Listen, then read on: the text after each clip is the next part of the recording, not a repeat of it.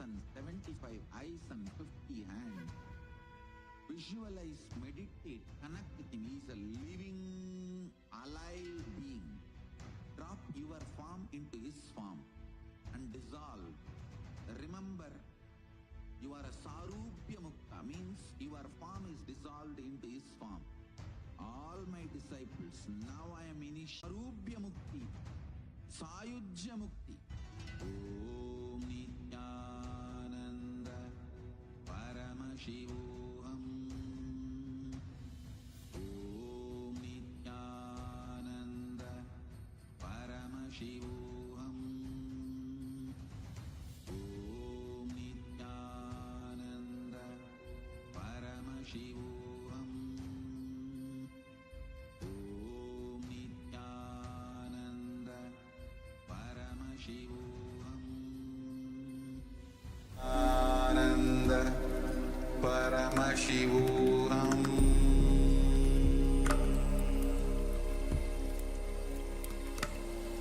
Om Nithyananda Paramashivoham.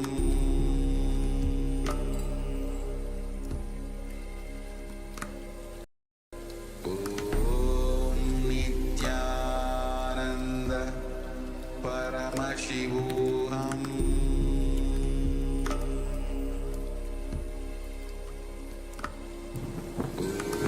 Om Nithyananda Paramashivoham.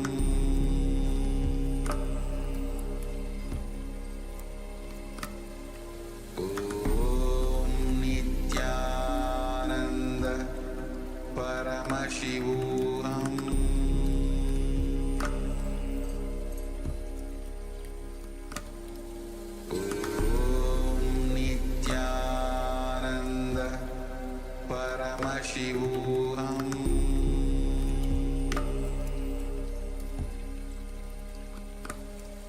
Om Nithyananda Paramashivoham.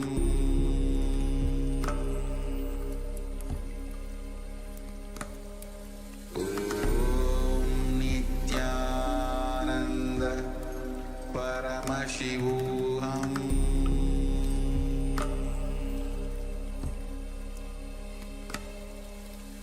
Om Nithyananda Paramashivoham.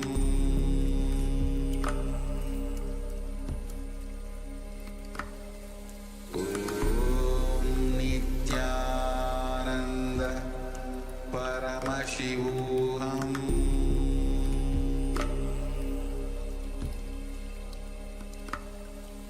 Om Nithyananda Paramashivoham. Om Nithyananda Paramashivoham.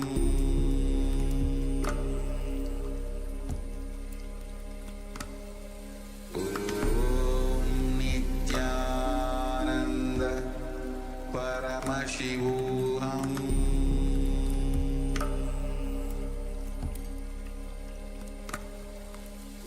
Om Nithyananda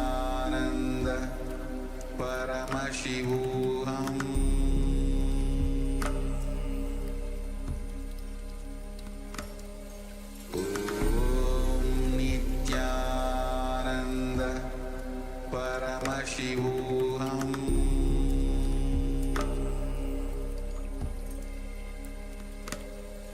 Om Nithyananda Paramashivoham.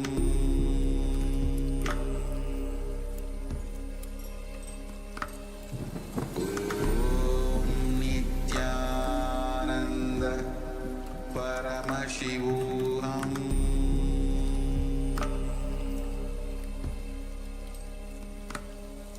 Om Nithyananda Paramashivoham.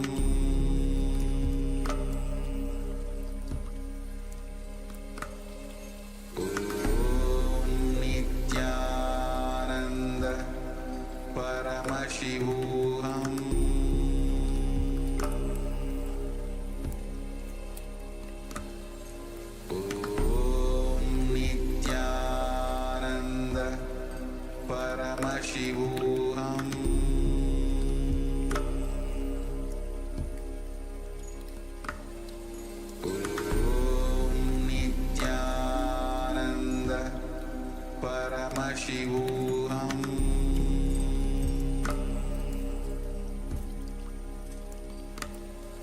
Om Nithyananda Paramashivoham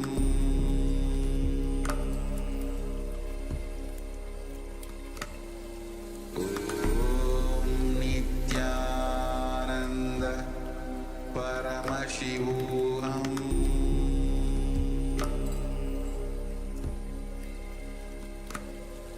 Om Nithyananda Paramashivoham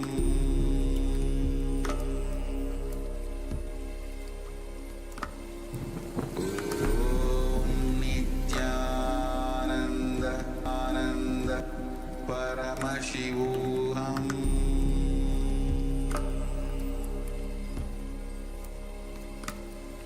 Om Nithyananda Paramashivoham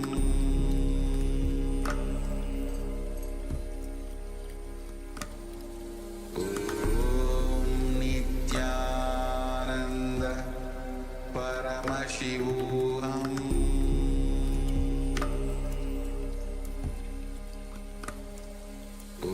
Om Nithyananda Paramashivoham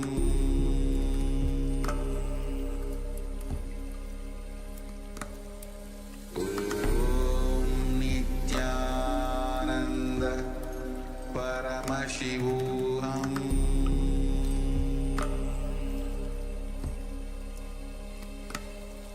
Om Nithyananda Paramashivoham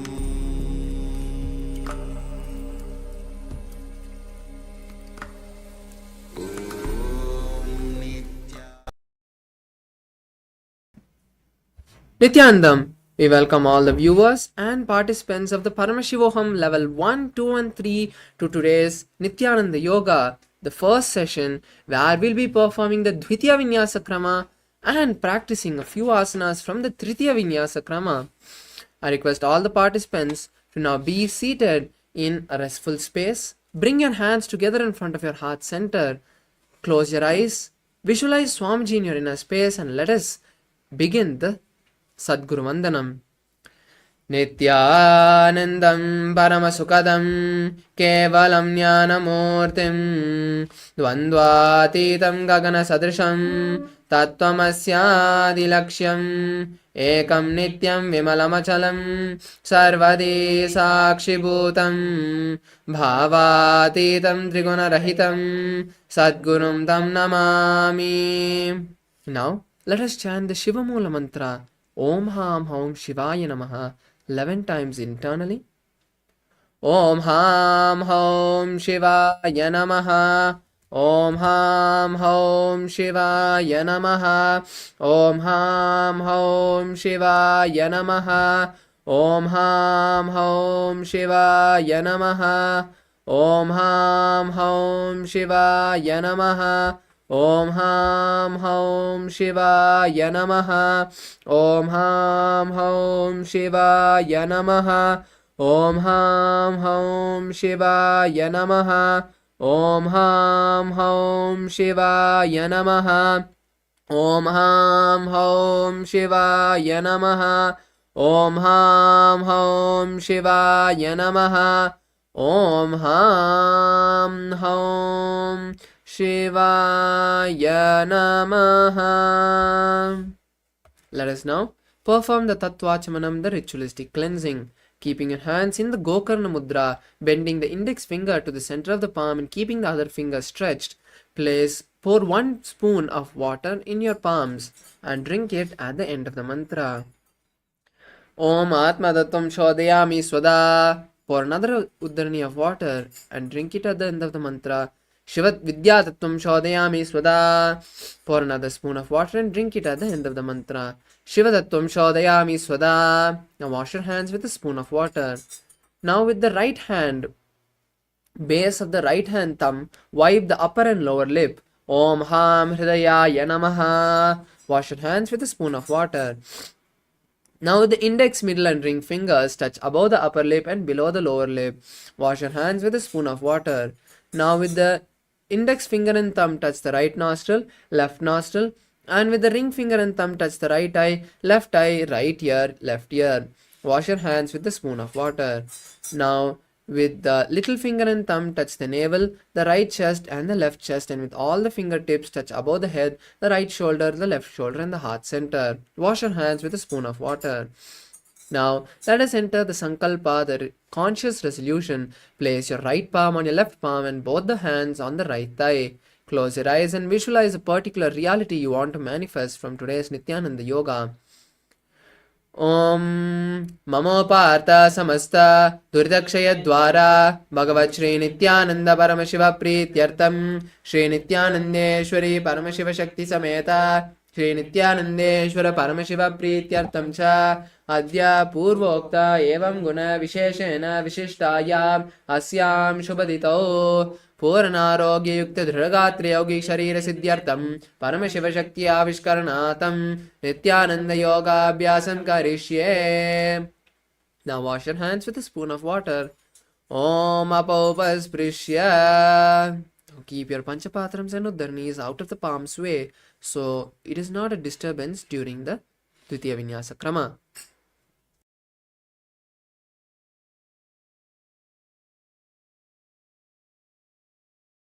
Yes, now let's enter a quick recap of the 12 components, with the first one being the asana.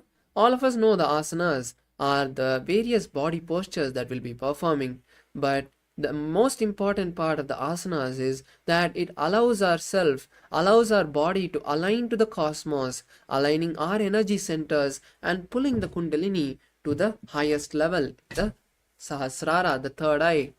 Now we move to the next component, pranayama. Pranayama, the various breathing techniques that we'll be performing. The pranayamas help pull as much prana from the air around us and intensely push our kundalini like a pump. The next is the mudras. The mudras are like locks. They lock the prana energy into our energy channels and activate them like switches which have just been given electricity. So the mudras help to activate the various energy channels, and in turn they help activate the various energy centers in our body.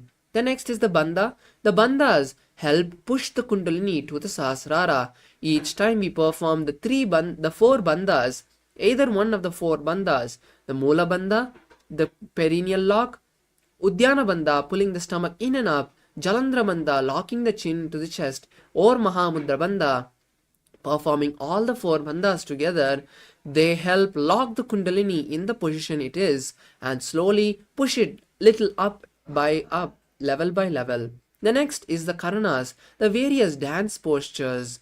These dance postures were performed by Paramashiva himself thousands of years ago, and when we perform these dance postures, we embody Paramashiva. The next is visualization.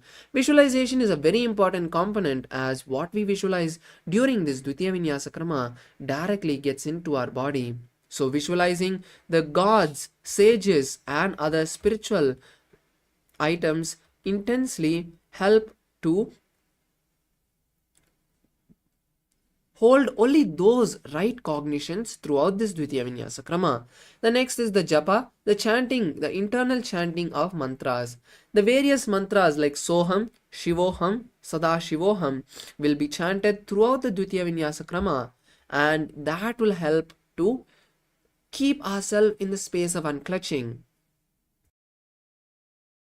The next is the chanting of the Shastra Pramanas, the scriptural references.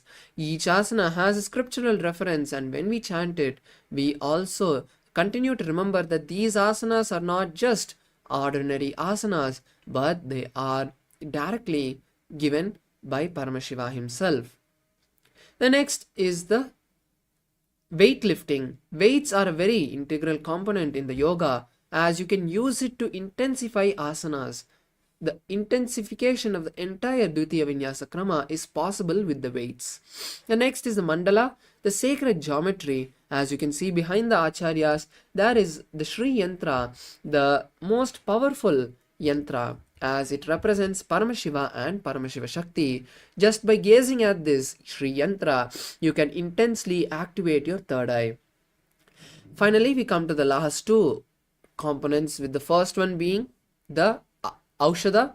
The Aushadha is the various alchemy products, and for the Dvitiya Vinyasa Krama, we'll be using the Bhasma, Kumkum on the third eye, and turmeric on the temples. And finally is the Abharana.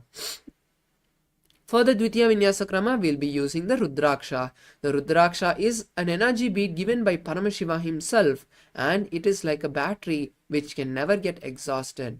Just by wearing the Rudraksha during the Nithyananda Yoga, you can intensely get more benefited through the entire process. Now let's enter into the sequence itself with the first asana, Sukhasana.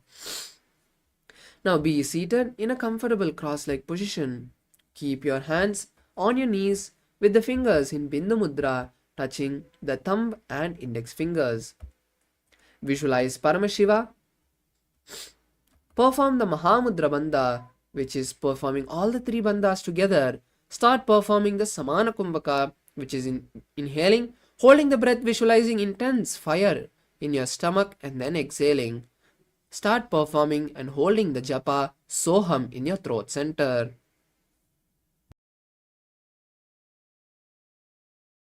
Tatsukhasanamityuktam ashaktastat samacharet asanam vijitam yena jitam tena jagatrayam. The next asana is Parvatasana. Now continue to be in the cross-leg position, or you can sit in Padmasana. Then bring the hands together and raise them above the head in Namaskar Mudra. Visualize Mount Kailash and hold the visualization of Mount Kailash and perform the Mahamudra Bandha. Atavakshe Mahadeva Parvatasana Mangalam Yatkritva Asthira Rupishya Chakradi Vilopanam. The next is Halipavasana. Bring the soles of the feet together and keep the hands interlaced behind the back and lower the entire body, the forehead onto the heels. Visualize Swamiji, gaze at the nose and perform Mahamudra Bandha. Purva Vidiyaho me jano ube pagatali samputano pishtupachedo karlyavo dachina karaso vamakahavo.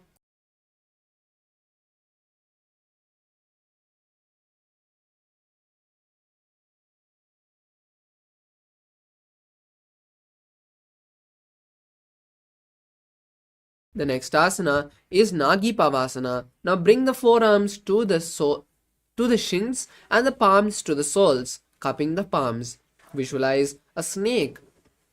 Gaze at the nose and continue to perform the Mahamudra Bandha.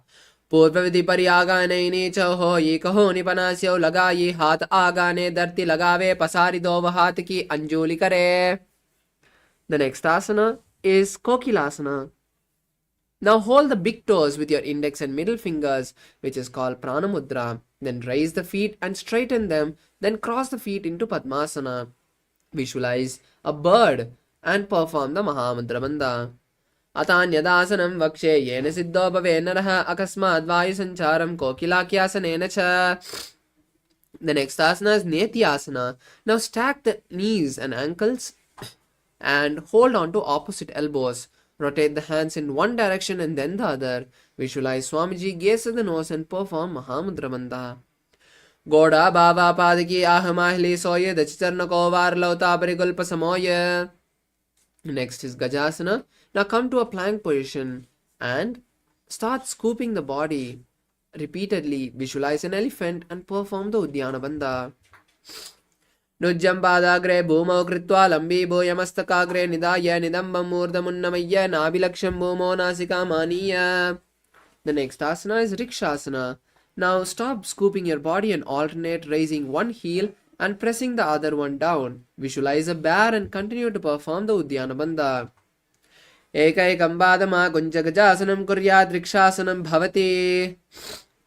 Next is Vaishyasana. Now stand tall and bring the hands to the chest, placing the index, middle and ring fingers on the heart center. Visualize Swamiji and perform the Uddiyana Bandha. Keshena padayulam tadvatishte tadomukahata vaishyavakshe yatkritva satyavan bhavet. The next is Urdhva Jhanukarna. Now come into a half squatted position. And bending the knees, keeping the heels together and toes pointed out, bend the elbows and bring the hands to the chest level. Then with the right hand, make a circular motion from the outside, then coming into the body and then back to the starting position. Then perform on the left side and repeat on both sides again and again.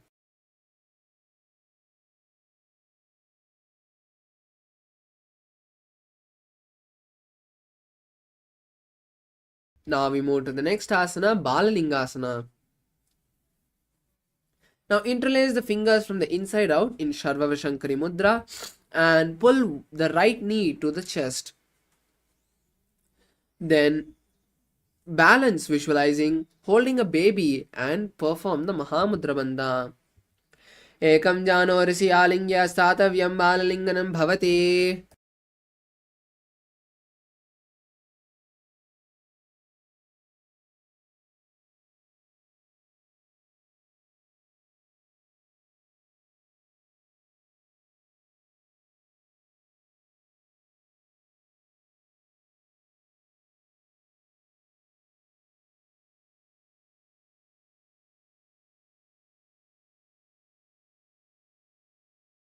Now we move to the next asana, which is Padapidanasana. Now pull the right leg towards the buttocks and hold it with both the hands. Visualize Swamiji and perform the Mahamudra Bandha. Stitve kasmin padatale karabhyam yeshtayetanum prishte samstapyetvena padapidanamasana. Now we move to Natarajasana. Now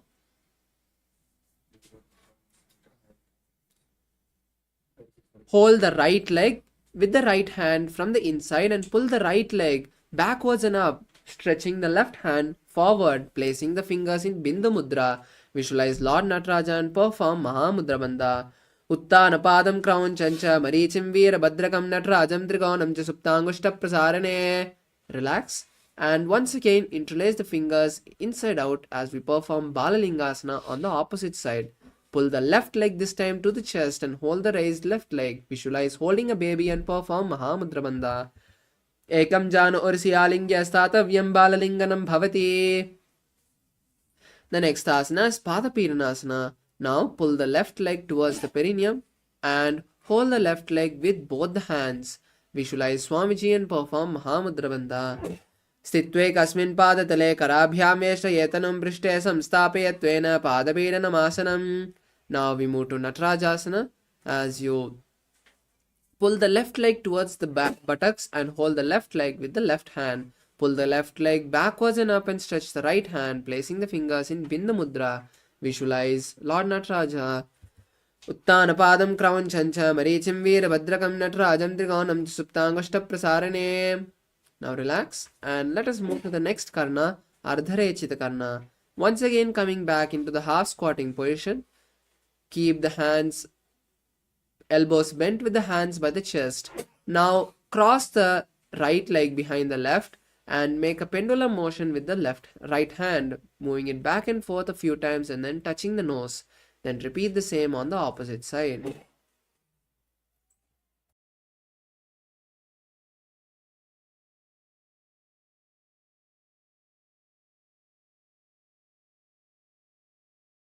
Now we move to the next asana, skeleton dance. Now intensely shake your body in all directions without visualizing anything except that you are a complete skeleton structure.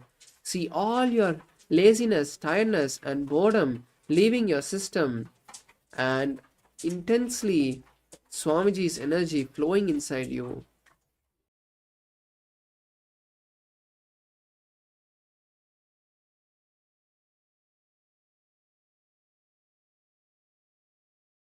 Relax as you take a moment to catch your breath.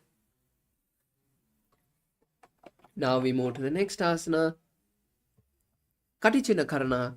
Now, once again coming into the half squatting position, raise your hands above the head and cross the elbows, wrists. Then turn to the right and open the hands wide and then come back to the center and cross the hands. Repeat again and again on both sides.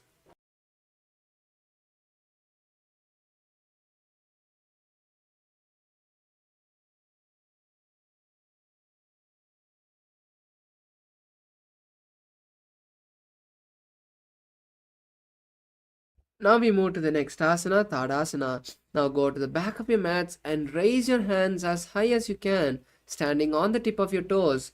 Keep the palms facing each other, visualize a palm tree and perform the Mahamudra Bandha. Hold the new japa, Shivoham, in your inner space.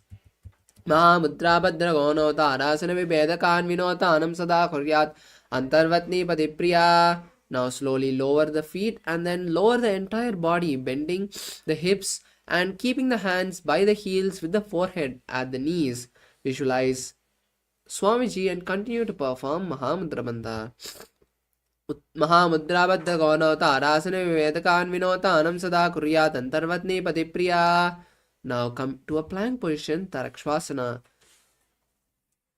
Keeping the hands shoulder width apart and the body completely straight, tuck the chin to the chest and rotate the neck from side to side in Udyana Bandha. In Jalandhara Bandha. Visualize Swamiji in your inner space. Gajasana Vastitva Mastakam Varam Varam Dakshina Kuksham Sabya Kuksham Naye Tarakshvasanam Bhavati.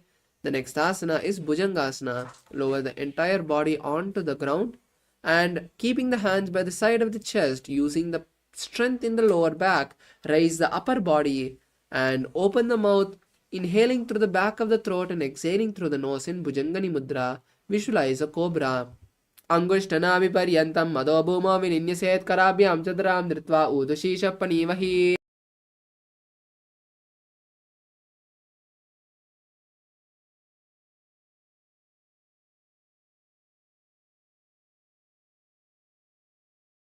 The next asana is Shashasana. Now once again raise up into a plank position and alternate bringing one knee to the chest. Visualize Swamiji. Start performing the Saja Kumbhaka. Gajasana Vastitva Mastakam Varam Varam Gajasana Samsitau Janadvayama Kuncha Varam Varam Kartavyam Shashanam Bhavati. Now we move to Ratasana. Now alternate placing one foot between the hands. Visualize a chariot. Gajasana Samsitau Ekaikam Padam Puramagena Brahmetva Kartavyam Ratasanam Bhavati.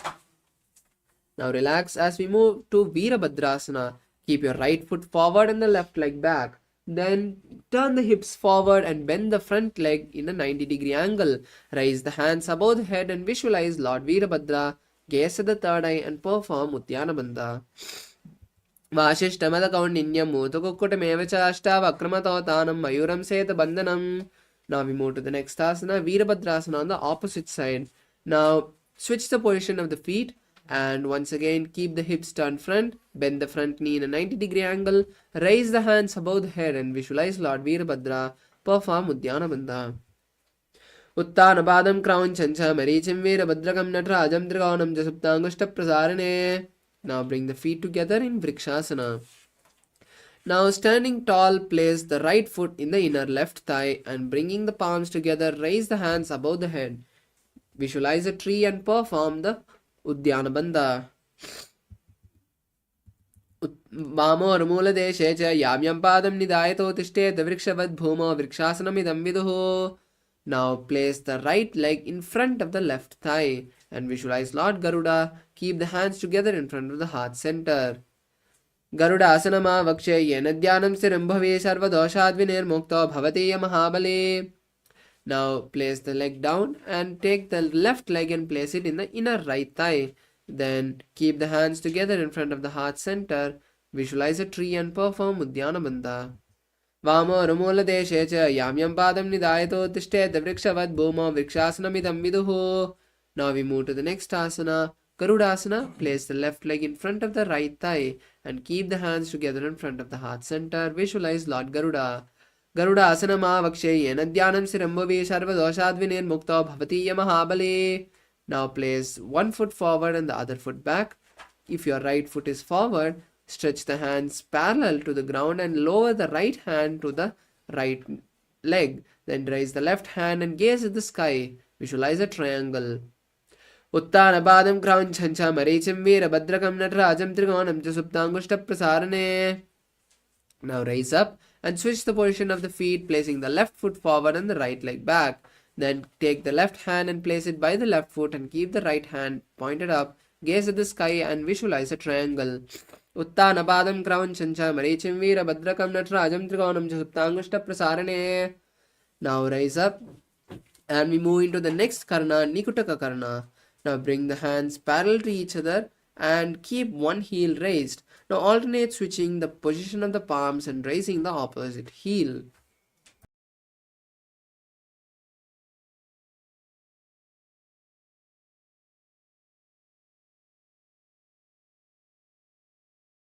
Now we move to the next asana, Angushtasana. Now come to a squatting position on the heels and keep the hands together in front of the heart center. Keep the knees together. Visualize Swamiji start performing the new Kumbhaka, Brahmari Kumbhaka, which is exhaling and inhaling, making a buzzing sound. Hold the new japa, Sadashivoham, in your inner space. Kabandhasanamityahho, Gorakshasanam Angushtamushtigam Yayam Brahmaprasaditam Tata. Now we move to the next asana, Saurasana. Now stretch the right leg forward and keep the hands by the side of the body. Visualize Swamiji and perform Mula Bandha. Prasarya ekam padatalam samsthapetveka padakam. Now hold the right leg with the index and middle finger of the right hand and hold the left leg's heel with the left hand. Visualize Swamiji and perform Mula Bandha. Gulpau stitau padamekam prasarya tatpadagram sapside tatkarena gulpam chanim dharya tatkarena dunam pitam chavase chobayatra. We move to Saurasana on the opposite side. Now pull the left leg out and keep the hands by the side with the palms facing front. Visualize Swamiji in your inner space. Prasarya ekam padatalam samsthapetveka padakam. Now we move to Vidunanasana. As you keep the left leg straight, hold the left leg's big toe with the index and middle finger of the left hand. Then hold the right leg's heel with the right hand. Lower the entire body onto the knee. Visualize Swamiji in your inner space. Gulpastitau padamekam prasarya tatpadagram samside tatkarena.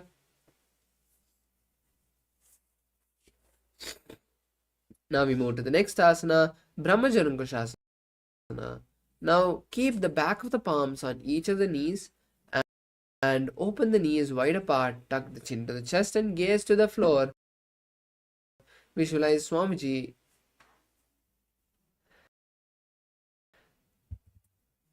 Indo Panapani hoi vese edi do guna nivese korpakatalya ki mahili aisamahera semili. The next asana is Kapilasana. Now keep the knees on the mat and the palms on the respective knee. Visualize the great sage Kapila and perform Uddiyana Bandha. Udbei pakatali samata harave tinki mahilikor milave panapani ukada hoi vese edi do joni nivese. The next is Bajja Gorakshasana. Now just in the same position, just switch the gaze to the third eye and visualize Swamiji. Dho pagatali samput kare korvarli bhuparidare korvarli rake ese tapri mula dhvariti ki bese. The next is Suryasana.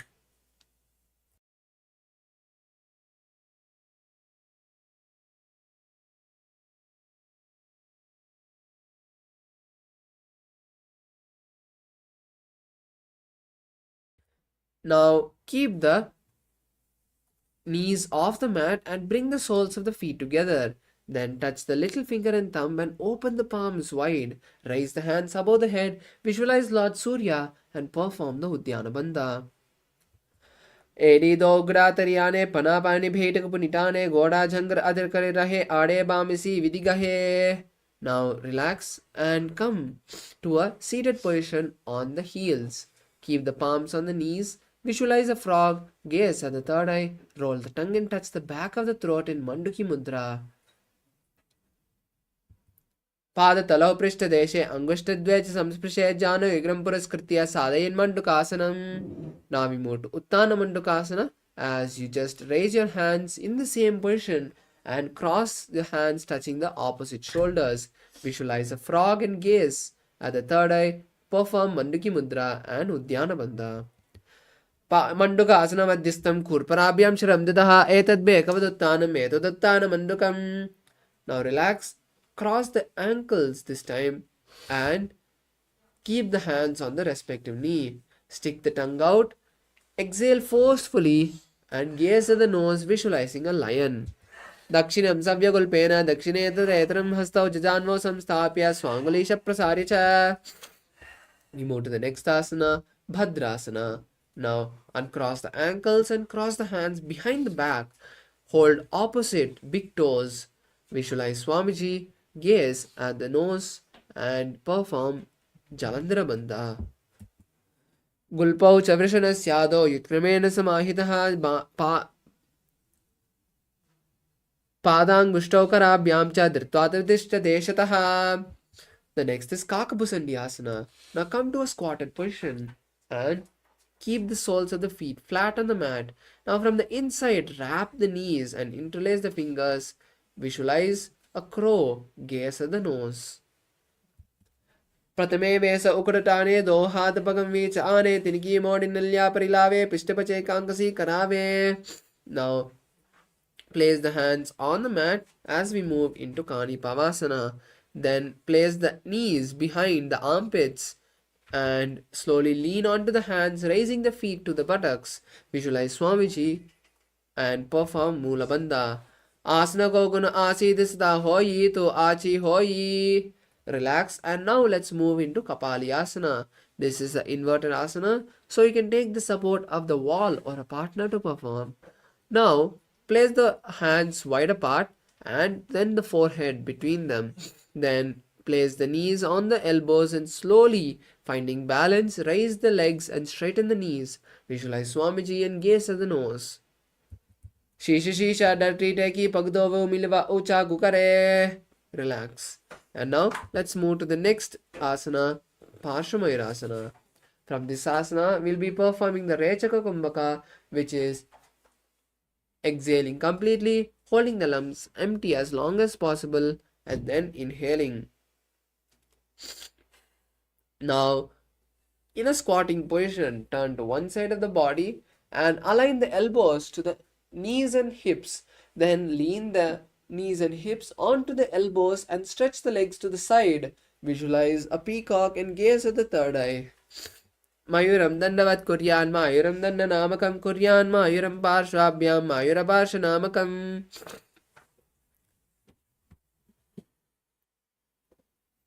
We now move to the next asana, Parshamayurasana, on the opposite side. Now once again, turn to the opposite side, align the knees and hips to the elbows and lean them on the elbows, stretching the legs to the side. Visualize a peacock and gaze to the third eye. Mayuram dandavat kuryan mayuram dandanamakam kuryan mayuram parshvabhyam mayura parshanamakam. Now we move to the next asana, Bhairagnathasana. Now come to a plank position and keep one foot from the outside between the palms. Visualize Lord Kalabhairava, gaze to the third eye and perform Mula Bandha. Asana Gogunapi Dejaye. We move to the next asana, Bhairagnathasana, on the opposite side. Now once again, keep the other foot between the palms. Visualize Lord Kalabhairava, gaze to the third eye, push the hips forward and perform Mula Bandha. Asana Gogunapi Dejaye. Now we move to Unmukha Pitasana. Once again, come to a plank position and place the forearms on the mat. Walk the feet forward and keep the hips raised high. Then visualize Swamiji, gaze at the third eye and perform Mula Bandha. Bhunyastau Jaruni Hastau Chatuspatava Manmukam Uttapitangri Yugala Chatuspatama Biruka. Now we move to the next asana, Vashishtasana. Rise up into a plank position, turn on to the left hand and stretch the right hand up. Visualize Swamiji and gaze at the third eye. Visualize the great sage Vashishta. Urdha Kukkata Vashishta Marichihala Matsyagam Parivirtim Chodarasya Vividam Dhanurasanam. Now we move to the next asana, which is Vashishtasana on the opposite side. Now turn onto the other hand, raise the hand above the head and visualize the great sage Vashishta. Urdha Kukkata Vashishta Marichihala Matsyagam Parivirtim Chodarasya Vividam Dhanurasanam. Now we move to the next asana, Anjani Asana. Now be seated with the legs stretched forward. Place the hands underneath the buttocks and visualize Lord Hanuman. Gaze at the nose and tuck the chin to the chest in Jalandhara Bandha. Hold the new japa from this asana, which is Mahasadashivoham. दो करा की ube हथेली कोरवार ले में ले बेली सो आगाने बोबरिदा से महाने अंगुली मिलिरा से. Now we move to the next asana, Paschimottanasana. Slowly lean forward, bring the forehead to the knees and hold the big toes with your index and middle fingers. Visualize Swamiji and perform Mahamudra Bandha.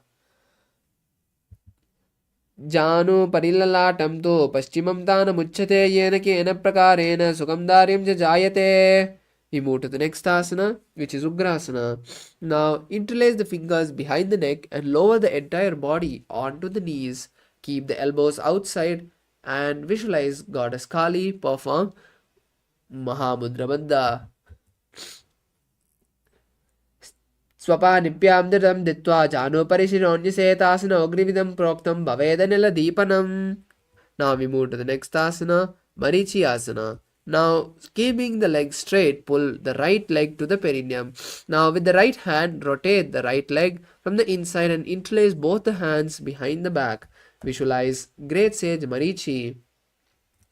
Uttanapādam Graunjanja Marichim Veerabhadrakam Natrajam Trigonam Jasuptangushta Prasarane. Now we move to Mahamudrasana. Place the right leg down and hold the left leg with both the hands, placing the forehead on the left knee. Visualize Swamiji. Perform Mahamudra Bandha and gaze at the nose. Mahamudram Pravakshami Tantresmin Mama Vallabheyam Prabhisiddha Siddhim Cha Kapiladhya Puragataha. The next is Marichi Asana on the opposite side. Now bring the left leg to the perineum and with the left hand wrap the left knee, interlace the fingers behind the back, visualize Swamiji and visualize Sage Marichi and perform the Mula Bandha. Uttanapādam Graunjancha Marichim Veerabhadrakam Natrajam Trikonam Jasuptangushta Prasarane. The next is Mahamudrasana. Now place the left leg on the mat and with both hands hold the right leg. Place the forehead on the right knee. Visualize Swamiji. Perform Mahamudra Bandha.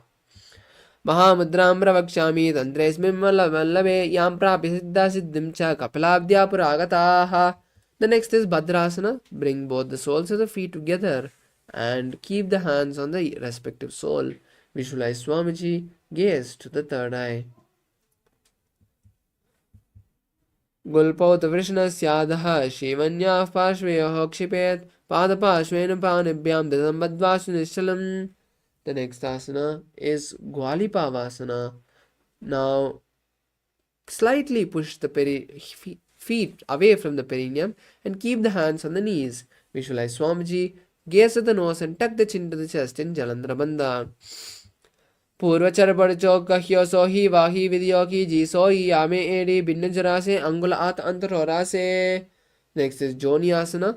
Now raise up, bring the soles of the feet together and keep the hands on the soles. Lower the entire body onto the mat and keep the forehead in front of the soles of the feet. Visualize the Yoni Mandala, physical representation of Paramashiva Shakti. दो पगतली संपुट करे एडिमेड के रिंगदरे अर्धहात को अंतर रासे लीलात पगतल्या उपरदासे. The next is Midiki Pavasana. Now raise up and stretch the hands straight at the shoulder level and lower the entire body onto the heels. Visualize Swamiji in your inner space and gaze at the nose. Purvavedi Paripakatali Samput Soli Yedi Milirase Ediasu Mahili Kani Angulado Atre Lat Tarti Lagave. The next asana is Siddha Samadhi Asana. Now place the hands underneath the shins and keep the palms facing up. Visualize Lord Surya and gaze at the nose. Keep the palms facing up. दो पगतली संपुट करे 16 आगा में दरे अंगुल आत अंतरोरा से एके कोवे ऐसे विदिदा से. The next is Chiniki Pavasana. Now keeping the soles of the feet together, open the soles of the feet like a book. Visualize Swamiji, gaze to the nose and perform Mula Bandha. दो पगदली एड़ी धरती मगवा में लगावे पगदली माहिली core अंगुटा सदी सुदी जोड़े. The next is Charapata Chokasana. Now keeping the soles of the feet as close to the perineum as possible. Keep the hands on the respective knee and gently press them down. Perform the Uddiyana Bandha. Visualize Swamiji and gaze at the third eye. दो पग दली संपुट धारे आगाने कर jar पसारे गोड़ा अबू सौलक तारा से हाथ दो गोड़ा परिदासे. The next is Bhairavasana.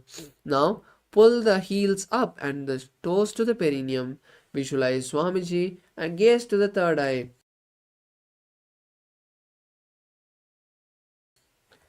Visualize Lord Kalabhairava and gaze to the third eye. Perform the Uddiyana Bandha. And keep the fingers on the respective knee in Bindu Mudra. Gulpo sampijya cha nyonyam rutkrumena samahitaha janmopa ashokatau hastau dandavat bhairavasanam. The next asana is Samanasana. Now keep one foot by the perineum and the other foot by the chest. Visualize Swamiji in your inner space. Gaze at the third eye. Samana asanama vakshe siddhamantradi sadnat ekapadamaro dattva guhyonyalinga vatrake. The next asana is Apanasana. Now, keeping the raised leg on the respective shoulder, stretch the opposite foot forward and straight up. We should keep the hands by the side for balance. Visualize Swamiji and gaze at the third eye. केवलं पादमे कंचे स्कन्धे चारोऽप्यन्ततः एकपादेन गगने तिष्ठेदनन्दवत् प्रभो. The next is Samanasana on the opposite side. Now keep the other foot by the perineum and keep one foot by the chest. Visualize Swamiji and gaze at the third eye. Samanasana vakshe siddhamantradi sadnat ekapadamaro dattva guhyonyalinga vatrake.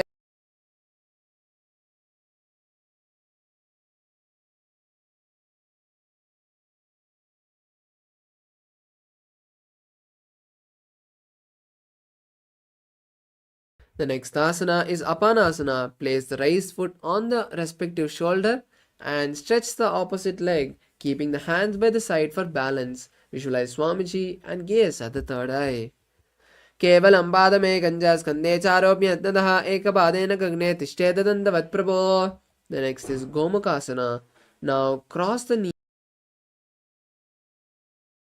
knees and stack the feet. Visualize a cow. Keep the hands interlaced on the top knee. Gaze at the nose and start performing the new Kumbhaka, which is Sitkari Kumbhaka. Inhale and exhale. Inhale through clenched teeth and exhale through the nose. Visualize the cow and perform the gaze at the nose. Hold the new japa Om Nithyananda.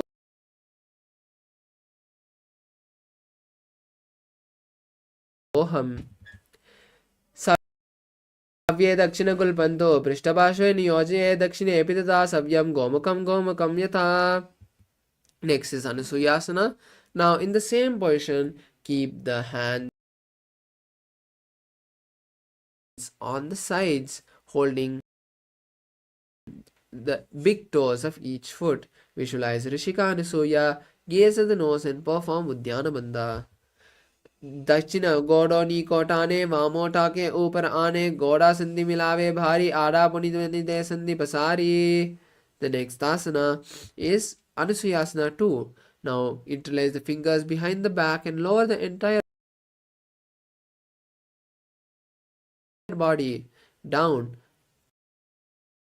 placing the nose by the floor. Visualize Rishika Anusuya, gaze at the nose. जीवना गोड़ा की संधि उपरिदावा गोड़ा की संधि गोड़ा मिलावे गोड़ा शोले पगतल्यालो आडवाय सुधारा से. The next asana is Garudasana 2. Now rise up and keep one foot flat and the other foot by the perineum. Keep the hands on respective knees and visualize Lord Garuda, gaze at the nose.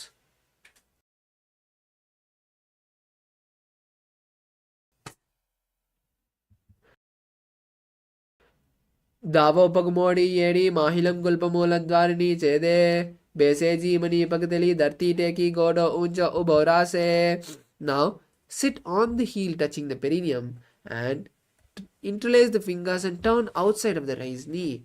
Visualize the great sage Narada and gaze at the third eye. Pishtijuvam pakadali keri bhuprita hilaga veperi. Goda sudo pano he joy dachapasiti rase soyi. The next is Matsya Pitakasana. Now place the foot you are sitting on the opposite thigh, and then with one hand wrap the leg which is on the opposite thigh, and with the other hand hold the respective big toe. Visualize the fish avatar of Lord Vishnu and gaze at the nose. Vamena vamangushtanto gritam machyapitakam yoni vamena sambhidra medardha paridakshinam. The next asana is Gomukasana. Now once again cross the feet, stack the knees, keep the heels by opposite hips, visualize a cow, interlace the fingers on the top knee, gaze at the nose, and perform the Seetkari Kumbhaka. Savye dakshina gulbanto prishtabhashve niyojaye dakshina.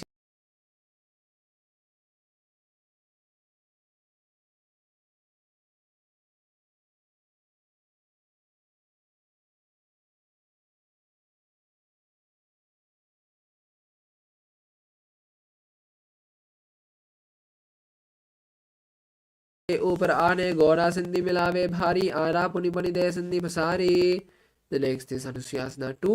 Now interlace the fingers behind the back. Mahilam Gulpamuladwarni Zede Bese Jeevani Paktali Dharti Teki Gondo Uncho Uborase. The next is Naradasana. As you sit on the heel touching the perineum and turn outside of the raised knee. Visualize the great sage Narada and gaze to the third eye. Pishtijama Bhagdali Keri Bhuprida Laga Vepeni Pana Pani Hukura Hoi Besi Edido Joni Nivese. Now we move to Matsya Pitakasana. As you place the foot you are sitting on the opposite thigh, and with one hand wrap the foot which is on the opposite thigh and hold the shin of the other leg, and with the other hand hold the big toe of the respective foot. Visualize Matsya, the fish avatar of Lord Vishnu. Vamena vamangushtanto grihyatum Matsya Pitakam yoni vamena sambhidra medradha paridakshinam. The next is Matsyendrasana. Now stretch your feet and keep the left leg on the right thigh, and then bend the right knee, turn outside of the right leg, and keep the left hand on the right knee and the right hand on the mat behind. Visualize Matsyendranatha, gaze to the third eye. Uttaram paschimabhasam krishtvatishthati yatnatah namrangam vamapadam hi dakshajano parinyaset. The next is Kubhasana. Now keep the left hand by the right foot and keep the right hand on the right ear. Visualize a camel and gaze at the third eye. Asana Gogana Jolo Jhaye. Now keep the right hand back on the mat and visualize Matsyendranatha, gaze at the third eye. Matsyendra Pitam Jatra Pradipam Prasanna Rakmandala Gandanasram Abhyasada Kundalini Pramodam Dandasithidana Hipumsam. The next is Matsyendrasana on the opposite side. Now once again stretch the feet and keep this time the right leg on the left thigh, and then bend the left leg, turn outside of the left leg, placing the right hand on the left knee. Then visualize the sage Matsyendranatha, gaze at the third eye.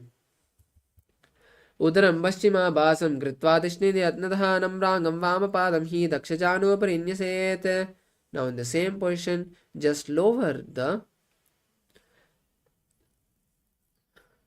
right hand down, and visualize the camel. Visualize the camel and gaze at the third eye. Asana Gogana Jolo Jaye. Now in the same asana, just place the hand back on the mat and visualize the great sage Matsyendranatha gaze at the third eye. Matsyendrapीठं जठरप्रदीप्तं प्रचण्डरक्मण्डलगण्डनास्त्रम् अभ्यासदकुण्डली प्रबोधं दन्दस्थितं ददाहि पुंसाम्. Now we move to the next asana, Padmasana. Now, crossing the feet and placing them on opposite thighs, visualize Lord Paramashiva and perform the Mahamudra Bandha. Keep the hands on respective knees and gaze at the nose. Asanam dividam proktam padmam vajrasanam tatha udo rupadi chedante ube padatale yatha. The next is Padmasana 2. As you cross your hands and hold opposite big toes, visualize Goddess Parvati and gaze at the nose. Uttano charano kritva uru samsau prayatnataha uru madhye gato tano pani kritva tadrisho. The next is Kukutasana. Insert your hands between the gap of your thighs and calves and lift the body off the mat. Visualize a rooster and start performing the Saja Kumbhaka. Padmasanam se samstapya nanurvorantare karau nivesha bhumo vashishte dhyomasta Kukutasana. Now we move to Baddha Asana. In Padmasana, rise up onto the knees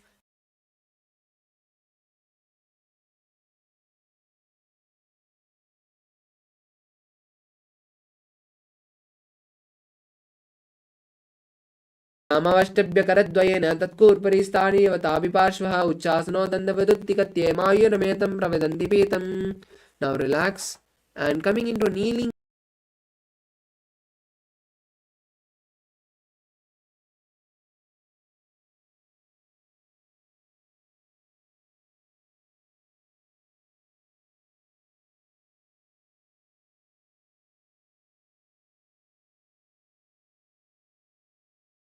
Relax, lie down in Makarasana. Interlace the fingers behind the head.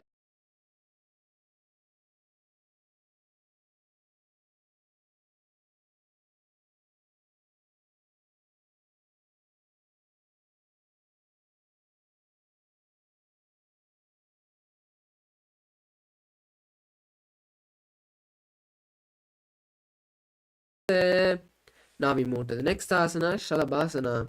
Now, keeping your hands by the chest and with the strength of the lower yugmam vashtam prishte nidabhyam akunchayet samyogadadashakadam ushtancha pitam yogino vadanti. Now we move to the next asana, Dhanurasana. Tightening the grip on your feet.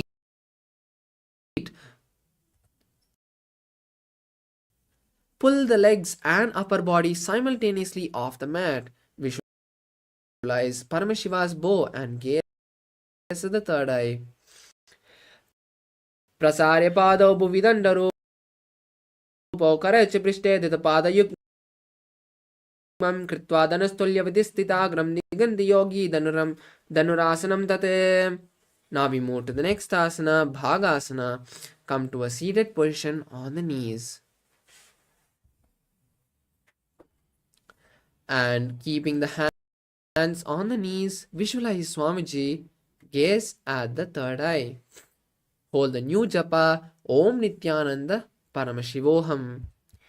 Ulta modi pavado vese bahro jagati kare ek vese pavana mahila gulpajujo gulapasiti la veso. The next asana is Gohyasana. This is an inverted asana, so you can take the support of the wall or a partner to perform. Now place your forearms on the mat, interlace the fingers and place the forehead between the interlaced fingers. Then raise the knees off the mat and slowly walk the feet forward. Stack the hips over the knees and lift the feet slowly off the mat. Keep the knees by the chest and visualize Swamiji in your inner space. Gaze at the nose. दो हाथ की कहो निजोई पुनिह कलावे जाड़े दोई पिष्ट आगाने की पुनि जानो ए सब ले बुहु परितानो. The next asana is Shirasasana. Now slowly raise the legs and straighten the knees. Visualize Swamiji in your inner space and gaze at the nose. Viparitam mandalam cha dideva viditam hinaha dandasanam diva proktam viparitopaveshane. The next asana is Podhyasana. Now relax, come to a seated position. From this asana, we'll be performing the Bastrika Kumbhaka, which is intense exhalations. Now, being seated, place your hands behind your calves and straighten your knees, bringing the feet to the forehead. Visualize Swamiji. Start performing the Bastrika Kumbhaka. दो हाथ की पगबार आने कोड़ा तरे Kong सीटाने अंगुष्ठ पिंडली लगता दरे चरण उभय आसादिसी करे. The next is Parigasana. Now relax and cross the hands behind the head, holding on to opposite shoulders. Then stretch the legs into a 45-degree angle, visualize a maze and gaze at the third eye. उत्तान शयनं कृत्वा पादौ मिलित्वा प्रसार्य निदम्बं भूमौ स्पृश्य हस्ताभ्यां कन्द्रां बद्ध्वा कुम्भकं कृत्वा तिष्ठेत् परिगासनं भवति. Next is Naukasana. Now relax the legs and keep the hands by the hips, or you can straighten them off the mat and keep them off the air. Then visualize a boat and raise the legs to a 45-degree angle and gaze at the third eye. उत्तान शयनं कूर्पराभ्यां भूमिम् अवष्टभ्य हस्तास्यौ निदम्बं निदाय शिर उरुजङ्गापादान् दण्डवद्धारयेत् नौकासनं भवति. Now relax and bring the soles of the feet together. Insert the hands underneath the shins and holding onto the feet, pull them to the chest. Visualize Lord Rudra. पगतले संपुट करा हस्तास्यो पगा ऊंचा पगा अंगूठा दो ले ऊपर लिखानि तालवे. The next asana is Unmukha Pitasana too. Now lie down on the back with the knees bent. Keep the feet flat and touch the back of each of the foot. Then raise the hips off the mat. Raise the hips off the mat and balance, tucking the chin to the chest in Jalandhara Bandha. Inhale and exhale through the Jalandhara Bandha, which is called Murcha Kumbhaka. Visualize Swamiji and gaze at the nose. Urdhve cha januni kritva shavitvodvamukam tata uttabhya hastau tishthetu pita unmukha namake. Now relax.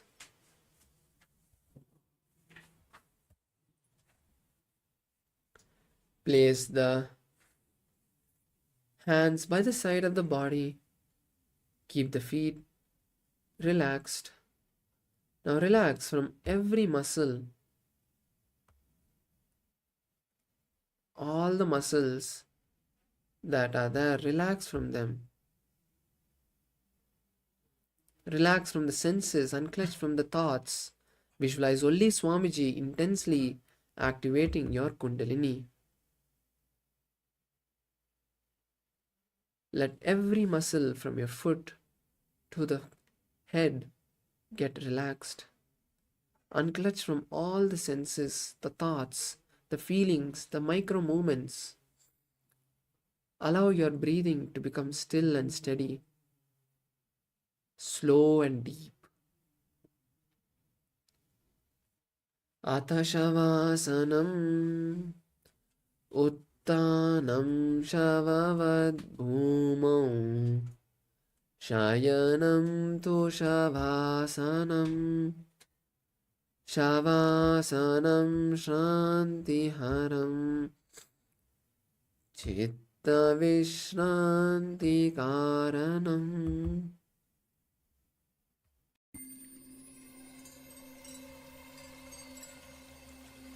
I welcome you all with my love and respect. Let you all open all your three eyes. Om Nithyananda Paramashivoham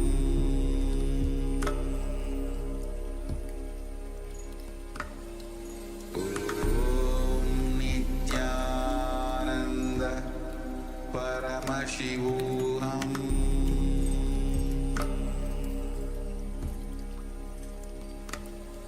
Om Nithyananda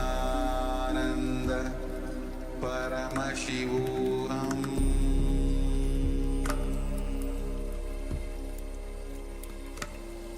Om Nithyananda Paramashivoham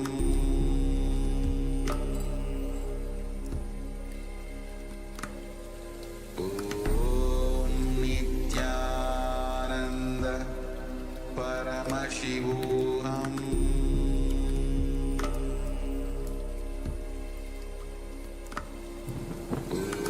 Om Nithyananda Paramashivoham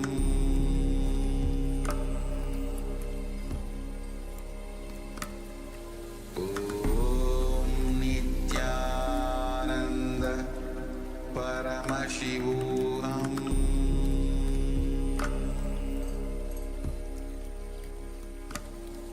Om Nithyananda Paramashivoham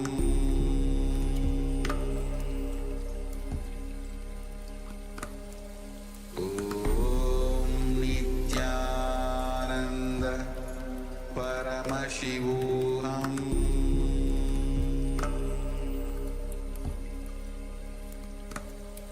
Om Nithyananda Paramashivoham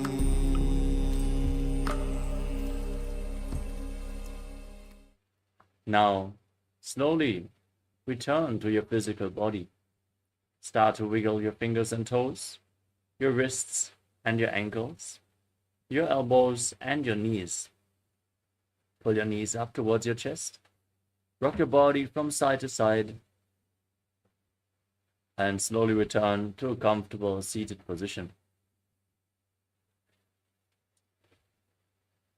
Congratulations, you completed the Pratama Vinyasa Krama 108 asana sequence. Thank you all so much for joining today. We are going to conclude the Nithyananda yoga session for the Paramashivoham Level 1 participants.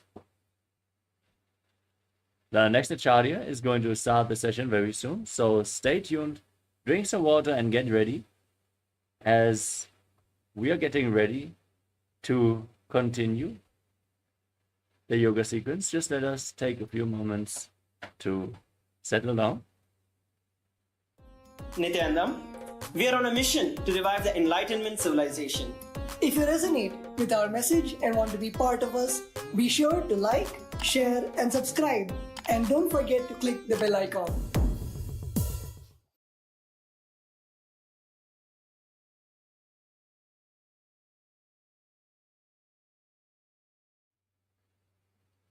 Yes, with this, let us now move on to the next asana of the sequence, which is Yathasana Ishtasana. Sitting in a posture that brings ease to your physical and mental space. Keep your hands on top of the knees in Bindu Mudra, index fingers and thumbs together. Visualize Swamiji in your inner space and breathe in Samana Kumbhaka. Fill your stomach with prana. Visualize a fire being kindled in your stomach, rising up your spine. Perform the Mula Bandha and internally chant Om Nithyananda Paramashivoham in Yathasana Ishtasana. Paryankam tatsamākyādam yatasamtam yatāsdijihi.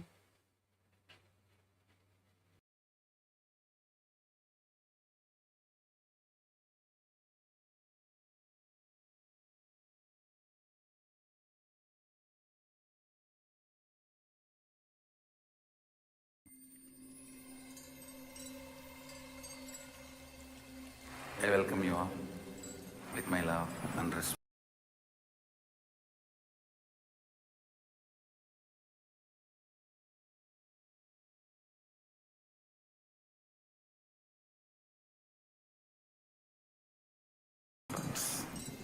Let you all open all your three eyes. Om Nithyananda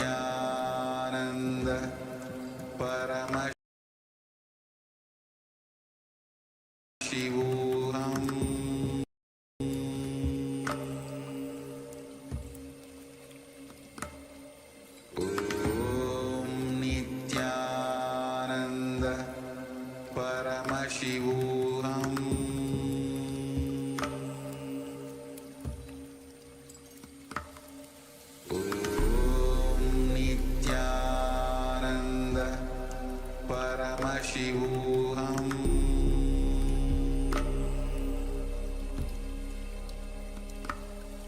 Om Nithyananda Paramashivoham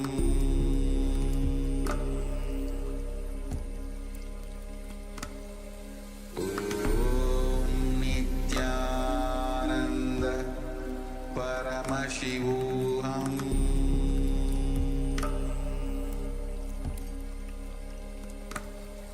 Om Nithyananda Paramashivoham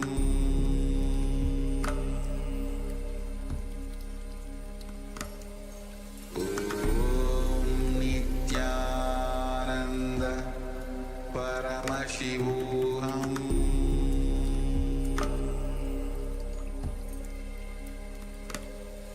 Om Nithyananda Paramashivoham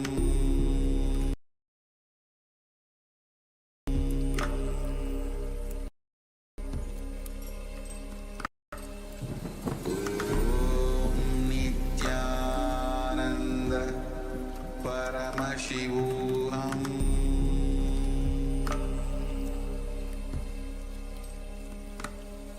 Om Nithyananda Paramashivoham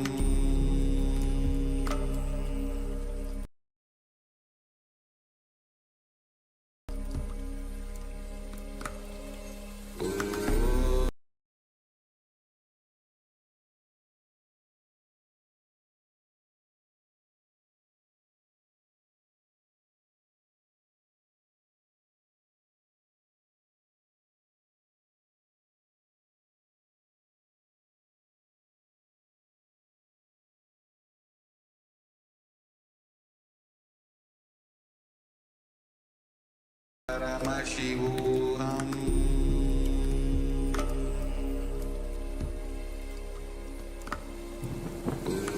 Om Nithyananda Paramashivoham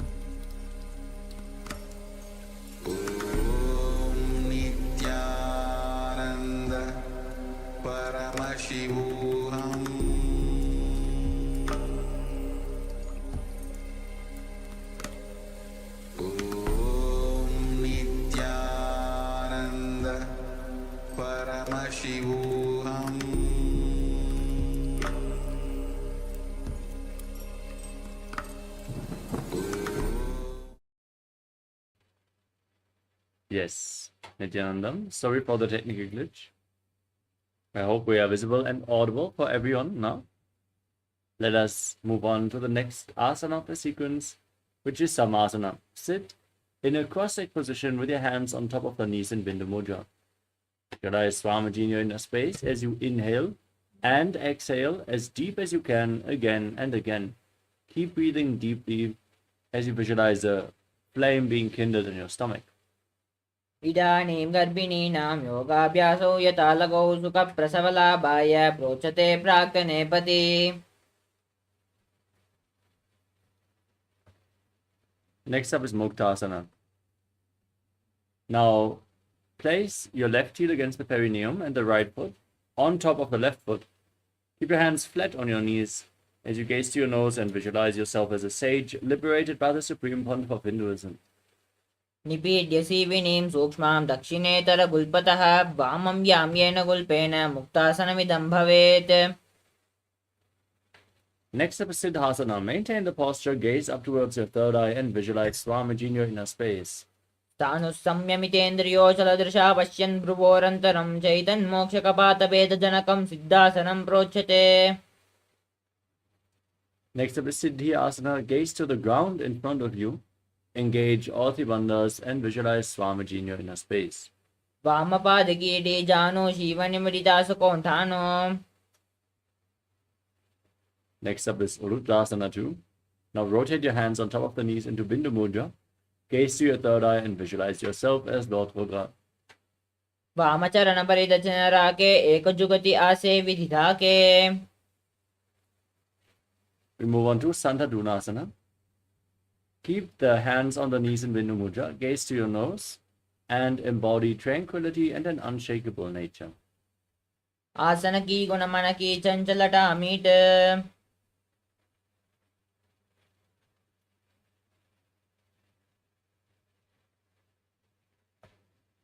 Next up is Siddhasana 2. Now maintain the posture but bring your hands to your navel, cupping one palm over the other, resembling a lotus flower in Samputa Mudra as you visualize Swamiji in your inner space. ऋजुकाय समाशीनं सिद्धासनमुदीरितं प्रसार्य भुवि पादौ तो दोर्भ्यामङ्गुष्ठमादरात्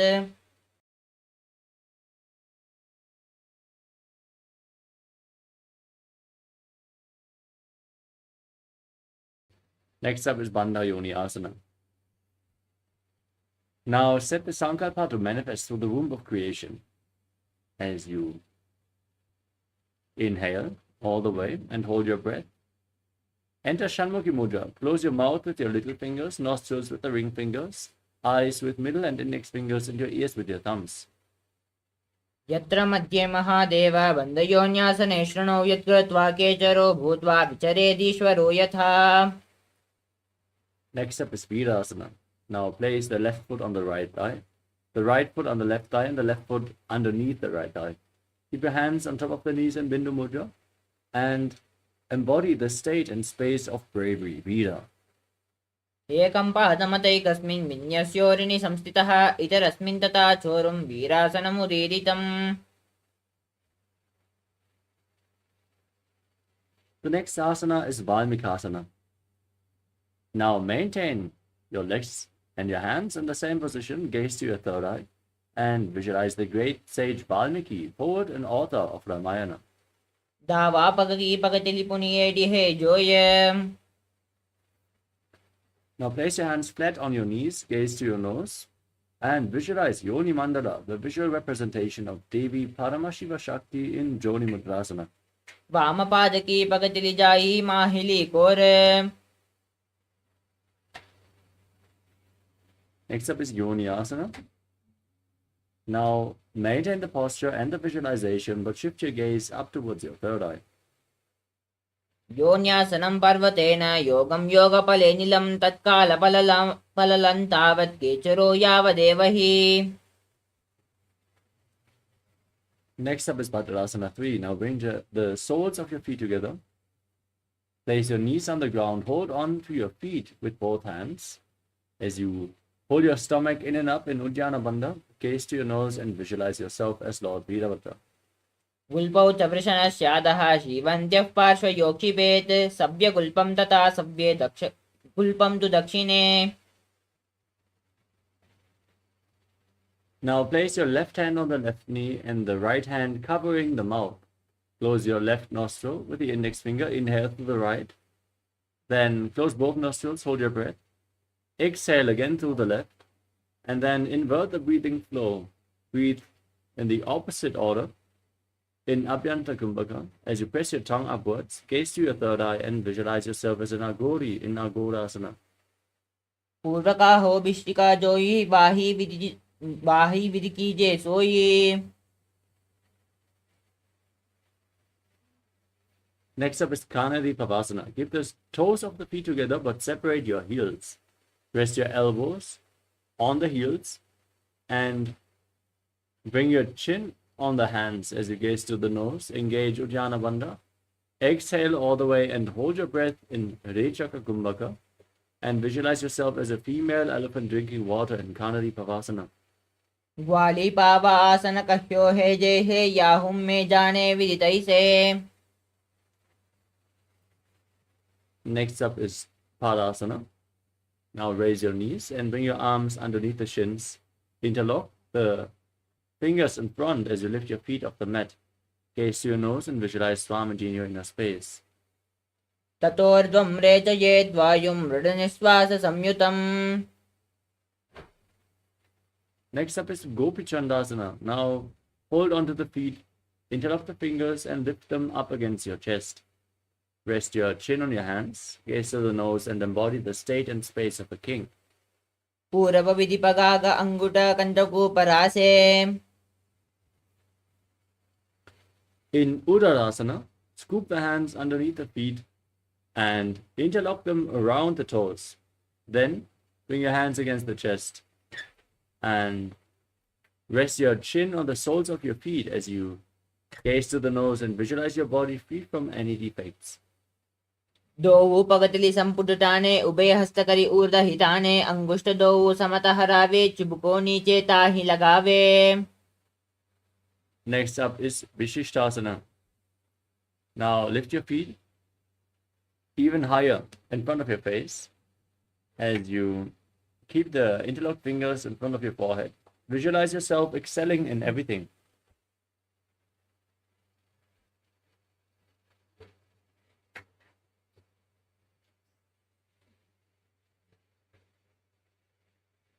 दोऊ पगतली जोड़ी संपुट करे दोऊ हाथ पगे बिचा आनी थले.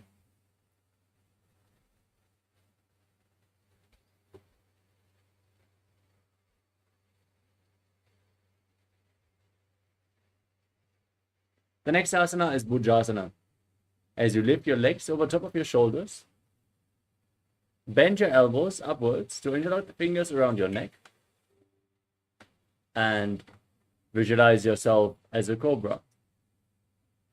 शिरासनं तु विज्ञेयं कक्षासनमतः परं ग्रीवासनं च परमं भुजासनमिहोच्यते.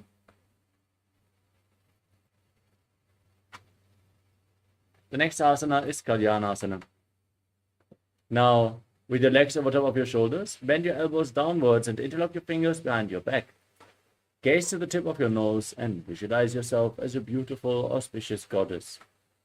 दोऊ हाथ पगम बिचा आने तिनको गोड़ों नीचे ठाने. Next up is Sankatasana. Now place the top of the left foot on the mat and sit on the left heel as you stick the right knee over the left knee. Keep your hands on opposite knees, gaze forward in Vaishnavi Mudra without focusing on any external object. Just focus on the object within as you visualize yourself as an elegant swan and breathe in Ujjayi Pranayama. Make an ocean-like sound with your mouth on the in and exhalation. वामपादं चितेर्मूलं सन्न्यस्य धरणीतले. Now slide the left foot outside the hip, sit on the ground as you place your hands on the top knee. Engage Uddiyana Bandha and visualize a cow in your inner space in Dhenukasana. अनुसागी नागर पंचतम ऋषिरिम दकल्यम्नि. Now slide the right foot onto the left thigh and bring the left foot onto the right knee. Twist your left arm behind your back. Hold on to opposite thighs with your hands. Twist your spine even further. Gaze to your third eye and visualize Swamiji in Machandrasana. वामजङ्गपरिदक्षिणटाने वामहस्तभिष्टिदिशाने. In Machandrasana 2, keep your legs in the same position. Untwist your spine. Hold on to the feet and lean forward and down. Place your forehead on the ground and visualize Swamiji in your inner space. प्रथमजी मनोचरणो जोई वामजङ्गपरिराके सोई. Rise up, interlock your fingers and place them on the top knee. Engage all three bandhas, Mahamudra Bandha, and visualize Swamiji, your Guru, in your inner space in Guru Asana. ऊरुमूले इतरपादस्य कनिष्ठिका प्रदेशकुल्पं संस्थाप्य. Now bring the top of the right foot on the mat and sit on the right heel. Stack your knees in front, hands on opposite knees. Visualize yourself as an elegant swan and Sankatasana on the other side. वामपादं चितेर्मूलं सन्न्यस्य धरणीतले.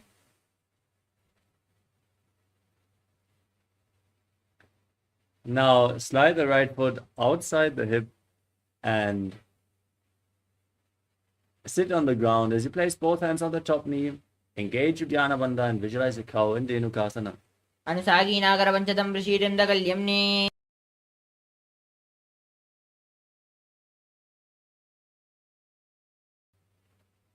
Now bring the left foot onto the right thigh and the right foot on the left knee. Twist your spine, bring the right arm behind, hold on to opposite thighs as you gaze up and visualize Swamiji in Machandrasana. वामजङ्गपरिदक्षिणटाने वामहस्तभिष्टिदिशाने. Untwist your spine, hold onto the feet and lean forward and down as you repeat Machandrasana 2. प्रथमजी मनोचरणो जोई वामजङ्गपरिराके सोई. Interlock your fingers on the top knee, engage all three bandhas and visualize your Guru in Guru Asana. ऊरुमूले इतरपादस्य कनिष्ठिका प्रदेशकुल्पं संस्थाप्य. Place your feet flat on the ground. Cross your arms in front and pull opposite knees against your chest as you press your tongue upwards in Kichari Mudra.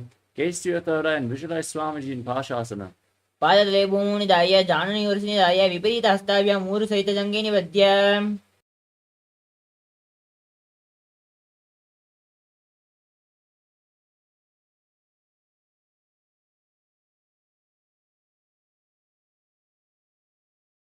Next up is Bodha Shukasana.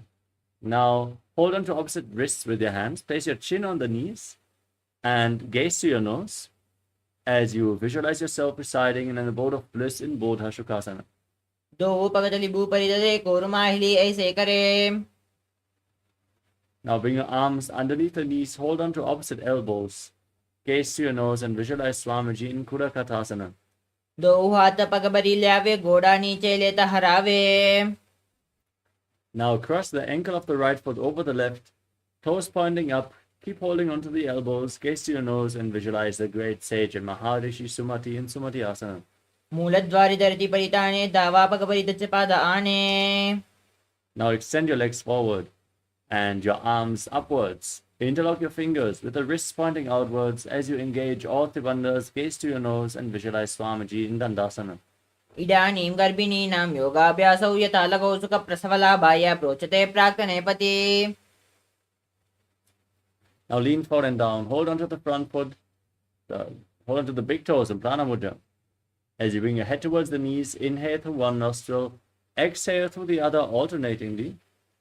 As you perform Nadi Shodhana without the support of your fingers, visualize Swamiji in Arambhasana. दो पग मिलिवा पसारी पग अंगूठा पकड़ी लीलाट घोड़ा लगावे. Next up is Bidukasana. Now, separate your feet and raise your knees slightly. Bring your arms underneath the shins and hold the soles of your feet from the outside as you place your forehead on the ground. Gaze to your third eye and visualize Swamiji in your inner space. प्रथम बैसी दो पाव पसारी कचकु कुरुडो दारे. Next up is Jalandhari Pavasana. Join the soles of the feet. As you keep the feet away from the body, bring your hands underneath the shins.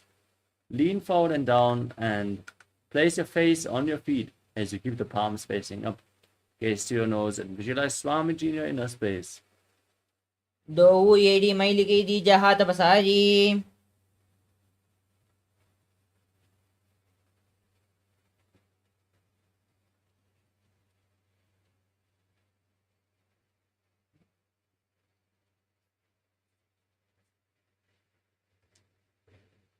The next asana is Urdhva Paschimottanasana. With the legs extended forward, lift one leg behind your neck, lean forward and down, hold onto the front foot with both hands. Breathe in Pratyahara Pranayama. Visualize the prana flowing upwards through your body, through the soles of the feet, the regenerative organs, the navel, the heart, the throat, the uvula, the center of your eyebrows, the top of your forehead, and the crown of your head, the Brahmarandha. Visualize it flowing upwards in golden light in Pratyahara Pranayama as you visualize Swamiji in your inner space. पश्चिमतानवत्स्थितं कृतं एकं पादं ग्रीवायां धृत्वा तिष्ठेत्. Now lean back with the leg behind your neck. Extend the opposite leg forward. Hold onto the foot behind your head with your hand as you gaze to your nose and visualize you are infinite, endless, eternal, Ananta in Anantasana. उत्तानशयनी एकैकं वायी ग्रीवायां विन्यस्य. Now roll onto the side. Keep holding on to the foot behind your head. As you gaze to your nose, feel in complete control in Ankushasana. उत्तानशयित एकैकं पादं ग्रीवायां कुर्वन्. Next up is Turushasana. Lay on your back, pull your knees towards your chest, and circle them with your hands and rock your body from side to side as you visualize Swamiji in your inner space. उद्दानशयनं जानुनि हृदयेऽवष्टम्ब.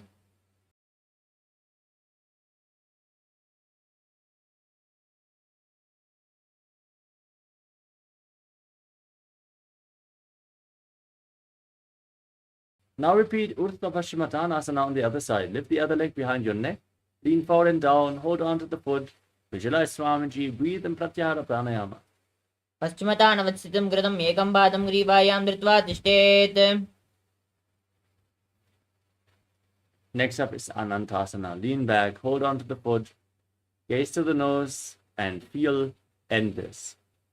उत्तानशयनी एकैकं वायी ग्रीवायां विन्यस्य.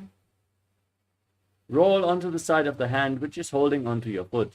Gaze to the nose and feel in complete control in Ankushasana. उत्तानशयित एकैकं पादं ग्रीवायां कुर्वन्.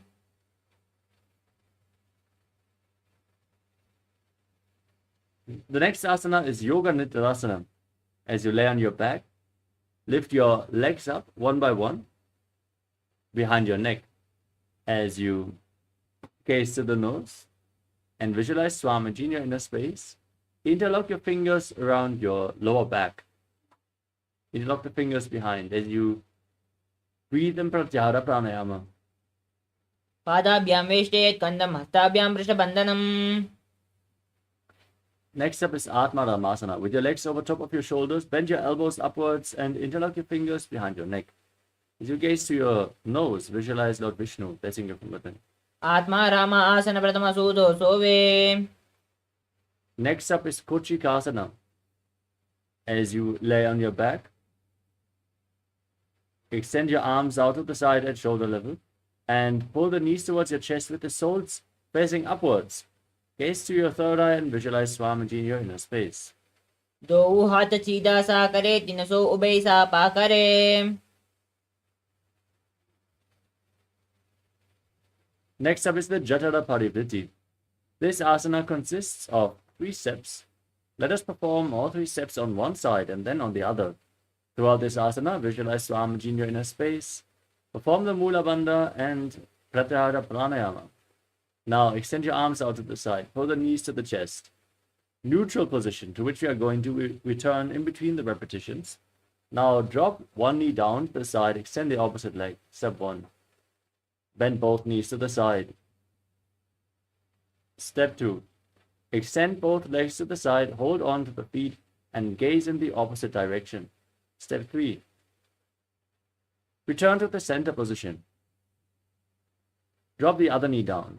Step 1. Repeat step 2. And repeat the third step as you gaze away from your feet. परिवृत्ति कुक्षिभागे त्रिधा हि परिकीर्तितः बद्धकोणं सुप्तकोणं मूर्धकोणमतापि च. The next asana is Dviparapitam. As you lay on your back, place your feet flat and hold onto your ankles. Then push your hips up high. Tuck your chin to the chest breathe in Murcha Kumbhaka. Push the air against the throat dot as you gaze to your nose and visualize yourself as sturdy as a bridge in Dvipadapitam. प्रतिक्रियायुतं द्वन्द्वपीठः सर्वबलप्रदं गर्भिणीनां दुर्बलानाम् इदिगारी जगादनु.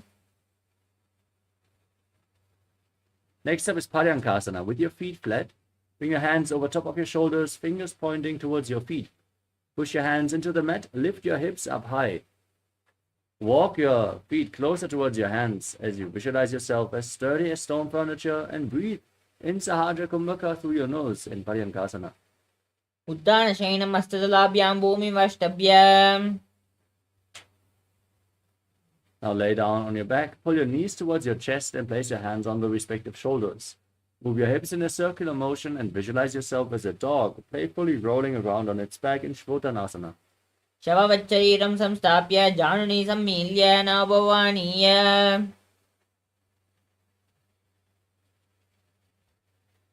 Next up is the Viparita Karani. Now place your arms flat and then lift your legs up high. Move your legs in a circular motion as you breathe in Mocha Kumbhaka and visualize Swamiji in Viparita Karani. भूतलेष्वशिरो दत्वा केनरेचरणद्वयम्. Now stop the movement of your legs. Be stable and sturdy as you visualize Swamiji in Viparita Karani too. करणे विपरीताज्ञा सर्वा विद्या विनाशिनी नित्यमभ्यासयुज्यस्य जाठराग्निविवर्धने.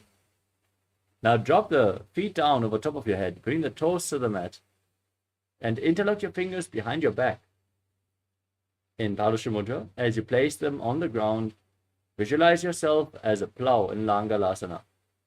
ग्रीवाखण्डेन भूमिं विष्टम्भ पादाग्रद्वये मूर्धमुन्नयेत्. Next up is Charita Paschimottanasana. From the same position, now hold onto the feet over top of your head. Internally chant the Mahavakya, Om Nithyananda Paramashivoham. Visualize Paramashiva, for this is one of the 84 asanas revealed directly by Lord Paramashiva himself. तानं शयित्वात् कुर्वीत शयितपश्चिमतानकम्.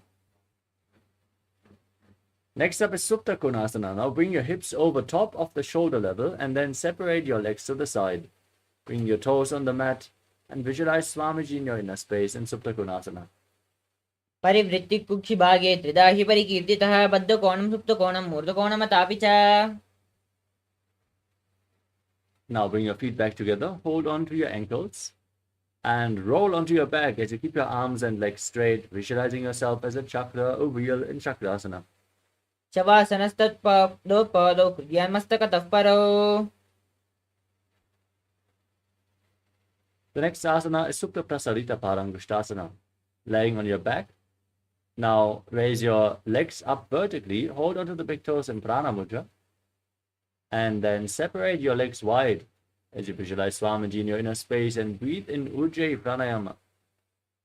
उत्थानपादं क्रौञ्चं च मरीचिं वीरभद्रकम्.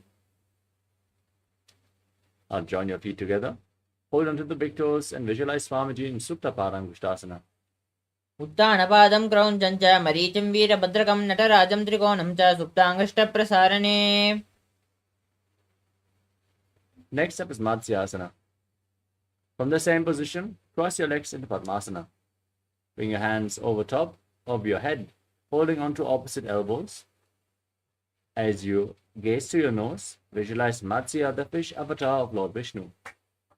मुक्तपद्मासनं कृत्वा उत्थानशयनं चरेत् पूर्वराभ्यां शिरोभेष्ट्या मत्स्यासनस्तु रोगः.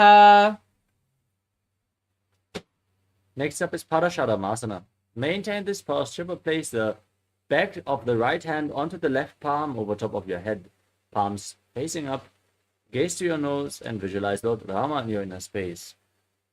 प्रथमकरे पद्मासन आज्ये सूदोषो वे भूपरिपाचे. Next up is Sarvangasana. Now raise your knees and your hips up off the ground as you support your lower back with your hands, elbows on the mat. Gaze to your nose and visualize Swamiji in your inner space. अथ वक्षेत्र संक्षेपात् सर्वांगासनमुत्तमं यत् कृत्वा योगनिपुनो विद्याभिः पण्डितो यथा. Now free your legs. Keep one foot on the opposite thigh and pull the opposite knee up towards your chest. As you extend your arms above your head, hook your fingers forward and tuck your chin to the chest as you gaze to your third eye and visualize yourself as a scorpion in Vrishchikasana. प्रथमशयनो सुदोषी शकेशिकी सन्धि सुधाके. Now repeat Vrishchikasana on the other side, place the other foot on the opposite thigh and lift your legs and your arms up. Visualize yourself as a scorpion. प्रथमशयनो सुदोषी शकेशिकी सन्धि सुधाके. Next up is Vrishaparakshipasana. Lay on your back and interlock your fingers around your neck. Lift your legs off the mat and alternate, pulling one knee in towards your chest back and forth as you visualize Swamiji and breathe calmly in Sahadra Kumbhaka. उत्थानं शयनं कृत्वा अङ्गुलिकन्दरां बद्ध्वा कूर्परो मिलित्वा. Now keep your arms flat next to your hips and alternate lifting one knee against the respective ear again and again as you visualize Swamiji in your inner space in Maruttanasana. स्वोतानवत्सितिं कृत्वा जानुद्वयं पर्यायेन कर्णयोः संस्पृशेत्.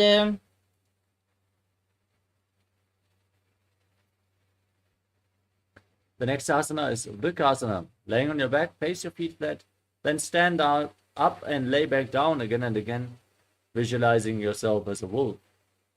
उत्थानशयनं कृत्वा पादतलाभ्यां भूमिं धृत्वा उत्तिष्ठेत्. Next up is Lutasana. As you lay down on your back, roll over completely again and again, visualizing Swamiji in your inner space. Finally, end in a prone position on your stomach. उत्थानशयनं पादौ शिरुन्ध्य भूमौ स्थापयित्वा. Keep your hands at the side of your shoulders as you lay on your stomach, toes pointing back. Contract your lips and make a whistling sound like a flute on the inhalation. And visualize yourself as a chariot, carrying warriors into a battle for Dharma on your chariot back in Sadatasana. नित्यशयनं कृत्वा नाभिं भूमौ निधाय सम्पत्स्यं भूमिं वष्टभ्य.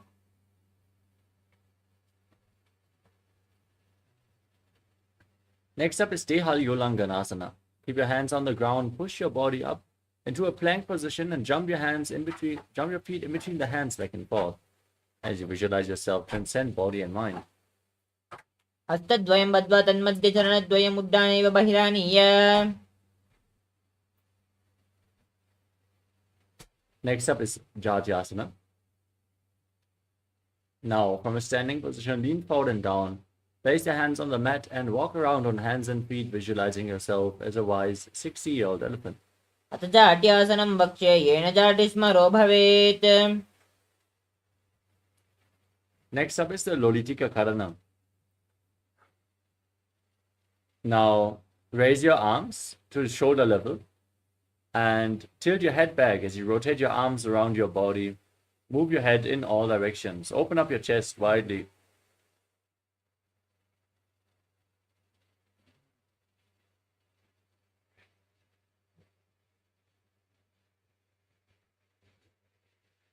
The next asana is Sarapasana.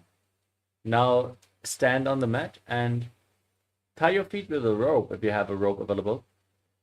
Then keep your arms close to your body, hands on the thighs, and visualize your Kundalini Devi rising and curling upwards around your body in Sarapasana.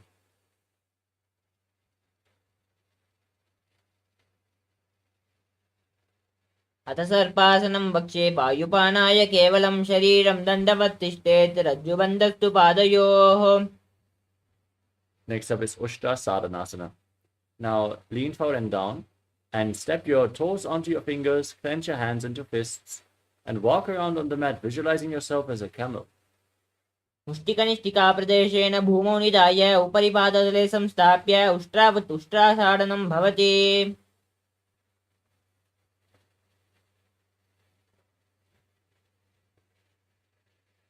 Next up is Ashvasana. Now place your hands on the mat and hold onto the toes from the outside.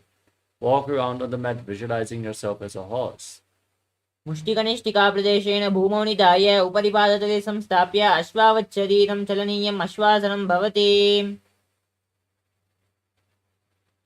Next up is Kapotanitakasana. Now stand with your heels together and hold on to your hands behind your back and lock them in Padasha Mudra as you lean back, tilt your head back, and bend down. Bring your hands towards your calves as you visualize yourself as a soaring bird diving in Kapotanitakasana. पादतले भूमौ निधाय पृष्ठभागेन हस्तौ जङ्घापर्यन्तं नीत्वा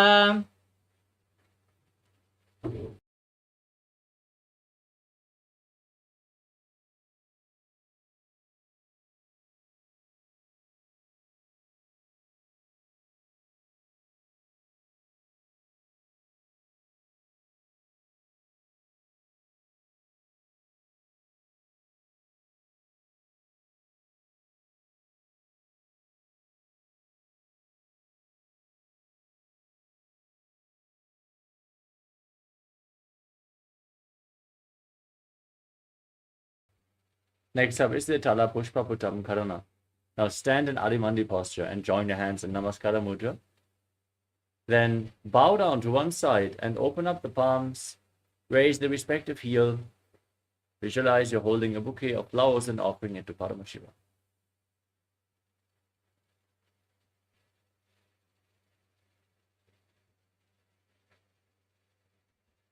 Next up is Khadgasana. Now stand on the mat, gaze to your nose, and visualize yourself as a rhinoceros. Then lay down on your stomach and jump your hands back up towards your hands and stand with your hands in Namaskara Mudra, resembling the horn of the rhinoceros. निजसरतमासनं कृत्वा पादतलाभ्यां भूमिमष्टभ्य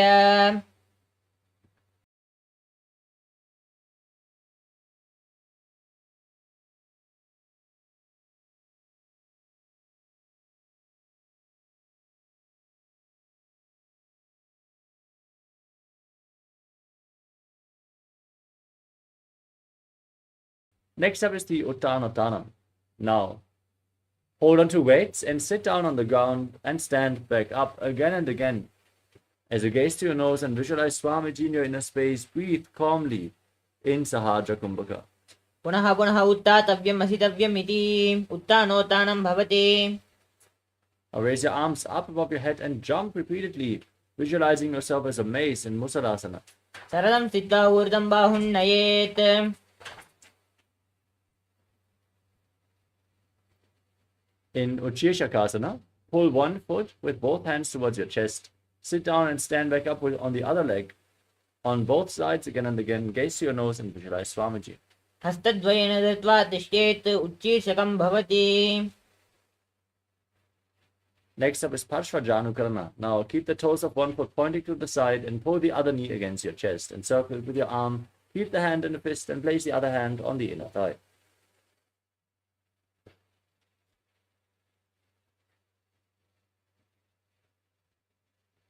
The next asana is Tandavasana. Now, visualize yourself fiercely dancing as Lord Shiva as you hold on to weights, extend your arms and one leg forward, sit down and stand back up. एकेन पादेन स्थातव्यं ताण्डवासनं भवति. Next up is Brahmanasana. Now raise the left foot towards the inner right thigh. Keep the heel against the perineum, hands by the sides, and visualize Lord Brahma blessing you from within. ब्राह्मणासनमावक्ष्ये यत्कृत्वा ब्राह्मणो भवेत् एकपादमुरौ दत्वा तिष्ठेत् दण्डाकृतिर्भुवि. Next up is Garudasana 3. Bring the left foot over and around the right knee. Tuck the toes behind. Bring the left arm behind the right. And join your arms in Namaskara Mudra as you visualize yourself as Lord Garuda in Garudasana 3. उत्थानकूर्मपीठश्च सरिमस्गारुडमेव च वातायनं गोमुखं च भारद्वाजं त्रिविक्रमम्. Now place the left foot onto the right thigh. Keep your hands by the side. And visualize Swamiji in Ekapadasana. दक्षाङ्घ्रिम्बामपादस्य जङ्घोपरिनिधाय च.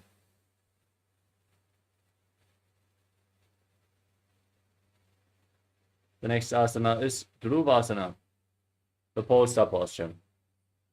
Now hold on to the big toe of the left foot and extend it out to the side as you rotate quickly on the standing leg. Visualize yourself as the North Pole star. एकेन हस्तेन दण्डरूपस्य एकस्य पादस्यागं धृत्वा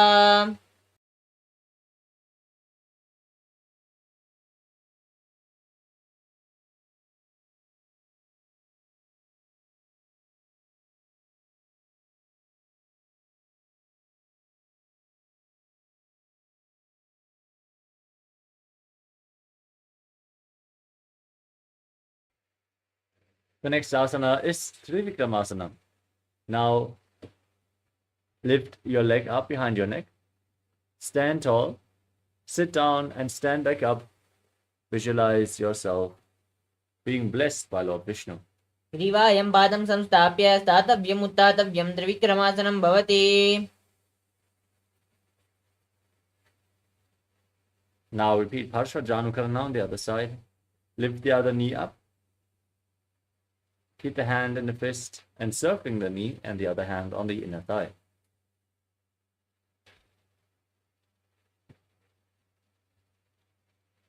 Now repeat Tandavasana on the other side. Extend your arms and the other leg. Visualize yourself fiercely dancing as Lord Shiva. Sit down and stand back up. एकेन पादेन स्थातव्यं ताण्डवासनं भवति. Now repeat Brahmanasana on the other side. Lift the right foot towards the inner left thigh. Hand by the side. Visualize Lord Vishnu blessing you from within. ब्राह्मणासनमावक्ष्ये यत्कृत्वा ब्राह्मणो भवेत्.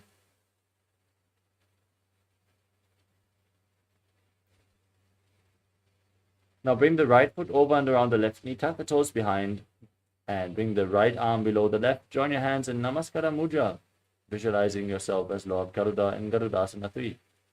उत्थानकूर्मपीठश्च सैमस्गारुडमेव च. Next up is Ekapadasana. Now bring the right foot onto the left thigh. Keep the hands by the side.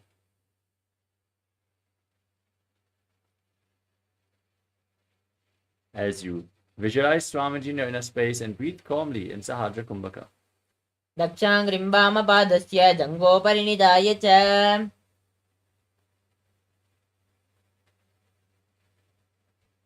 Now repeat Dhuruvasana, the pulsar posture on the other side. Hold on to the big toe of the right foot and extend it out to the side.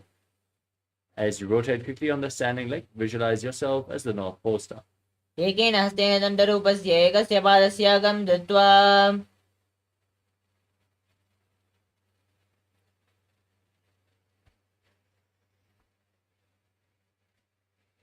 Now repeat Trivikramasana on the other side. Lift your leg behind your neck, sit down and stand back up.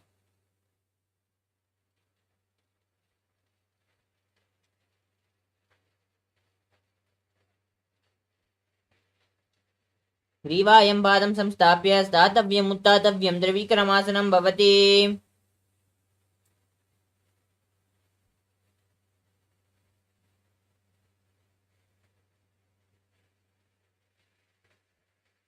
Next up is Samana Kakarana.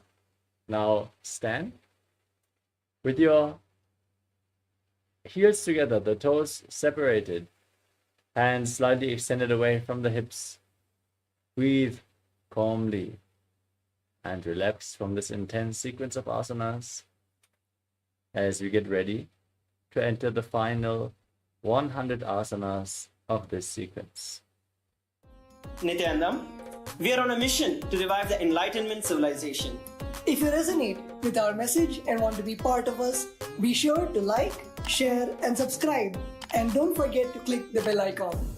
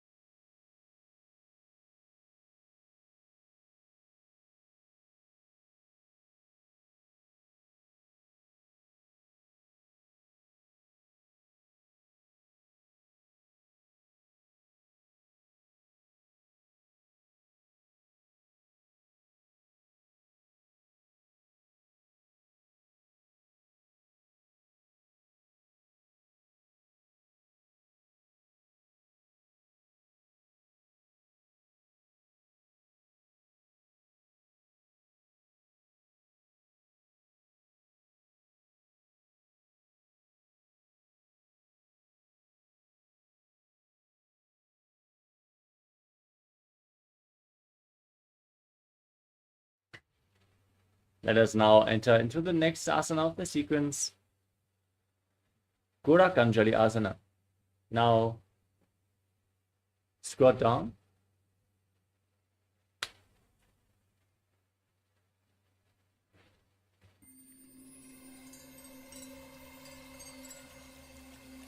I welcome you all with my love and respect. Let you all open all your three eyes. Om Nithyananda Paramashivoham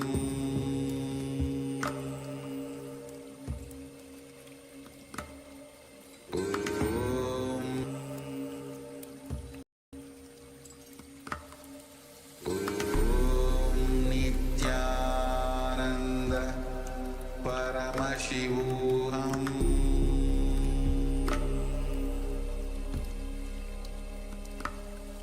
Om Nithyananda Paramashivoham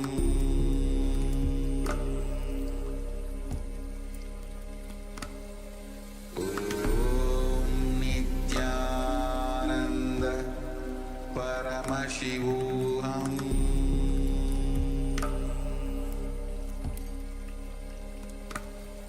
Om Nithyananda Paramashivoham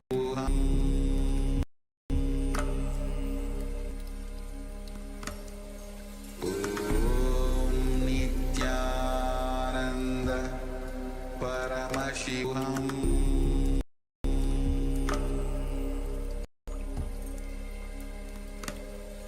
Om Nithyananda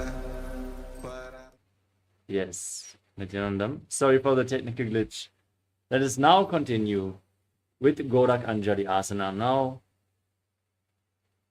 stand up and squat down. Bring your arms from the outside in between the legs and interlock your fingers in front of your navel.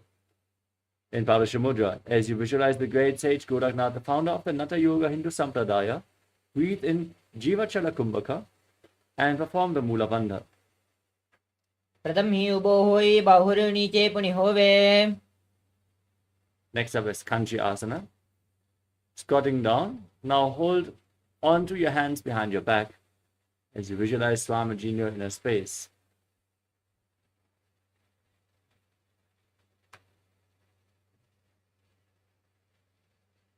ऊर्मध्याधस्थो निवेश्य नितम्बं धृत्वा.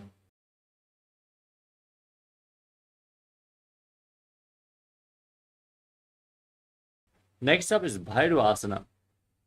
With your feet together, interlock your fingers around your back and gaze towards your navel as you visualize Bhagavan Kala Bhairava the Lord of Time. दो पगा की तिल्या की माहिली को मिलाई. Next up is Varahasana. Sitting on the ground, bring the heels together, toes apart. Join your hands in Anjali Mudra and bring them behind your head, fingers pointing towards the ground as you visualize yourself as Varaha, the paw avatar of Lord Vishnu. पगतली की माहिली को मिलाई पना पानी उकड़ बैसे.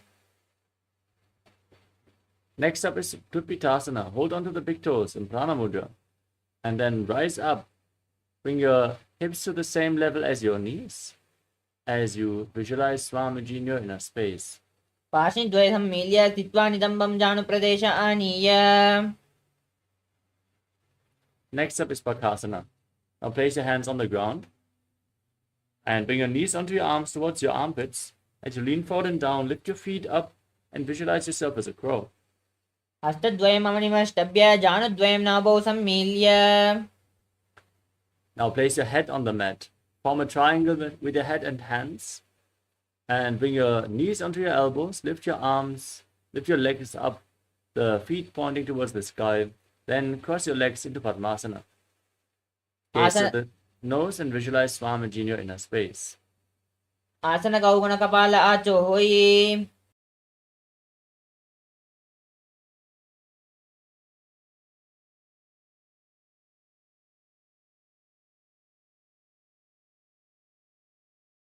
Next up is Guptasana.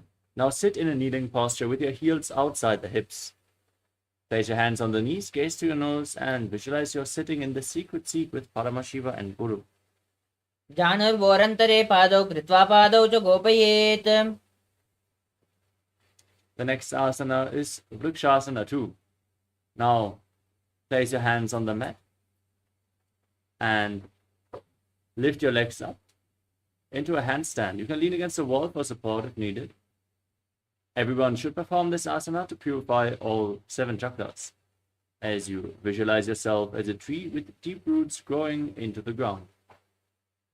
सप्तचक्रक्षालनाय वृक्षासनविशेषकान्. Next up is Shiva Asana. From the handstand, gaze towards your third eye and visualize Tejas. Energy is flowing towards your third eye and rejuvenating your body. दो उपका की जोई माही गुल्प मिलाई.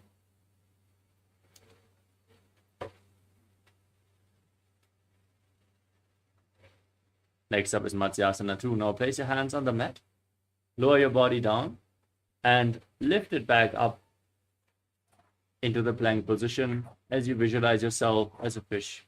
निद्यशयनं कुर्परो पार्श्वभागायां मूर्धकृत्य.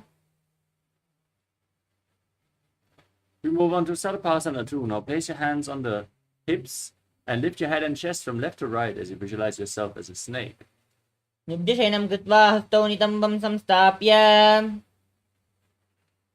Now place your elbows on the ground in front of you. Keep your hands in Padma Mudra, the lotus mudra, as you rest your chin on your hands and feel self-supported and completely independent in Niralambanasana. कराभ्यां पङ्कजं कृत्वा तिष्ठेत् कूर्परया शुद्धिः. Next up is Chakrasana. As you place your hands flat on the mat, bend your knees, lift your feet up, and bring your upper back close towards your feet as you visualize yourself as an umbrella protecting your Guru from the sun rays. अर्ध्यासनवस्थित्वा हस्ततलाभ्यां भूमिं वष्टभ्य.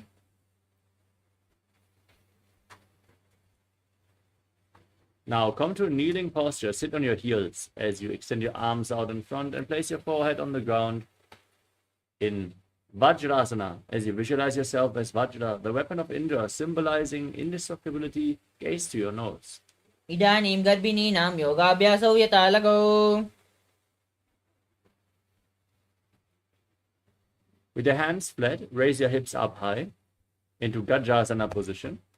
Then alternate striking the ground with your hands as you visualize yourself as powerful as a ram. गजासनं संस्थितौ एकैकं बाहुं भूमौ ताडयेत्.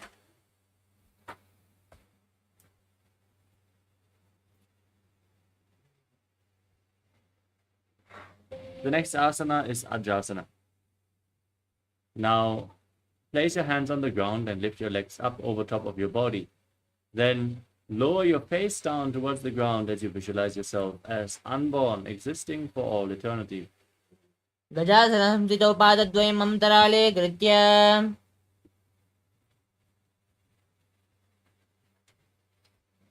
Next up is Dhanantarasana.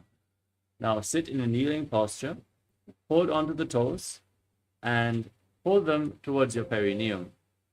Then place your hands on the knees, gaze to the nose, and visualize Swamiji in your inner space. पूर्वविधि परिहतागी काकसी स्यौ पनासरा Modi. Next up is the Angamotanam. Now interlock your fingers in front. Move your arms upwards, downwards, left, right, in all directions. Give massage to the various different joints and muscles of your body.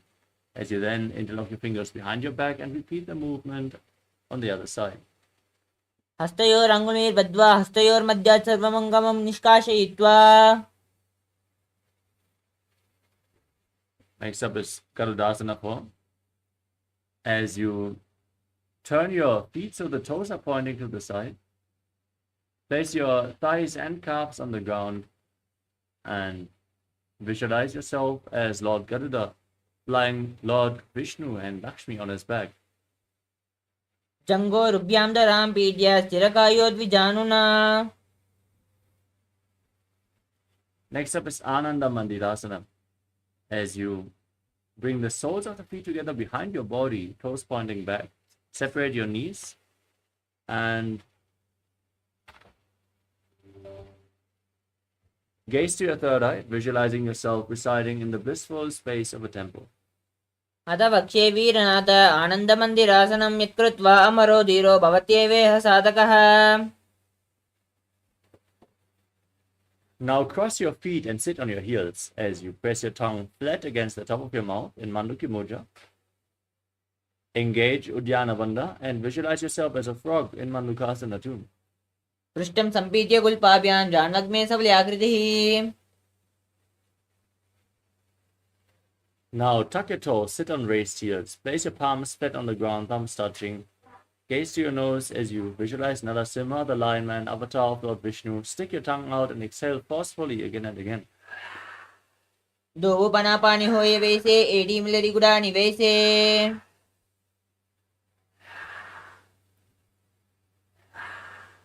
Next up is Pishlakasana.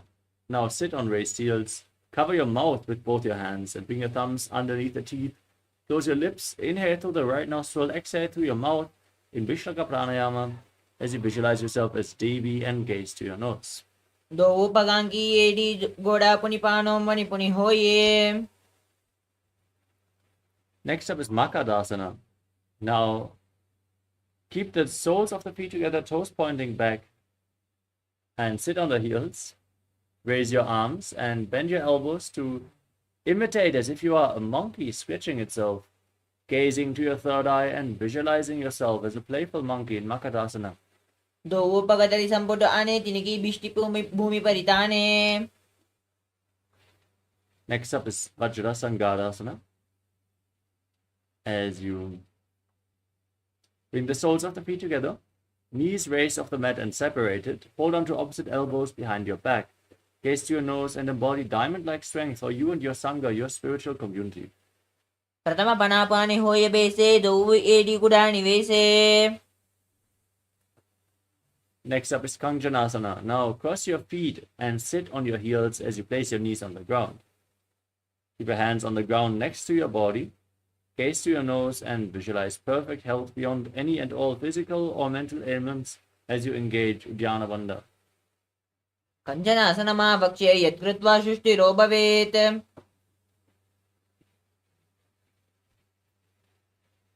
Now place your hands on top of the knees. Gaze to your nose and embody a turtle with a stable body and mind to live for centuries as you make your upper body and neck stiff like the shell of a turtle in Kurmasana. गुल्पो च वृषणस्यादो विक्रमेण समाहितौ. Maintain the posture but relax your back and neck. Gaze to your nose and visualize Swamiji in Yogasana. गुडं नियम्य गुल्पाभ्यां विक्रमेण समाहितः. Now stand on your knees and cross your feet behind to bring the toes near the opposite knees. Hold your calves with the fingers inside and the thumbs outside. Gaze to your third eye and visualize a space of eternal oneness, Advaita, with Swamiji in Vijugasana. गोड़ा मामनो उबो होई गोड़ा आड़े राके दोई. Next up is Ushtrasana too. Now stand on the knees, keep the feet flat, and lean back. Hold on to the heels as you tilt your head back and push your hips forward, visualizing yourself as a camel. मेरुदण्डग्रन्थि दाट्या सम्पिपाद इषु पुमान्. Next up is Jatyasana too. From the same position, now lean back, place your elbows and the back of your head on the mat. Hold on to the feet, gaze to the nose, and visualize yourself as a lotus blooming. दो AD संपुट करे सोळे मूलद्वारित हृदये. Next up is Viratasana. Now lean back all the way, place your back on the ground, and rise back up again and again. You can use the support of your hands if needed, as you visualize the healing and liberation of all causal subtle forms of your body and gaze to the nose. जङ्गा प्रतिभूमौ निधाय जङ्गोर्धरयोः ऊर्णि संस्थाप्य.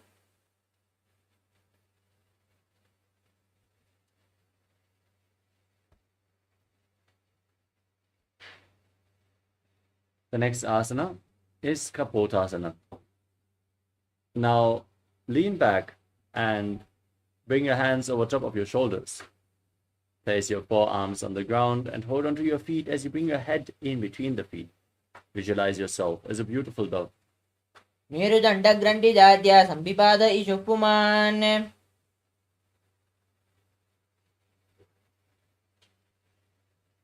The next asana is Padasana. Now stand on your knees with the toes tucked behind. Hold onto opposite arms. As you gaze through your nose, visualize Paramashivoham and chant the Mahavakya Om Nithyananda Paramashivoham, for this is the boon-fulfilling posture. Receive your boon from Paramashiva in Vadasana. जाननि भूमौ संस्थाप्य हस्ताभ्यां बाहु परस्परं धृत्वा. Next up is Vadahasana 2. Now keep the toes tucked, sit on the heels and lean forward and down. Place your forearms on the ground and your head on your hands. Visualize yourself as Varaha, the boar avatar of Lord Vishnu. सूर्यं चन्द्रं वेदनानि आसनानि निकत्यते. With your forearms on the ground, interlock your fingers, place your head on the mat and support it with your hands. Walk your feet forward to raise your hips. Then lift your legs off the ground and point the feet up towards the sky. As you gaze to the nose, breathe calmly in Sahajra Kumbhaka and visualize yourself as a lob tree in Mundasana. अधो मुण्डासनं वक्ष्ये सर्वेषां प्राणिनां सुखम्.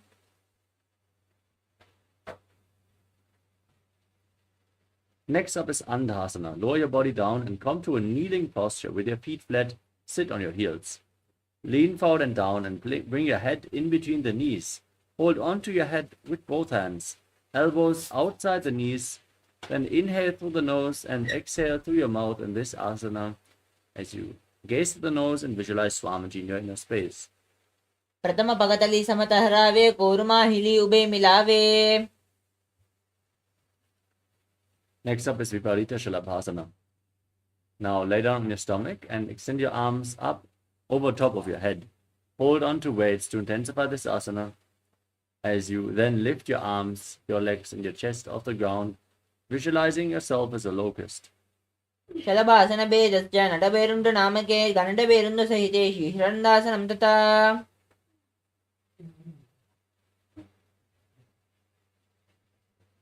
Next up is Kapalasana.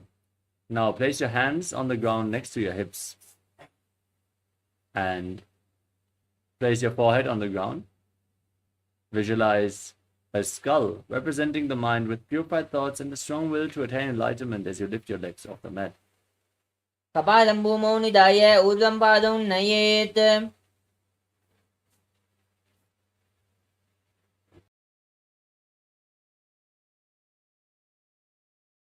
The next asana is Akasha Kapotasana.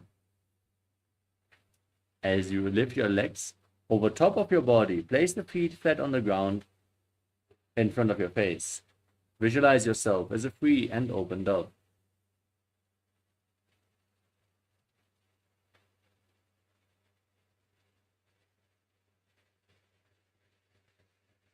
पुष्टासने स्थित्वा चरणौ भूमेरुत्थाप्य.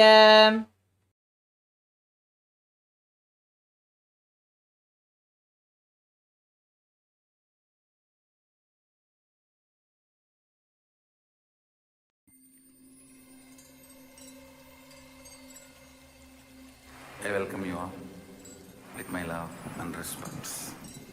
Let you all open all your three eyes. Om Nithyananda Paramashivoham.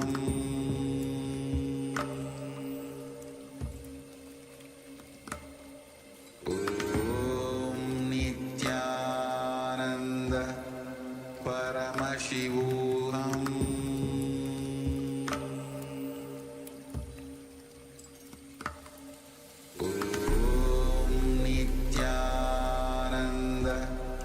Paramashivoham.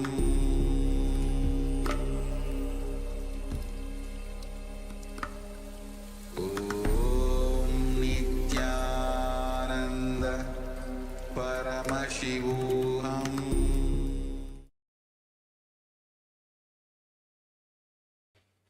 Sorry for the technical glitch. Let us now continue with the next asana of the sequence, Chatakasana. From a kneeling position, Place your forearms on the ground in front of you, navel on the knees, and visualize yourself as a sparrow. पर्यन्तो हस्तौदरामवष्टभ्य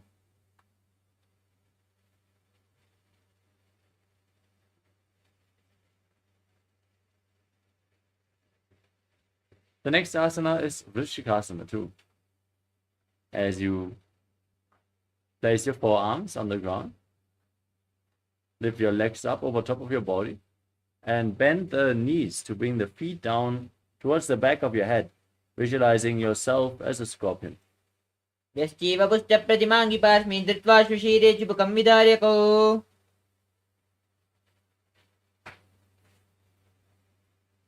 We move on to Vrishasana. Now sit on the right heel and keep the left foot outside the hip, toes pointing to the side. As you visualize yourself as a bull, breathe forcefully through your nose. Inhale, hold your breath, and then slowly exhale again through the nose in Vrishasana. याम्यगुल्पे पादमूले वामभागे पदेतरम्. Next up is Lolasana. Now place your hands on the ground in front of you and lift your body off the mat. Cross the toes of the left foot over the right as you balance on your arms and visualize Swamiji in your inner space. लोलासनं सदा कुर्यात् वायुलोलापघातनात्.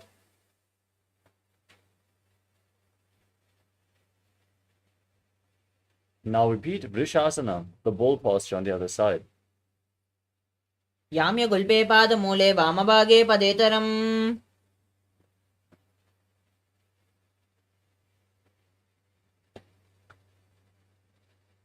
Next up is Balagunasana. Now place the right foot flat and tuck the toes of the left foot to sit on the left heels. As you keep your hands on the respective knees, visualize Balagunahaya, one of the 84 siddhas in your inner space. आसन कौगुण जलबिकार जाई. Now stand up and then squat down, bring your arms in and around the legs, holding onto the ankles from the outside in Grahasana as you visualize yourself as the entire planet. पादतले भूमौ संस्थाप्य जानुमध्ये कूर्परौ स्थाप्य हस्ताभ्यां बाहु परस्परं धृत्वा.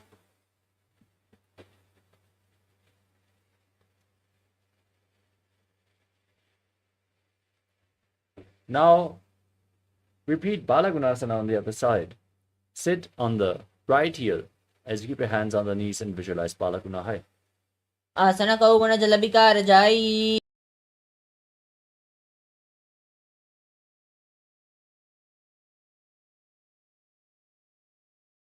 The next asana is Utkatasana. Now step both the feet in, sit on raised heels, keep your knees together, and place your hands on top of the knees, holding onto weights, as you visualize Swamiji in your inner space. युजास् बीजोस्तेता ऊर्ध्वजाने यत्रासने पादतलयोत्परि. We move on to Vajrasangarasana too. Now join the soles of your feet and separate your knees. Hold on to opposite elbows behind your back as you visualize Swamiji in your inner space. प्रथम पनापानि होय जैसे दो AD गुड़ानि वैसे. Now place your hands on the ground, step your heels onto the hands, keep your arms straight, gaze to your nose, and visualize you're able to live off of air alone in Anilasana. दो हाथ भूमि परिटाने कहनी जाड़ी ना भी लगाने. Now stand up, place the back of your hands on the mat, step your feet on your hands and walk around, visualizing you're wearing padukas, walking across India in Padukasana. हस्ततलयोः पादतले कृत्वा तिष्ठेत् गच्छेत् पादुकासनं भवति. Now place your hands on the mat, kick your legs up and let them fall back down again and again, visualizing yourself as a rooster in Kukkutodanasana. हस्ततले भूमौ कृत्वा पादतले च ऊर्ध्वम् उद्दानं कृत्वा. The next asana is Viparita Nirjasana. Now place your hands on the ground, lift your legs up into a handstand, and move around on two hands dancing as you feel yourself become free of all inhibitions. Calmly breathe through your nose in Sahadra Kumbhaka. हस्ततलाभ्यां भूमिं वष्टभ्य. Next up is Kunjarasana. Now separate your feet and place one hand on the mat, arms straight, the other hand on the respective ear, visualizing Swamiji in your inner space. अथ वक्ष्ये महादेव कुञ्जरासनम् उत्तमम्. Now exchange the position of your hands. Repeat Kunjarasana on the other side. अथ वक्ष्ये Mahadev कुञ्जरासनमुत्तमम्. Now squat down, keep the heels close to your body and hold onto your ankles as you lift your feet up and visualize yourself as a kadamba tree in Kadambasana. पार्ष्णिभ्यां भूमिमवष्टभ्य हस्तद्वयेन गुल्पौ धृत्वा. Now place your feet flat, sit on the ground, knees to the chest, hands on the knees. Visualize any excess vata being released from your body in Pavana Muktasana. द्वयोस्तु पादयोः पाणिं लात्वा स्वस्त्वनितम्बके.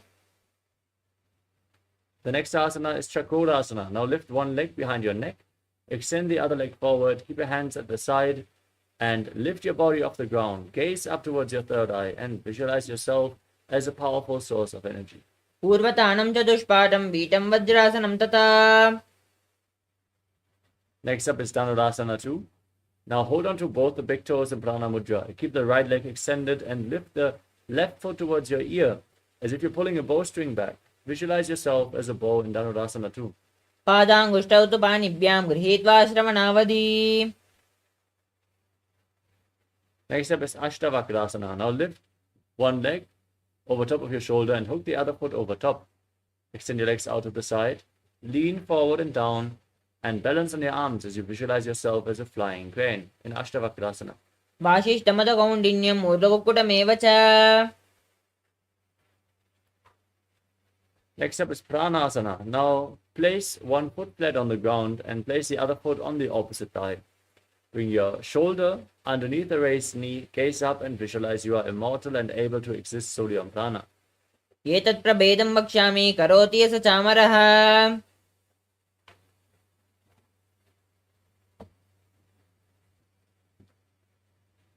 The next asana is Parshvamatsindasana. Now place the right foot at the outside of the left hip. Step the left foot over the right knee. Twist your body around the raised knee. Bring the arm below and interlock your fingers behind your back as you gaze to your third eye and visualize Sage Matsinana, the master of Hatha Yoga. मत्स्येन्द्रपीठं जठरप्रदीप्तिं प्रचण्डलुक्मण्डलकण्ठनास्त्रम्. Now repeat Chakrasana on the other side. Lift your other leg behind your neck and lift your entire body off the ground as you gaze up and visualize yourself as a powerful source of energy. पूर्वदानं चतुष्पाठं पीठं वज्रासनं तथा.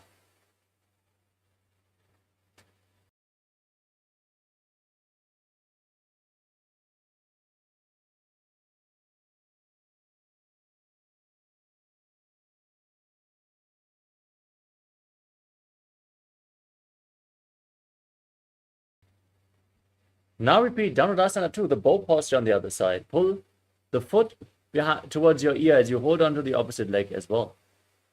पादाङ्गुष्ठौ तु पाणिभ्यां गृहीत्वा श्रवणावधि. Now lift the right leg over the right shoulder and hook the left foot over top of the right foot. Extend your legs out to the side, lean forward and balance as you visualize yourself as a flying crane in Ashtavakrasana on the other side. वासिष्ठमदकौण्डिन्यम् ऊर्ध्वकुक्कुटमेव च. Now repeat Pranasana on the other side. Bring your shoulder underneath the raised knee. Gaze up and visualize you're immortal, able to exist from prana. एतत् प्रभेदं वक्ष्यामि करोति स चामरः. Now bring the left foot to the right hip and the right foot over top of the left knee. Twist your spine around the raised knee. Interlock your fingers behind your back as you repeat Parshvamatsindasana on the other side. Gaze to your third eye and visualize Sage Matsindana. मत्स्येन्द्रपीठं जठरप्रदीप्तिं प्रचण्डलुक्मण्डलकण्ठनास्त्रम्.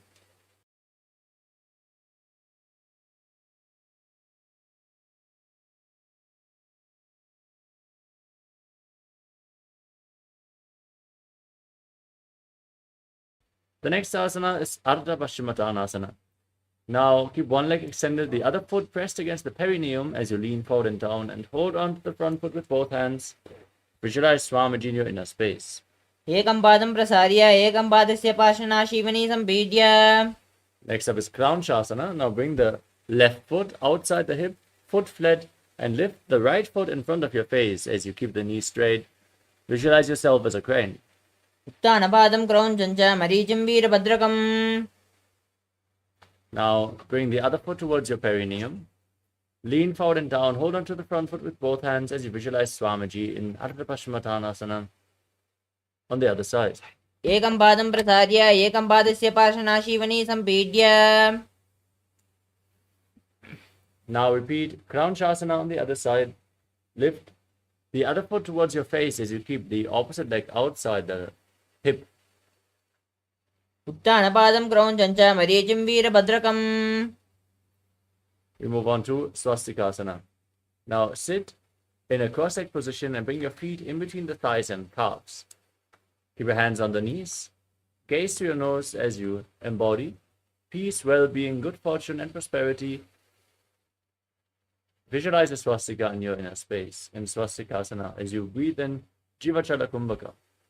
जानुर्वोरन्तरे सम्यक् कृत्वा पादतले उभे.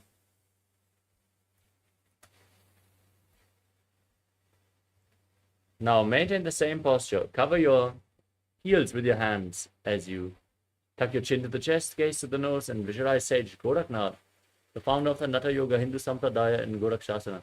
जानुर्वोरन्तरे पादौ उत्थानौ व्यक्तसंस्थितौ. Next up is Bhagasana.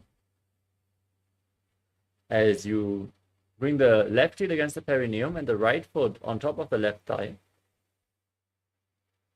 Enter Shanmukhi Mudra as you meditate on the enlightened one. Gaze to your third eye and visualize Swamiji. Inhale all the way, close your mouth, your nostrils, your eyes, and your ears. वामपार्श्वगुणं संस्थाप्य दक्षाङ्गुलिं वामजगणे. Now place your feet on top of opposite knees and your hands on the ground next to your body, palms facing up. Gaze to your nose, visualize Swamiji and breathe in Kakachancha Kumbhaka. Make your mouth in the shape of the beak of a crow. Inhale through the mouth and exhale through the nose in Yogasana 2. उत्थानौ चरणौ कृत्वा संस्थाप्योपरि जानुनो.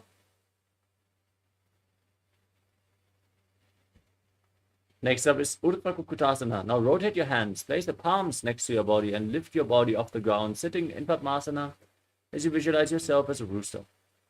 वाशिष्ठमदकौण्डिन्यम् ऊर्ध्वकुक्कुटमेव च.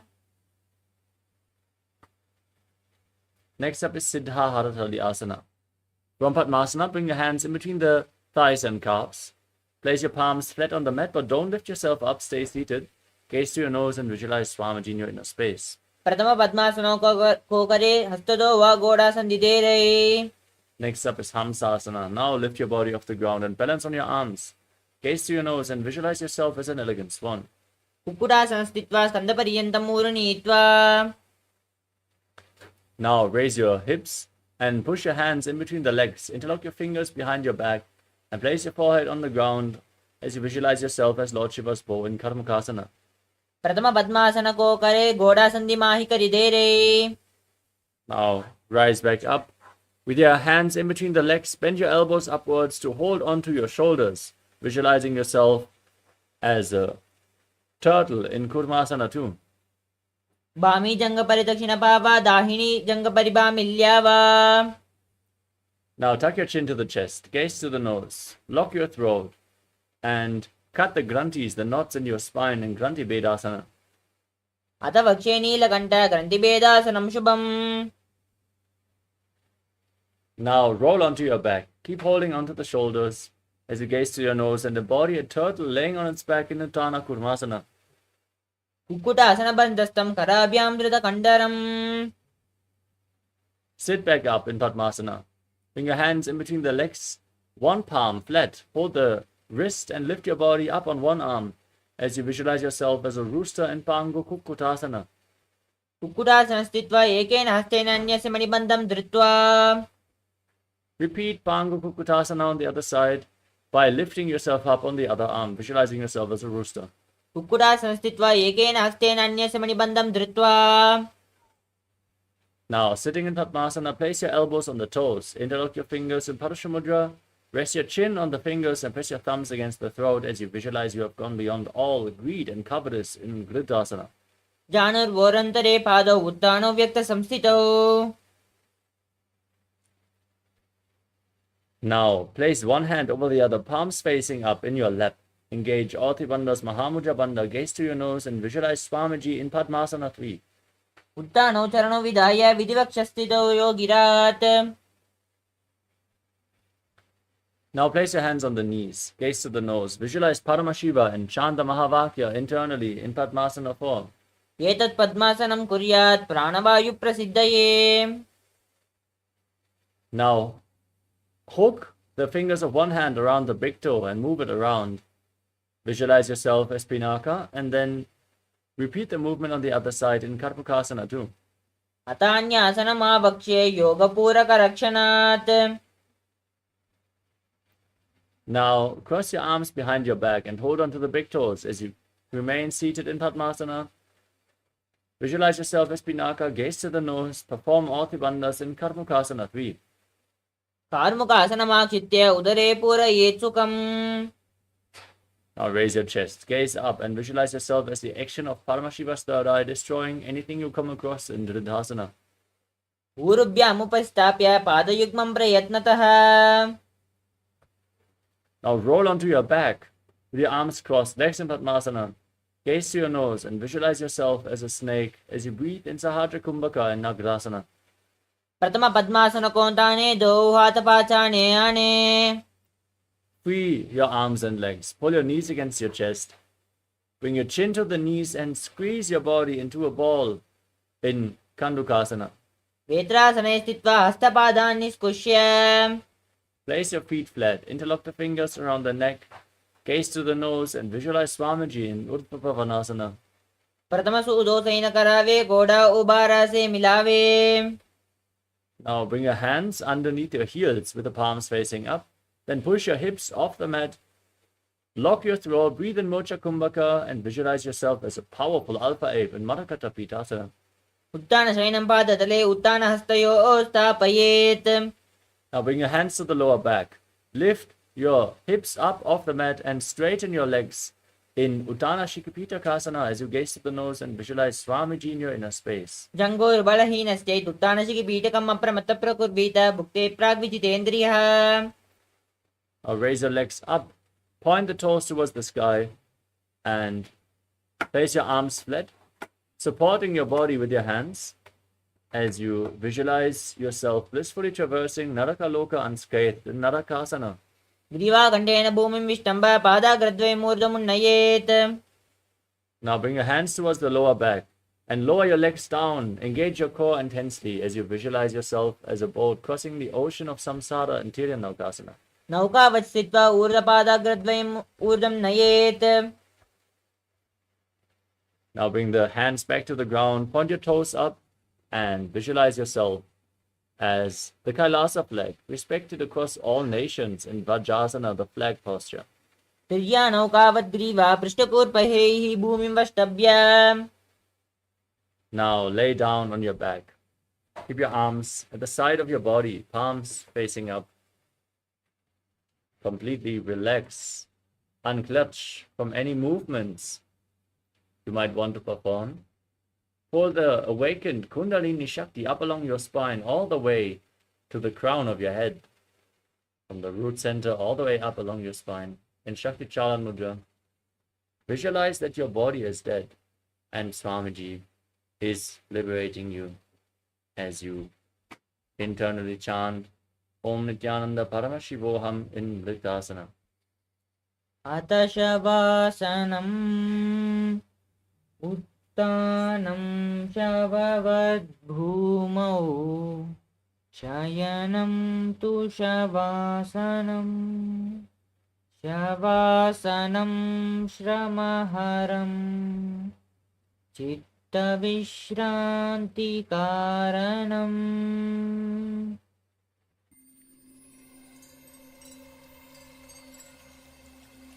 I welcome you all with my love and respect. Let you all open all your three eyes. Om Nithyananda Paramashivoham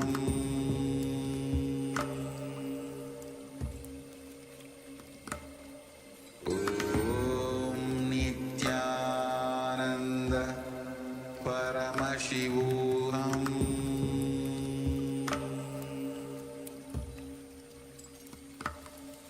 Om Nithyananda Paramashivoham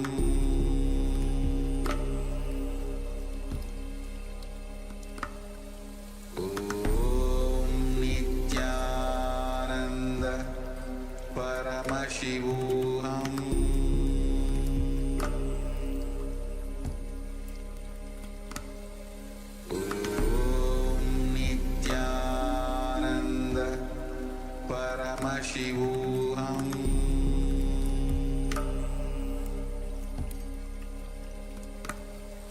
Om Nithyananda Paramashivoham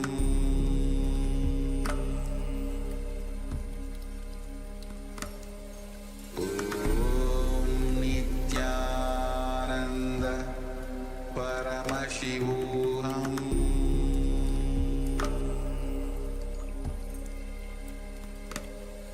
Om Nithyananda Paramashivoham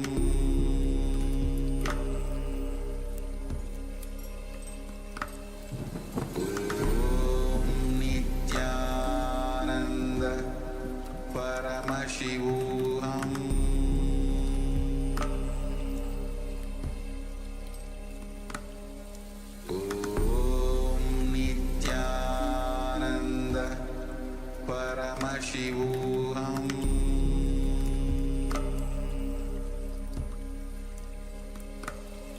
Om Nithyananda Paramashivoham Om Nithyananda Paramashivoham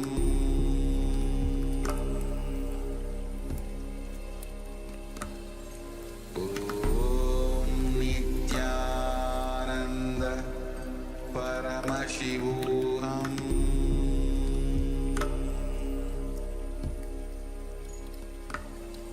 Om Nithyananda Paramashivoham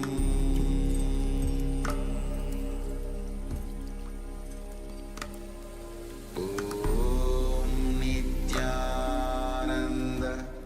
Now, slowly return to your physical body. Wiggle your fingers and toes, your wrists and your ankles, your elbows and your knees. Pull your knees up towards your chest. Rock your body from side to side and return to a comfortable seated position. Congratulations, you completed the Jitya Vinyasa Krama 308 asana sequence. With this, we now get ready for another Tritya Vinyasa Krama TVK preview. So stay tuned and get ready to experience another 15 asanas of this sequence. Nithyananda, we are on a mission to revive the enlightenment civilization. If you resonate with our message and want to be part of us, be sure to like, share, and subscribe. And don't forget to click the bell icon.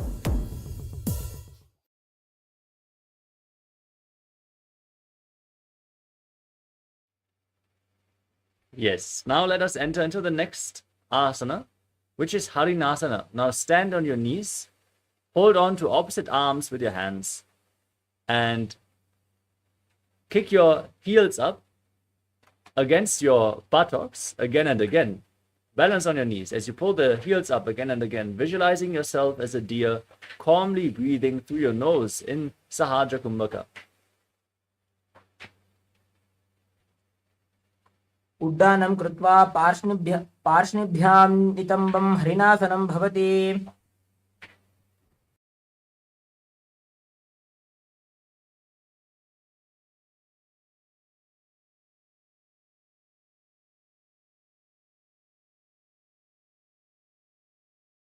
The next asana is Ushtrasana too.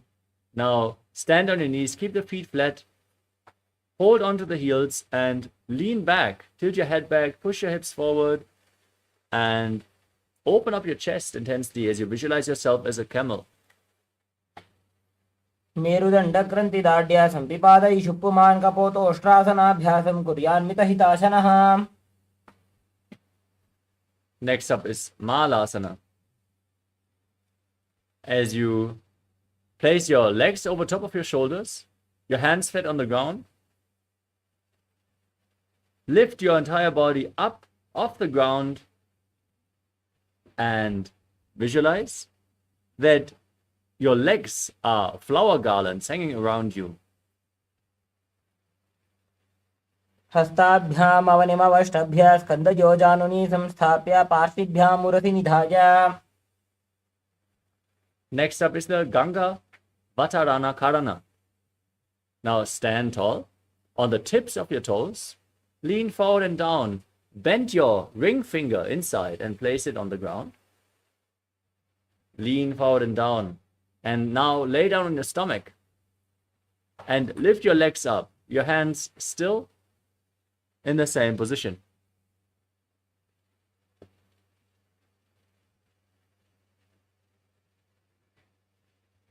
The next asana is Narasana.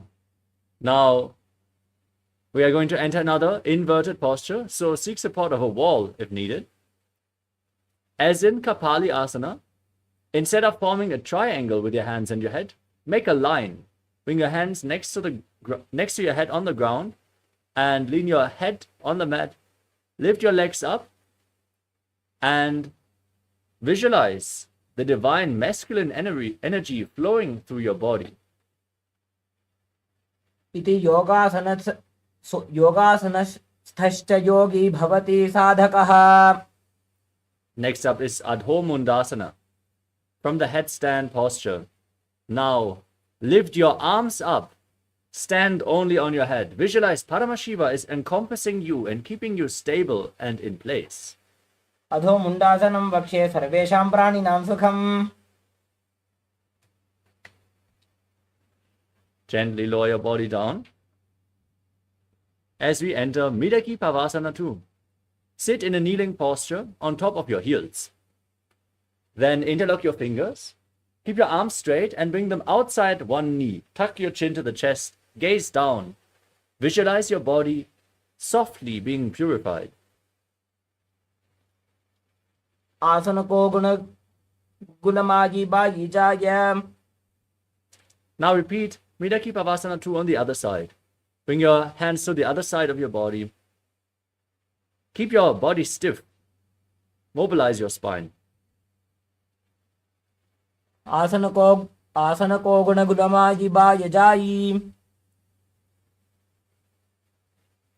Next up is Virasana 3.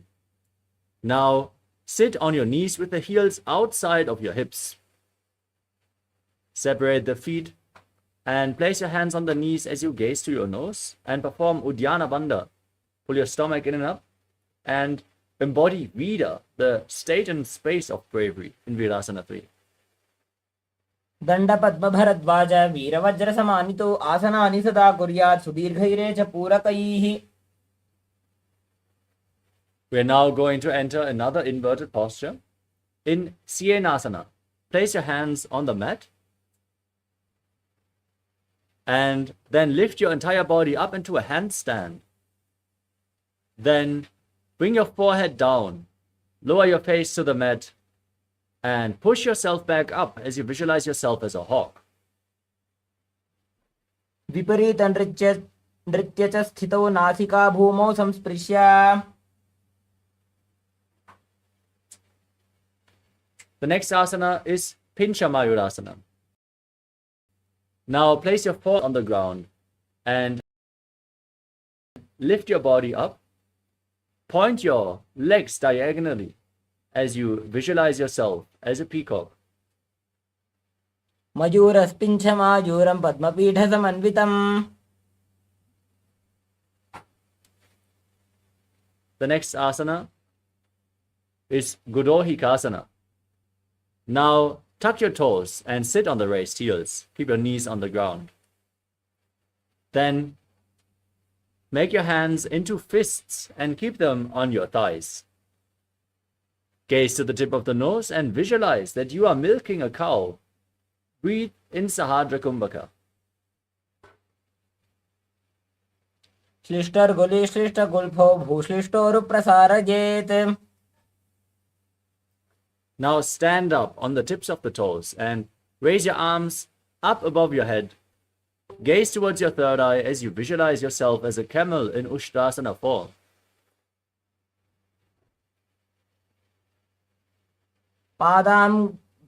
पादाङ्गुलाभ्यां भूमिं धृत्वा बाहु ऊर्ध्वीकृत्य तिष्ठेत् उष्ट्रासनं भवति. Still standing on the tips of the toes, join your hands in Anjali Mudra above your head. Visualize yourself as a mountain standing stable for thousands of years in Tadasana 2. महामुद्राबद्ध कोनो ताडासन विभेदकान् विनोतानं सदा कुर्यादन्तर्वत्नीपतिप्रिया. Now stand flat on the feet and raise your arms up so the palms are facing to the sky. Visualize yourself as a palmyra tree in Talasana. બે હાથ ઊંચા કરીને પંજા પહોળા રાખીને ઊભા રાહું તે. With this, we come to the conclusion of today's Tritya Vinyasa Krama preview. Let us now conclude today's Nithyananda yoga session and get ready for the power manifestation. Stay tuned, manifest the Shaktis of Paramashiva. In a comfortable cross-legged position, join your hands in Namaskara Mudra in front of your chest. Close your eyes, visualize Swamiji and chant the Purna mantra. Om Purnamadah Purnamidam Purnat Purnamudachyate Purnasya Purnamadaya Purnamevavashishyate. Om Shanti Shanti Shanti Hari Om Tat Sarvam Bhagavat Shri Nithyananda Paramashiva Padukarpanamastu. Om Nithyanandam. Thank you all. Nithyanandam.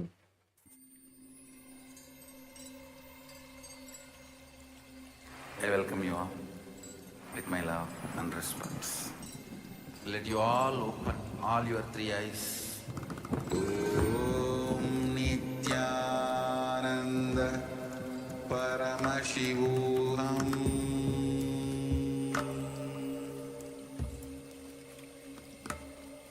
Om Nithyananda Paramashivoham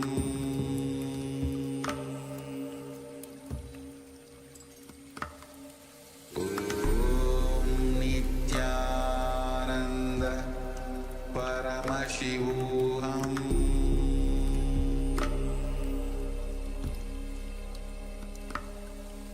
Om Nithyananda Paramashivoham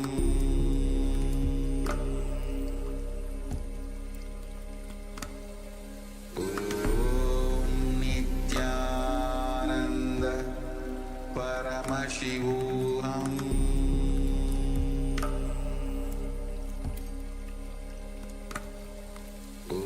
Om Nithyananda Paramashivoham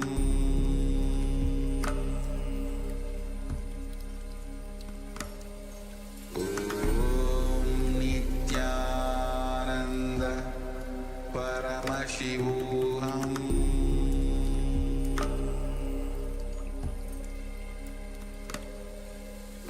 Om Nithyananda Paramashivoham Om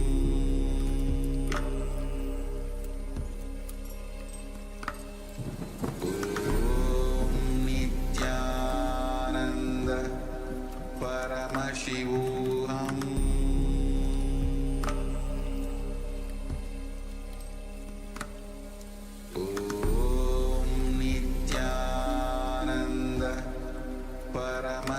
Paramashivoham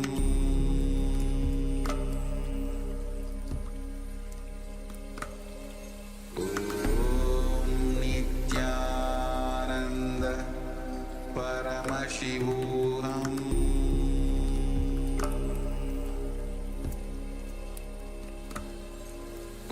Om Nithyananda Paramashivoham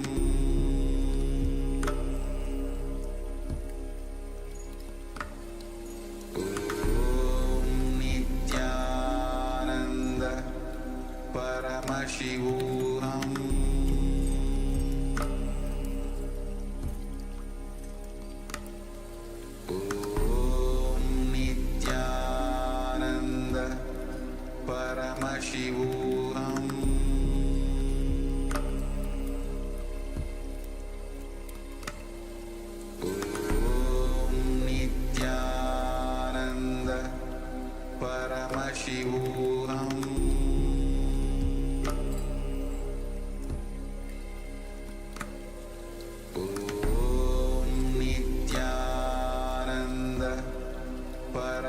Paramashivoham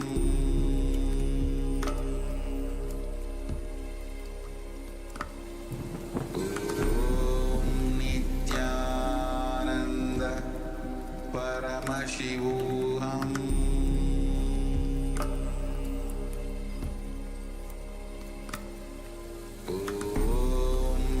Nithyananda Paramashivoham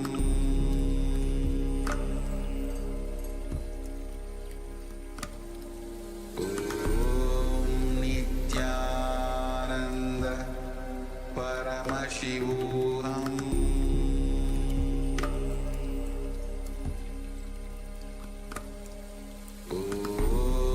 Nithyananda Paramashivoham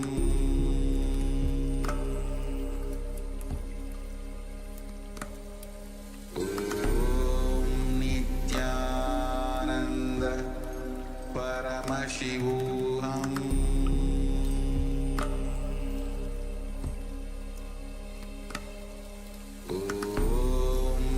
Nithyananda Paramashivoham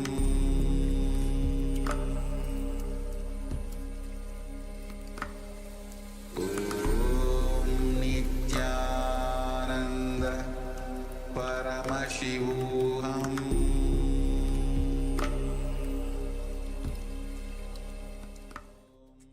Nithyanandam Paramasukadam Kevalam Jnanamurtim Dvandvatitam Gahana Sadrisham Tattvamasyaadhilaksham Ekam Nityam Vimalamachalam Sarvadi Sakshibhutam Bhavatitam Trigunarahitam Sadgurum Tam Namami.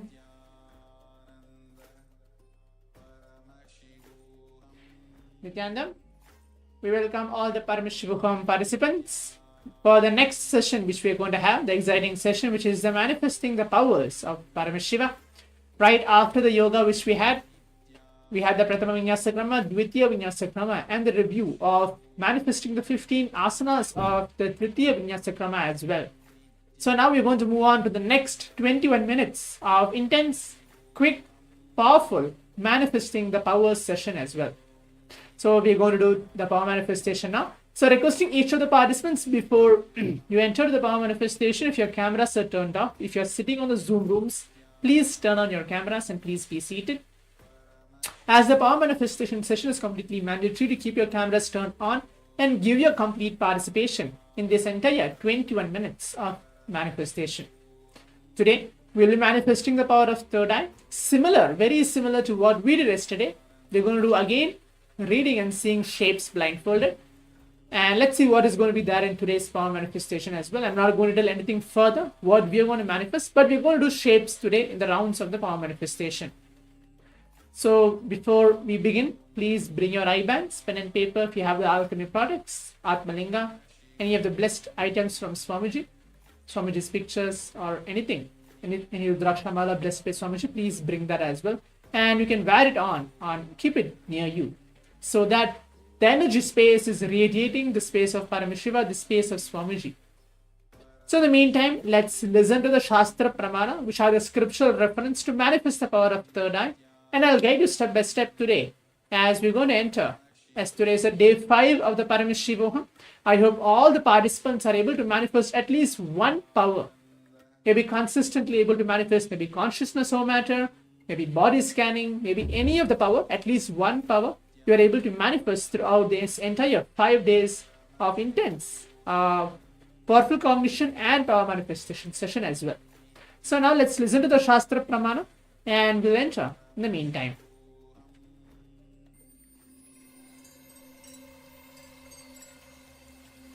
I welcome you all with my love and respect. Let you all open all your 3 eyes. Om Nithyananda Paramashivoham.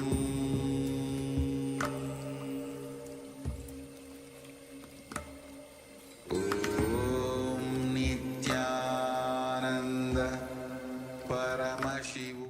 Yes, let's now listen to the beautiful Shastra Pramana.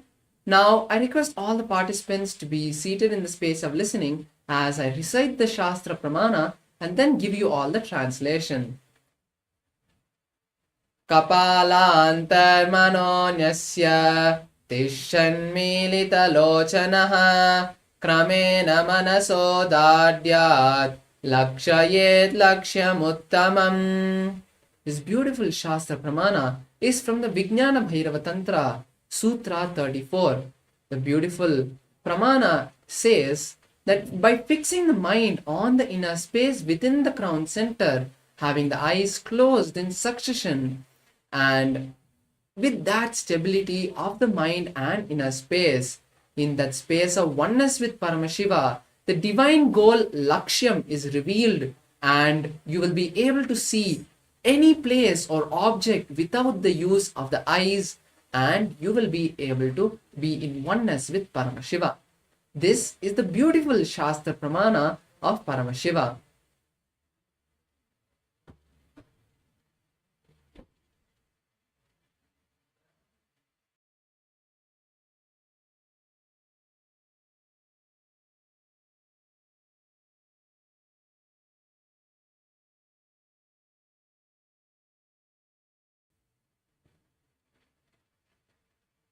Yes, so as we now listen to the Shastra Pramana, as we listen to the Shastra Pramana, which are the scriptural reference to manifest the power of third eye, so let us all enter now into the manifestation. Hope all the participants are actually ready for this entire power manifestation, what we are going to actually manifest throughout this entire sequence. So requesting each of the participants again, if your cameras are turned off, please turn on your cameras. Please be seated. Please be seated, and we're going to enter into the manifesting Shaktis of Paramashiva.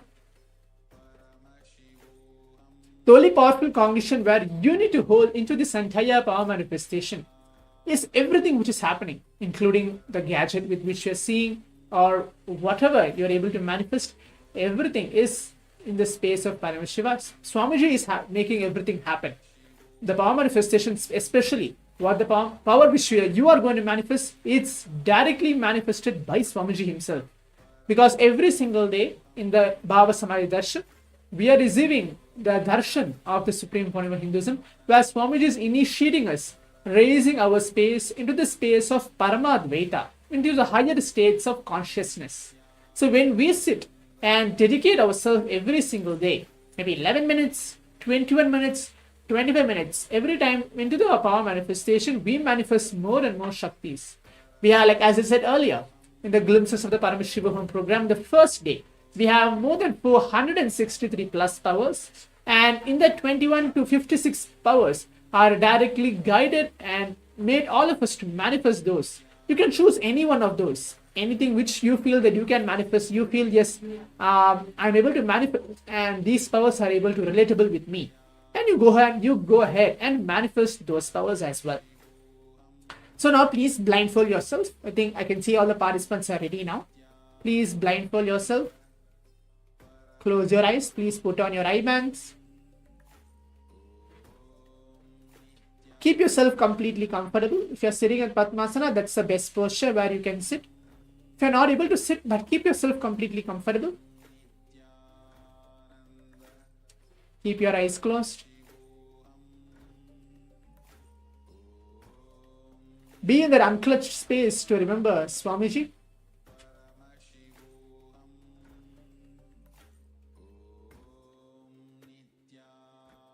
Now start chanting the Mahavakya intensely. Om Nithyananda Paramashivoham.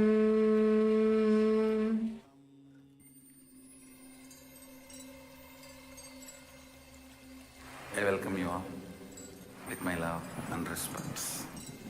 Let you all open all your three eyes. Om Nithyananda Paramashivoham.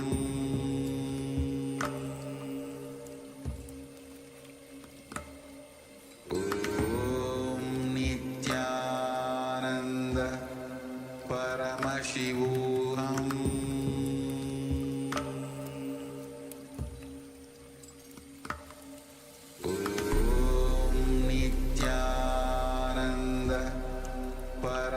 Paramashivoham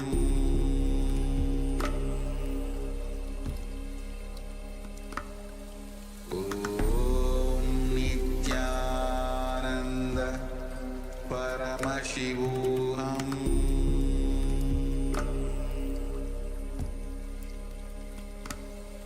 Om Nithyananda Paramashivoham. Yes, now, slowly, very slowly, please open your eyes. And now, start writing down all the different revelations, visualizations, colors, shapes that you saw in this round of the manifestation. And all of you must know that when we manifest the power of third eye reading, it is not just the ability to see without the eyes. When you start manifesting the power of third eye reading, you are first cleansing, you are decalcifying the third eye. So it might take a few days, but don't think that the manifestation that is not yet fully happening is you not manifesting. Swamiji calls it beautifully the flickering period, like how when a butterfly starts flying, its wings are still weak, or when a child starts walking, its legs are still weak and it keeps falling down. But the will persistence to stand up again and again and again and decide that you are Paramashiva is the most important lesson and powerful cognition we need to learn and hold during the manifestation. So I request all the participants to now start sharing your visualizations, your revelations in the Zoom chat or other social media platforms you're watching in.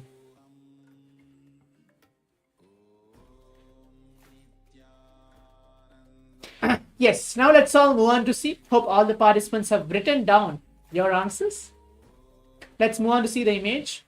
In this first round of the power manifestation, it's in a very simple shape. It's a shape of a star, which is there, which is in yellow in color.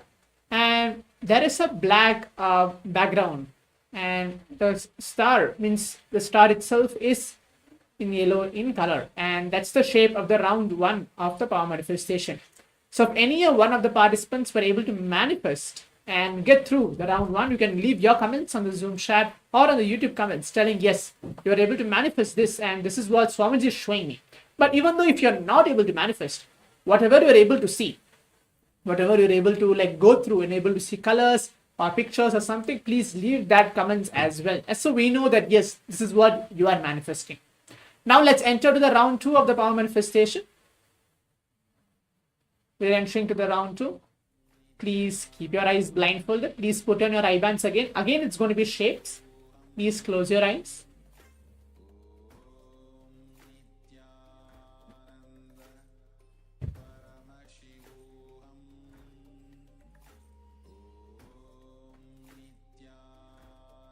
Be in that unclutched space and remember the Supreme Pontiff of Hinduism, Swamiji onto your third eye. Just be in that comfortable space. Whichever form, we know that we are receiving Swamiji's form in a very beautiful darshan in every single day throughout the past 5 days of this entire Jayanti Paramashivoham, as Swamiji is gracing us in a completely unique darshans. Please keep your eyes closed. You can remember any one of those forms as well. And keep chanting the Mahavakya along with me. Om Nithyananda Paramashivoham.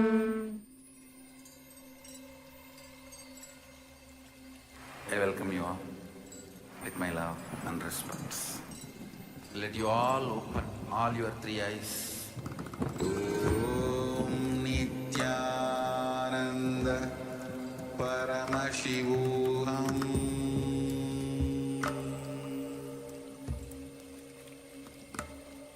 Om Nithyananda Paramashivoham.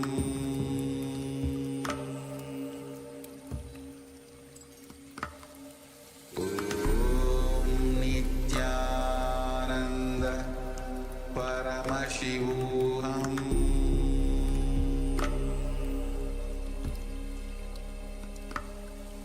Om Nithyananda Paramashivoham. Yes, now Slowly, very slowly, please open your eyes now. We have now completed the process of seeing the image with our eyes blindfolded. Now let's take a few moments to start writing down all the visualization, shapes, colors we saw during this round. And also, don't feel that the way you have to see is how you see with your eyes. That is not the case all the time.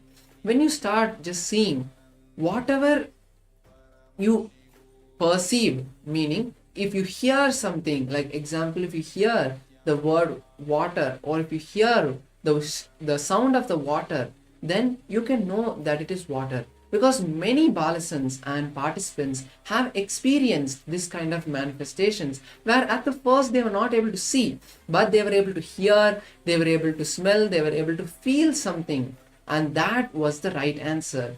So allow every perception that happens during this manifestation to be revealed, to be expressed, because that is only when you start allowing Swamiji to completely flow through you. So now I request all the participants, viewers on YouTube and other social media platforms to start posting your answers, posting what you saw during this round of the manifestation.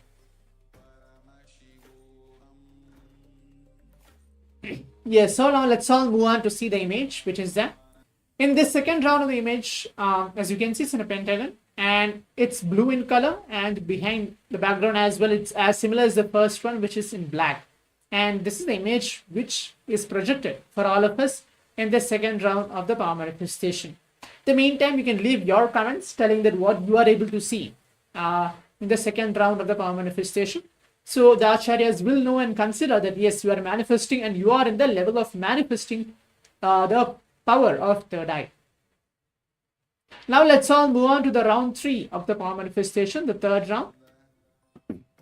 Please keep your eyes closed. Please blindfold yourself.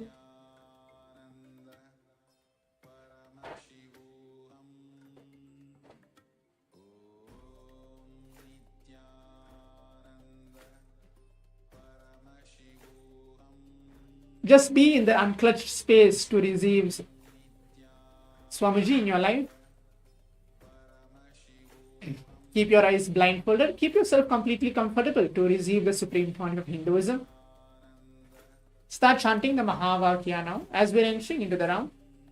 Om Nithyananda Paramashivoham. I welcome you all with my love and respect. Let you all open all your 3 eyes. Om Nithyananda Paramashivoham.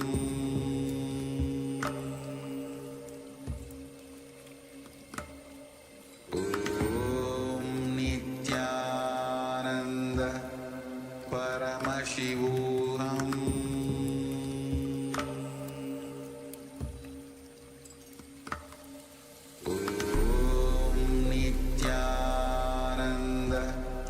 Paramashivoham.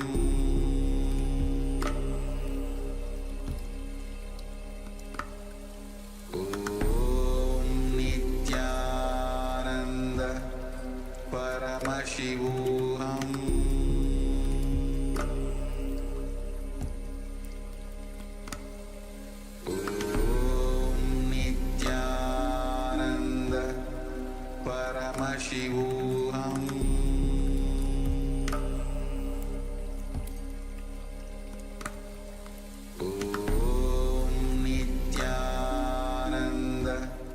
Yes, now let's all slowly, very slowly, please open our eyes. And now let's start to once again write down the answers that we have received in this round of the manifestation. And this time, I want all of you to make sure that you hold the right powerful cognition that any of the powers that you manifest, it is not you manifesting, it is Swamiji manifesting. Swamiji's intense power that he's initiated all of us in, the power that Swamiji has given all of us is what is expressing through us. It is not our own will that is manifesting. The answers is always there in the entire cosmos. because every second we are downloading. Even now, scientists don't know where exactly in our brain we have registered the color blue, but we know so many things.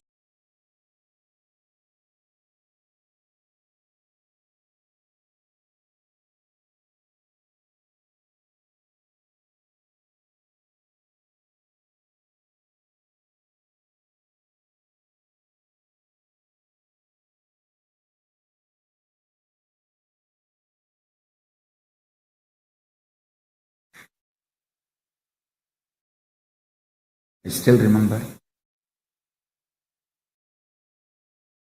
how he raised the whole, not just temperature, my cognition about fire. That's it. I realized even the so-called fundamental experience, like fire burns, is because you learned that way. You are delusory learning, not because of its existence. He said, hey, Agni, தத்துவம் அப்பா, அது வயத்துக்குள்ளே தான் இருக்கு. நம்ம வயத்துக்குள்ளே இருக்கிறது எப்படி துக்கம் கொடுக்கும்? He was trying to teach me in Tamil. I am trying to repeat the words as it is. Fire is a principle, fundamental principle of existence, and it is there inside our stomach. Anything which is inside our stomach, how can that destroy us or burn us or disturb us? Skin is the Prithvi, the earth component of you. Fire is one more component of you. How can one component of you destroy another component of you when you are still alive as the master of you? He said, நீ உடம்புல இல்லாம போயிட்டா அப்போ ஒன்னோட ஒன்னு அடிச்சுக்கிட்டு ஒன்னு கொளுத்திருச்சுன்னு சொன்னா சரி புரிஞ்சுக்கலாம். ஆனா நீ உடம்புல இருக்கும்போது உன்னுடைய பாகங்கள் எப்படி ஒன்னு அழிக்க முடியும்? He was giving me the multi-dimensional logic, not binary logic. He says, when you are not inside the body, your own fire component has burnt your own earth component. At least that can be tolerated because you are not there. The head is not there. When the head is not there, the students can, like it's like if the teacher is not there, the students can fight amongst each other and burn the classroom. But when the teacher is there, head is there, how can they fight with each other? He said, you are the head. When you are in the body, how can your fire element burn your earth element? I said, right.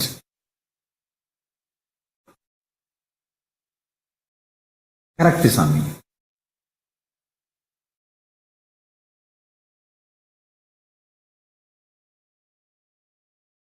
That one lesson he taught me, I realized multiple things. First thing, even the so-called worst sufferings are because you are taught it is a suffering, not because it is a reality. That's first lesson. Second,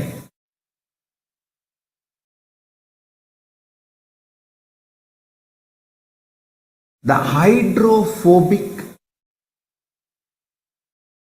material which keeps your DNA together,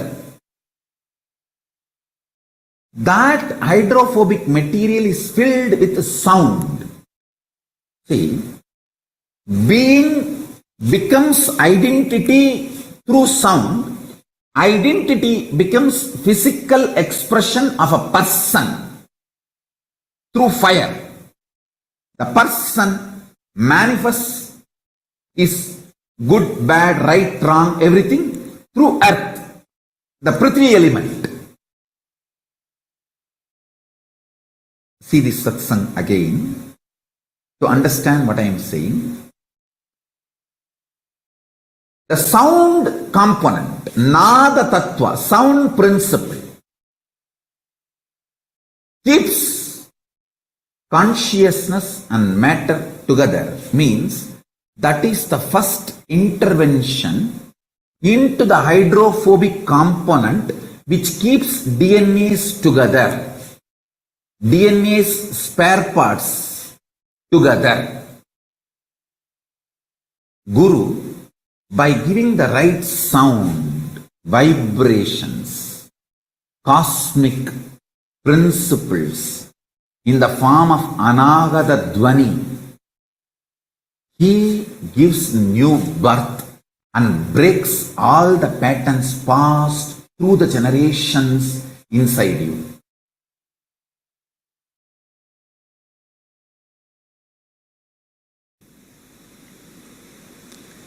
If you think your lifespan, your existence is much more, then the idea of your pleasures will become different. The ideas about your pleasure will become different. Understand? If you think you are going to be having births and deaths, that's the truth. Till you are enlightened, the births and deaths is going to be your life cycle. Then simply you know what is going to be your pleasure, what is going to be your pain, what should be your pleasure, what should be your pain. Having a larger vision, more clear vision about you. Actually, when you have more clear vision about you, all your actions will be aligned to that. Your pleasure, what do you consider as pain, what do you consider as pleasure, what do you consider as good, what do you consider as bad, everything will become different if what you consider as you changes. What do you consider as you, if that changes,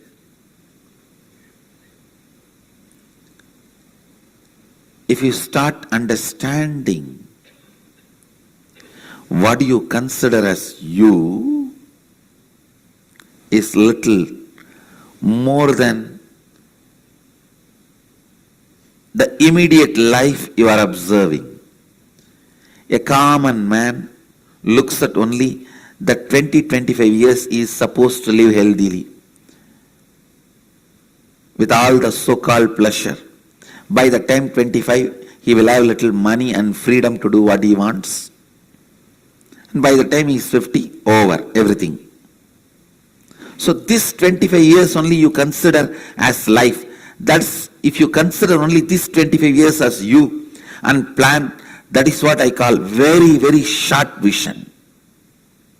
Then all your strategies about you, life, everything will be vinasamcha, means destructible, based on destructible.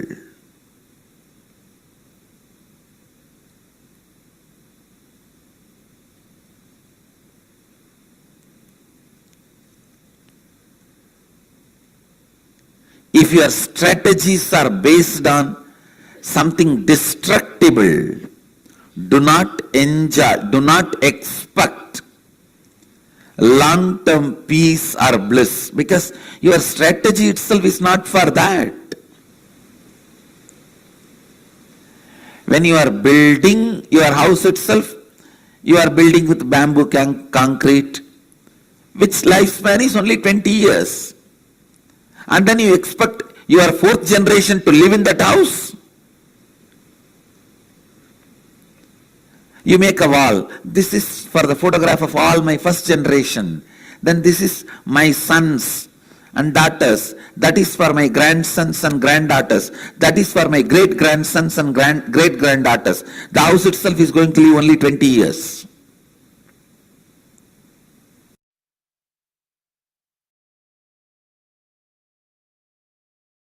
See, before even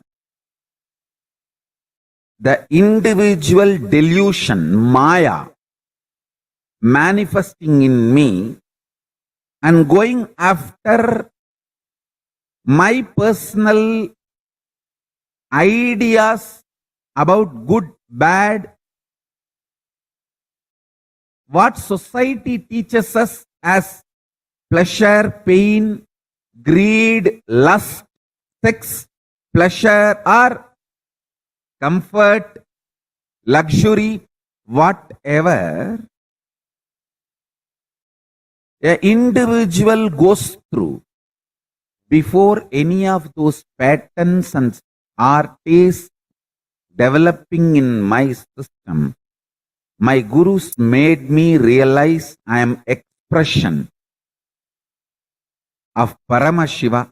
I am manifestation of the principle, not individual. Understand? I am not individual. I am manifestation of principle.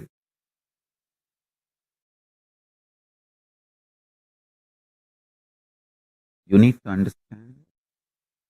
I am a manifestation of principle. Tattva, not an individual. Before even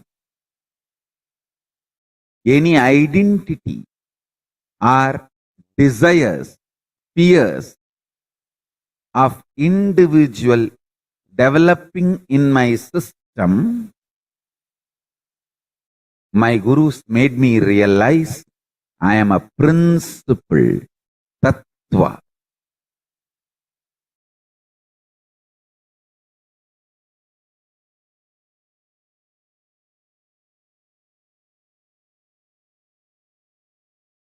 Now I want to tell you, for living enlightenment, you need vision, not sacrifice. As long as you don't get the right vision, you need to have sacrifice. Till the vision is not clicked, you need sacrifice. Once the vision clicks, you don't need sacrifice. When I cut my thigh and went back to Annamalai Swamigal, he said, what you did is neither wrong nor right. I couldn't understand. What do you mean? He said, because of this cutting yourself, you got the click. Ultimately, that you are not the body. Actually, after that only he gave me the initiation into that Aham Spurana. The methodology of the Aham Spurana by great incarnation, Ramana Maharshi.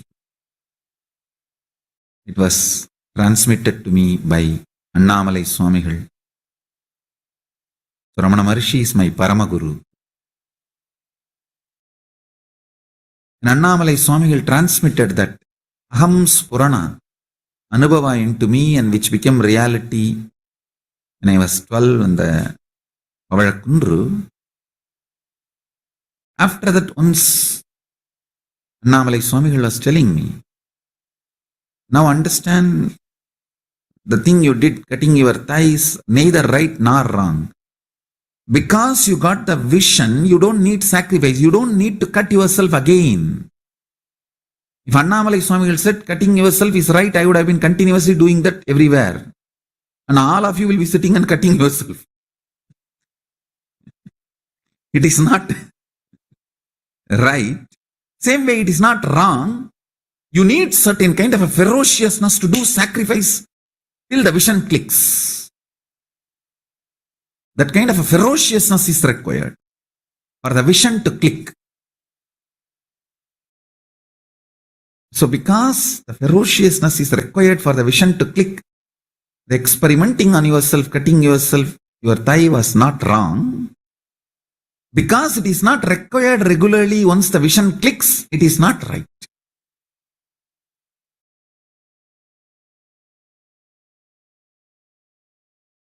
Understand it properly. Sacrifice is required only till the vision clicks. Once the vision clicks, you don't need sacrifice. Because living enlightenment does not need sacrifice. It only needs the vision clicking in you.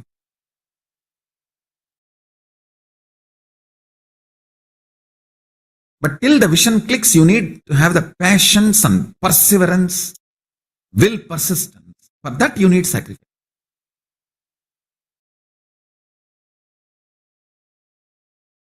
Shivajnana Anubhuti, Shivajnana Anubhava, Paramashivoham Anubhuti is a vision manifesting, not torture or suffering.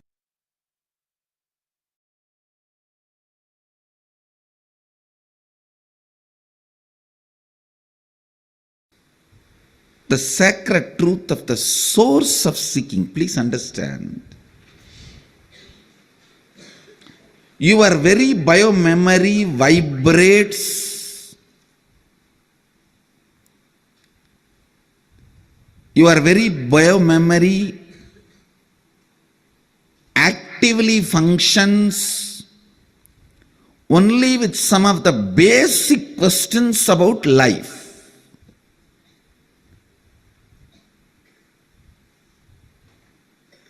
What is pleasure? How can I have more? What is pain? How can I avoid that? What is life?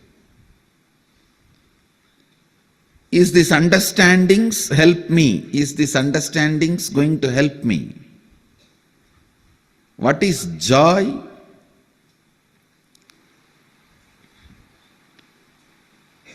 All these basic truths, basic understandings,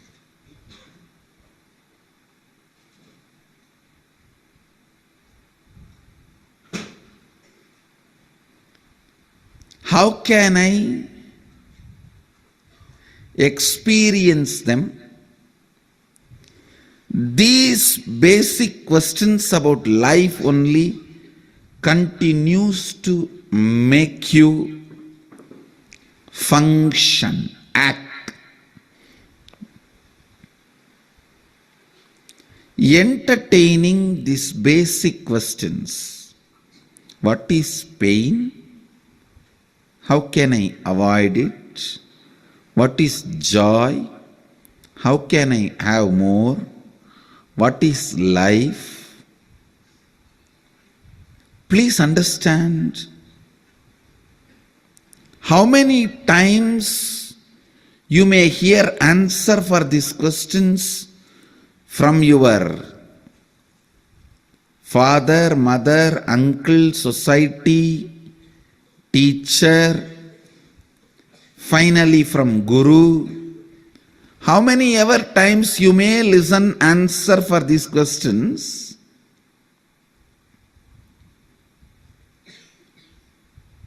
Listening to better and better answers for these questions and clicking with them is maturity. Listening your own answer and experiencing once for all is enlightenment. Understand? It's nothing but basic questions. What is life? What is death? Why suffering? Why pain? What is bliss? What is joy? How can I have more joy? How can I have less pain? What is it that is living inside me? What is it that changes inside me? What is it that does not change inside me? What is it that is making me move? What is it that is making me tired? What makes me exciting? What makes me feel bored? For these basic questions, if you have better and better answer and click with the better answers, That is called maturity. Naturally, the answer your friend gives when you are 5-year-old will be different. Your mother gives when you are 6-year-old will be different. When your father gives when you are 14 will be different. Finally, when you reach your guru, the answer he gives will be different. So clicking with better and better answers is maturity. Ultimately, clicking with your own answer, experience, and the question disappearing once for all is enlightenment. That is enlightenment.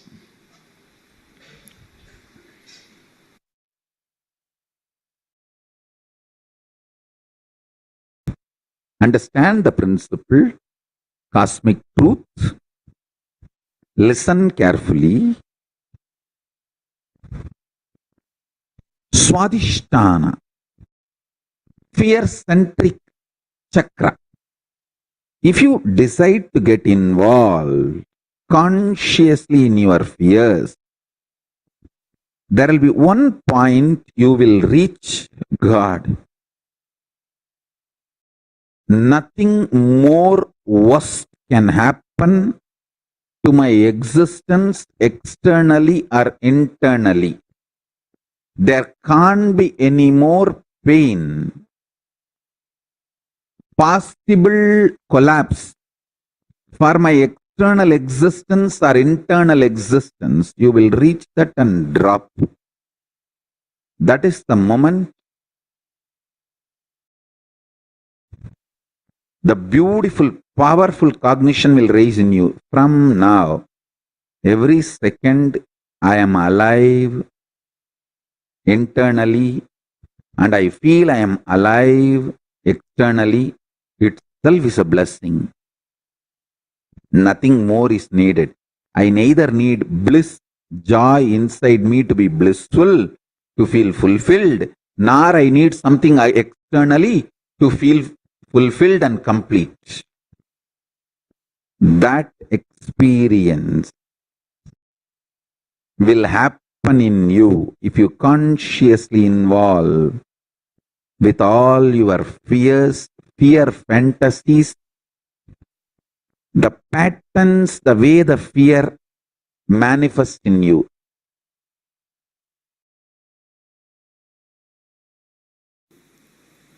Overpowering you. This layer, the mental layer, Manomaya Kosha, strong thought currents overpowering you, is the biggest incompletion stored in Manomaya Kosha, the mental layer. Please listen. In the mental layer, the powerful, strongest incompletion recorded, strongest incompletion stored is thought currents overpowering you, making you powerless.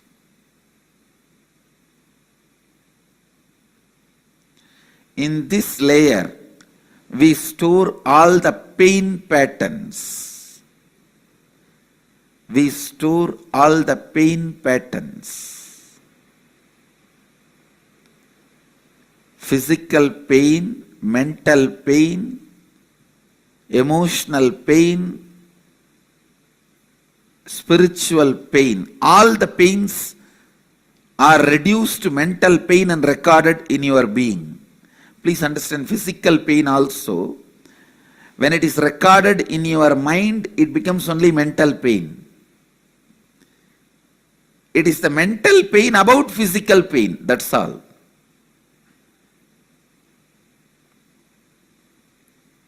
Physical pain, all of you know. If somebody hits you, what happens? It's the physical pain. Mental pain is if you are not respected somewhere the way you expect to be respected.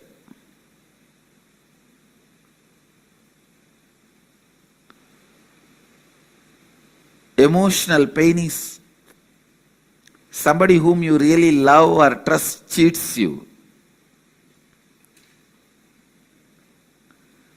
And spiritual pain, conscious pain is pain of not achieving what you want to achieve in your life.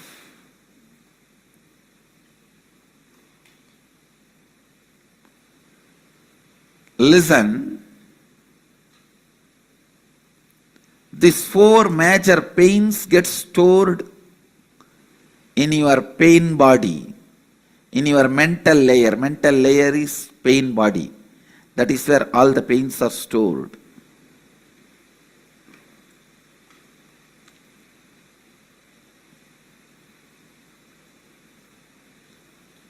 I'll lead you into a very powerful process to get you out of this mess you created for yourself. Each thought current overpowering you and torturing you, even though you don't want them. Now I tell you, sit, recall each and every incident, relive them in your inner space, write them down. I commit with you, today with this Samskara Dahana Kriya, I'll complete all your pain patterns because they are not worthy of carrying. You have a stupid U-Haul service. Constantly your pain being transferred wherever you go. This U-Haul service does its job even if you don't call them. That's the problem.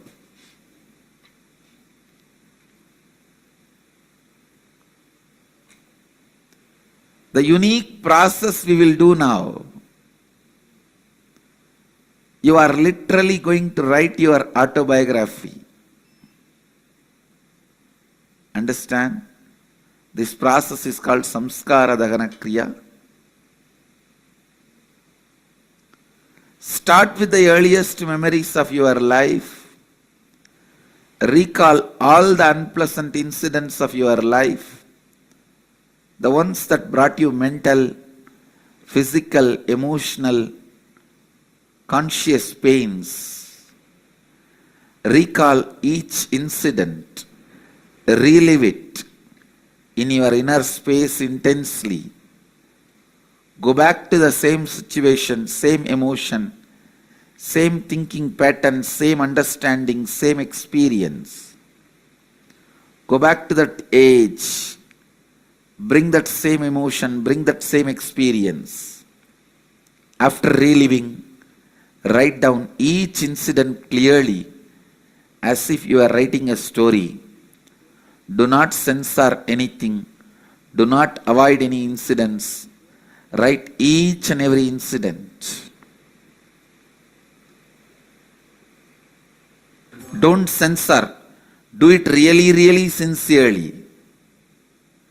Go ahead. Let's gather for next session. Thank you. Be blissful.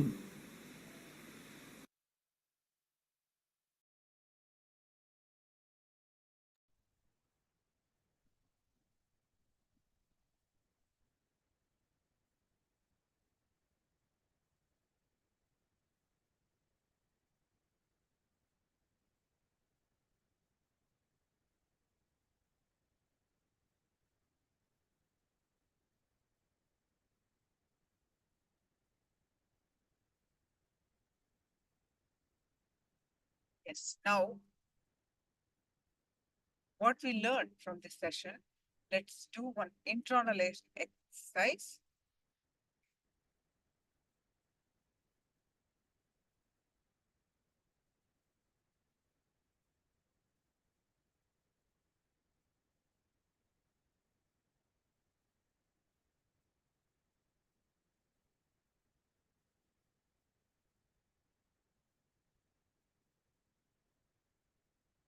So, What did we learn from this session? What is pain? And the pain, the so-called worse suffering, are because you are not it is suffering, not because it is reality.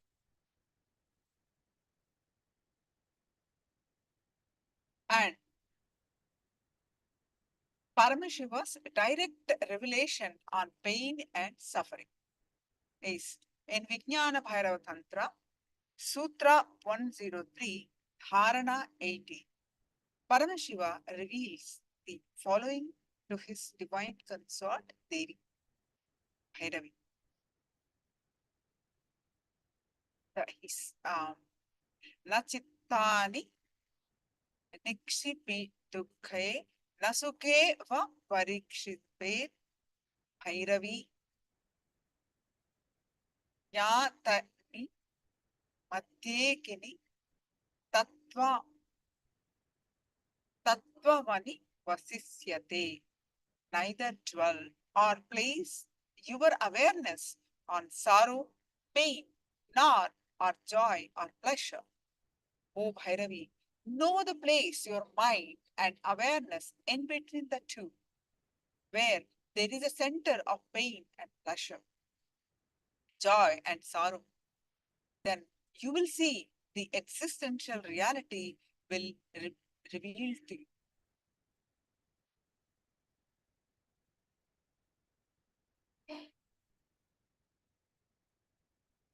From the life of the Supreme Pontiff of Hinduism,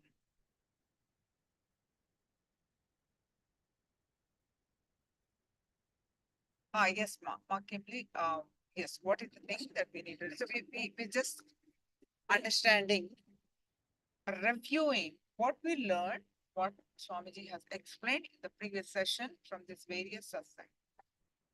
What is pain and what is suffering? What is the root cause of all these? First we are reviewing and then we'll do the exercise. I'll get there. So from the life of the Supreme Pontiff of Hinduism, a life beyond pain.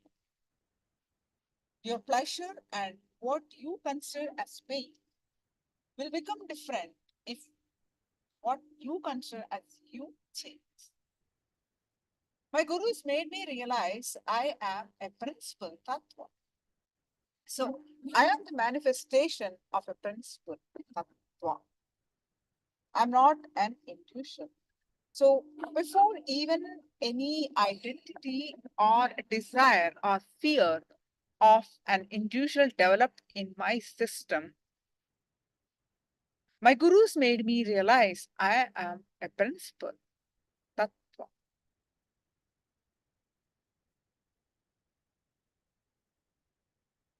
And from the life of the Supreme Pontiff of Hinduism, at the age of 12, what he did, so Annamalai Swamigal, he went, one of the Swamiji's guru, Annamalai Swamigal.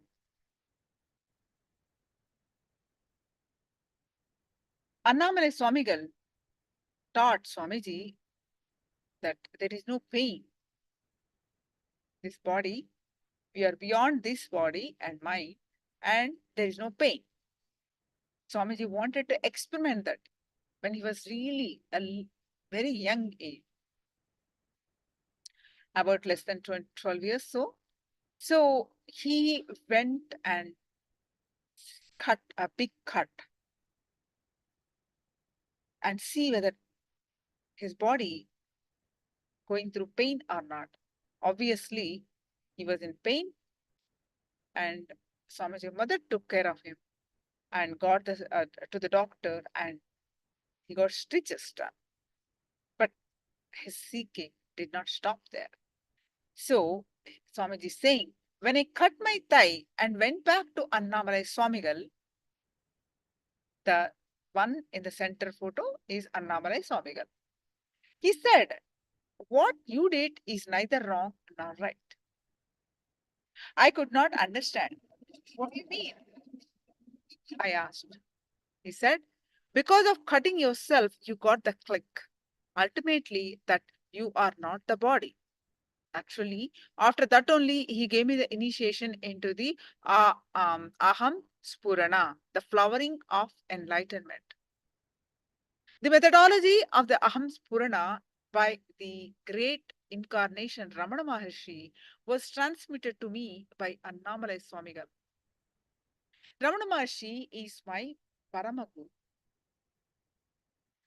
Aham Spurana Anubhava, the experience of Aham Spurana, become reality when I was 12 in Pavalakundu. You can see the photograph, extreme right.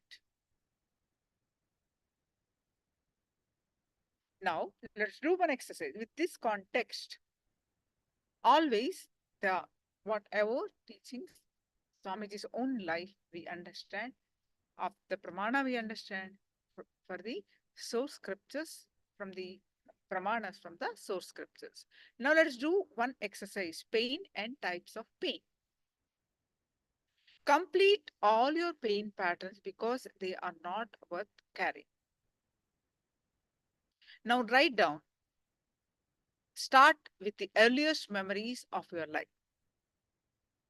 Recall all the unpleasant incidences of your life. The one that brought you mental, physical, emotional, conscious pain. Recall each incident, relive it in your inner space intensely. First, write down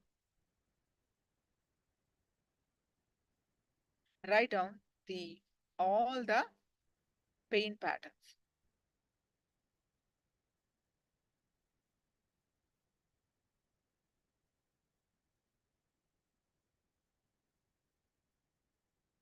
What are all the unpleasant memories that you had?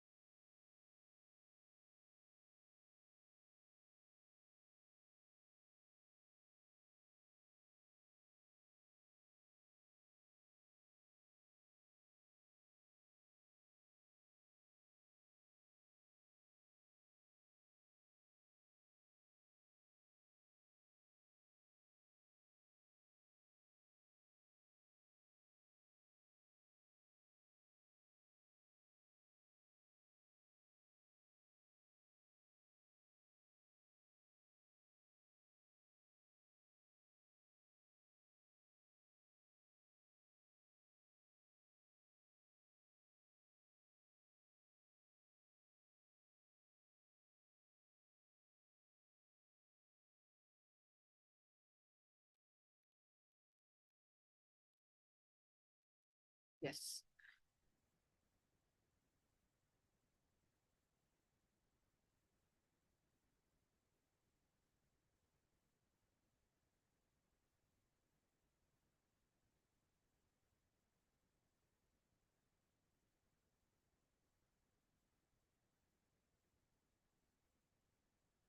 Any questions? Please do let me know.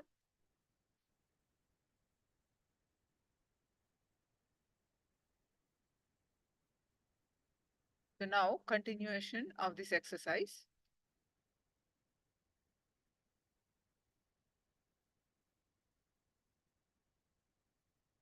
Now, in the step that you're going to do, second step of what you're doing. After reliving, write down each instance clearly as if you are writing a story. Repeat for each instant, the pain will melt away.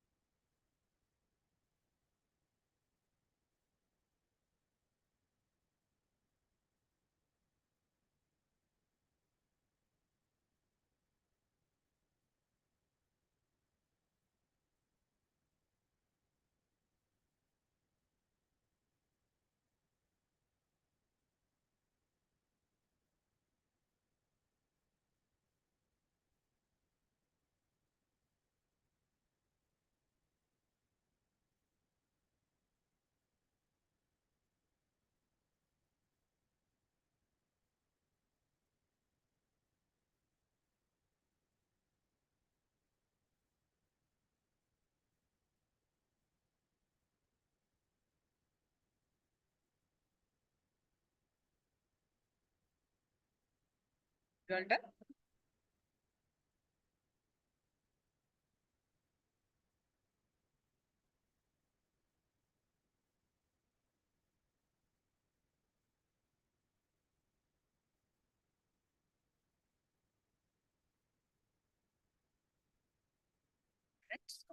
minutes.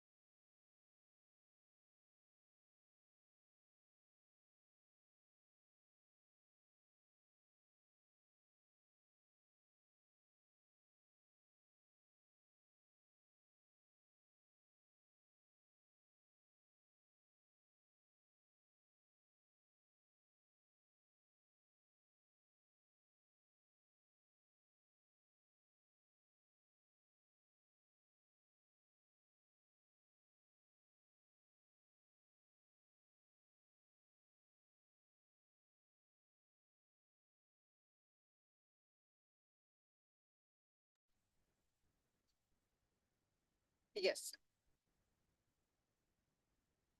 Any questions? Do let me know.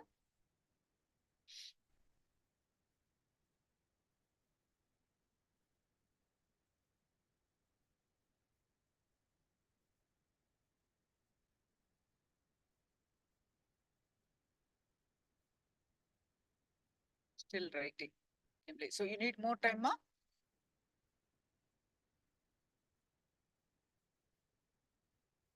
Okay.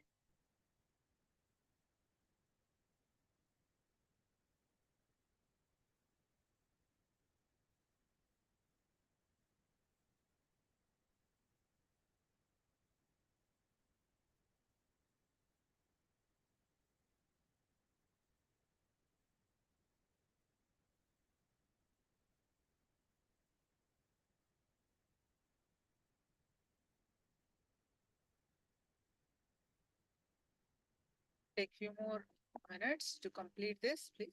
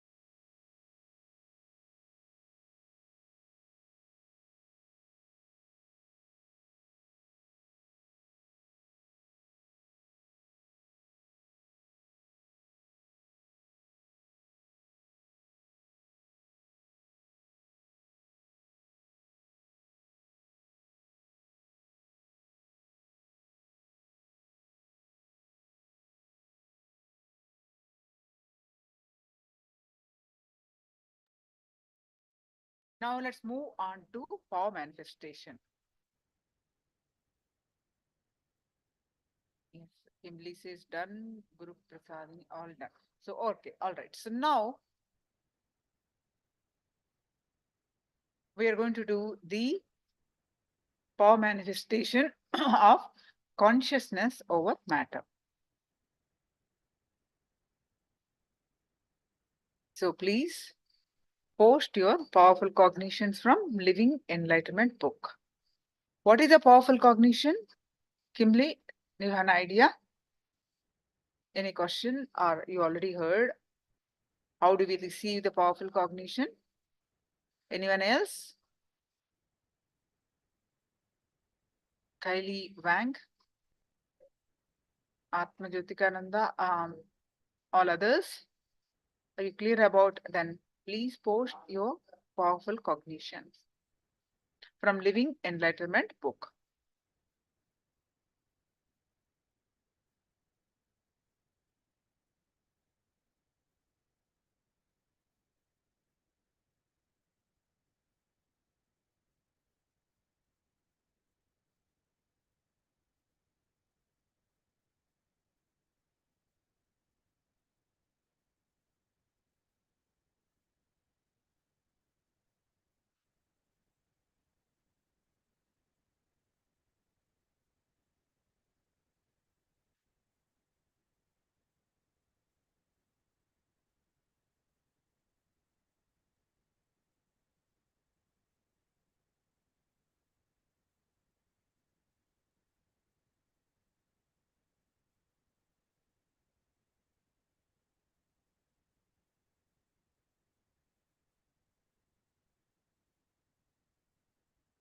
Powerful cognition. Is it consciousness? Third eye? Yes. For the master's presence. Okay, so she posted the cognition. For the master present to work on you, allow whatever happened to happen. Don't be tense, irritated, or resisting. Don't expect anything. Whatever happens, allow it to happen.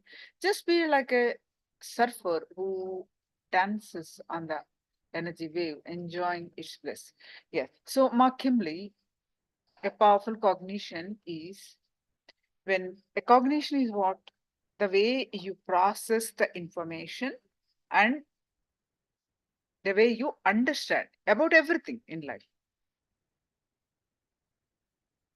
So, whatever makes you powerful when you hear about something, if it is making you powerful, inspired, energetic, that is powerful cognition. If you hear something that makes you, puts you in depression, low mood, fear, all kinds of emotions, negative emotion, that is powerless cognition.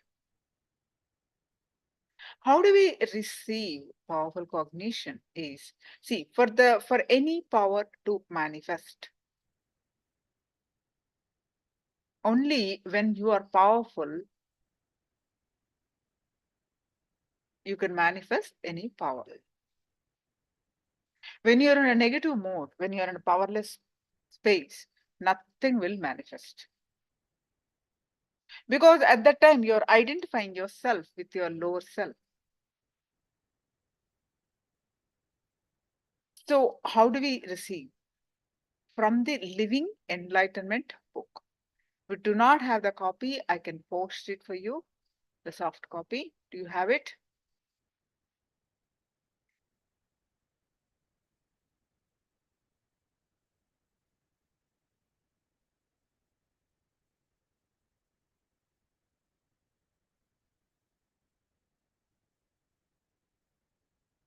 Yes, you have it. So now, browse through. And wherever your cursor falls, if you have the physical copy, you know how to open it. You just open it. Wherever your eyes fall, that is your powerful cognition. That's what exactly Swamiji is speaking to. So receive that cognition. With this soft copy, just browse through, stop wherever, then read wherever your cursor stops, and that is your powerful cognition.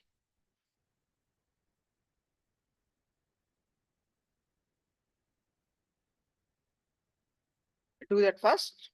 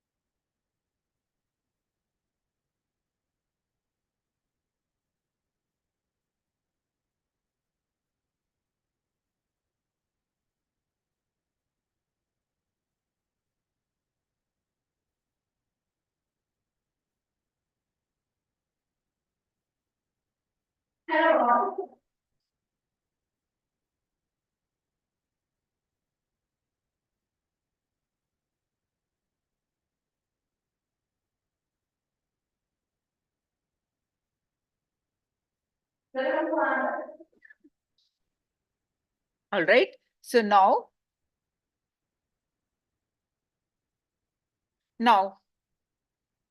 get your objects of a coconut, or if you don't have a coconut, get a round fruit.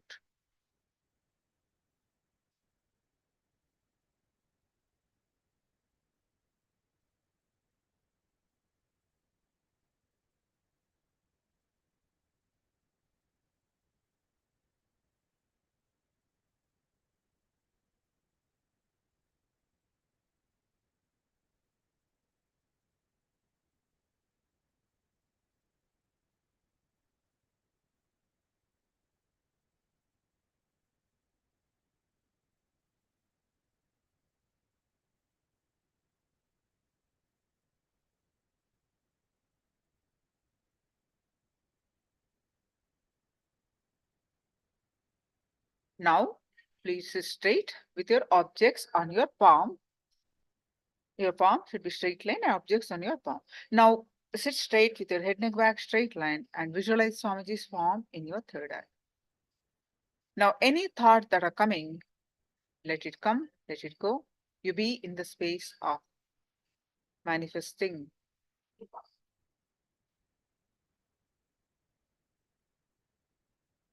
The oneness space with Swamiji.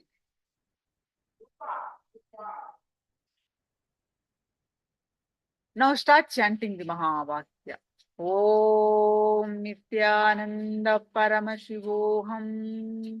Start chanting the Mahavakya and experience the space of oneness. With that space of oneness, declare the object on your hand to move. Chant the Mahavakya now.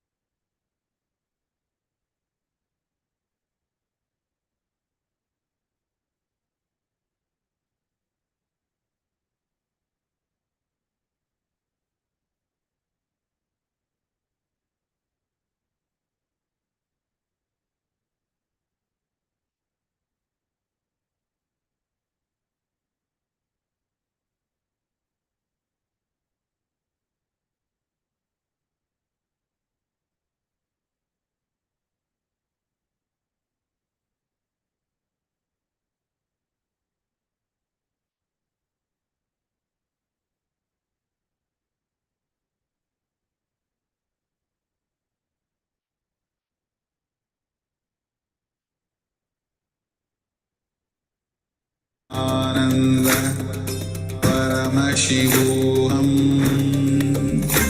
ॐ नित्यानंद परमशिवोऽहम्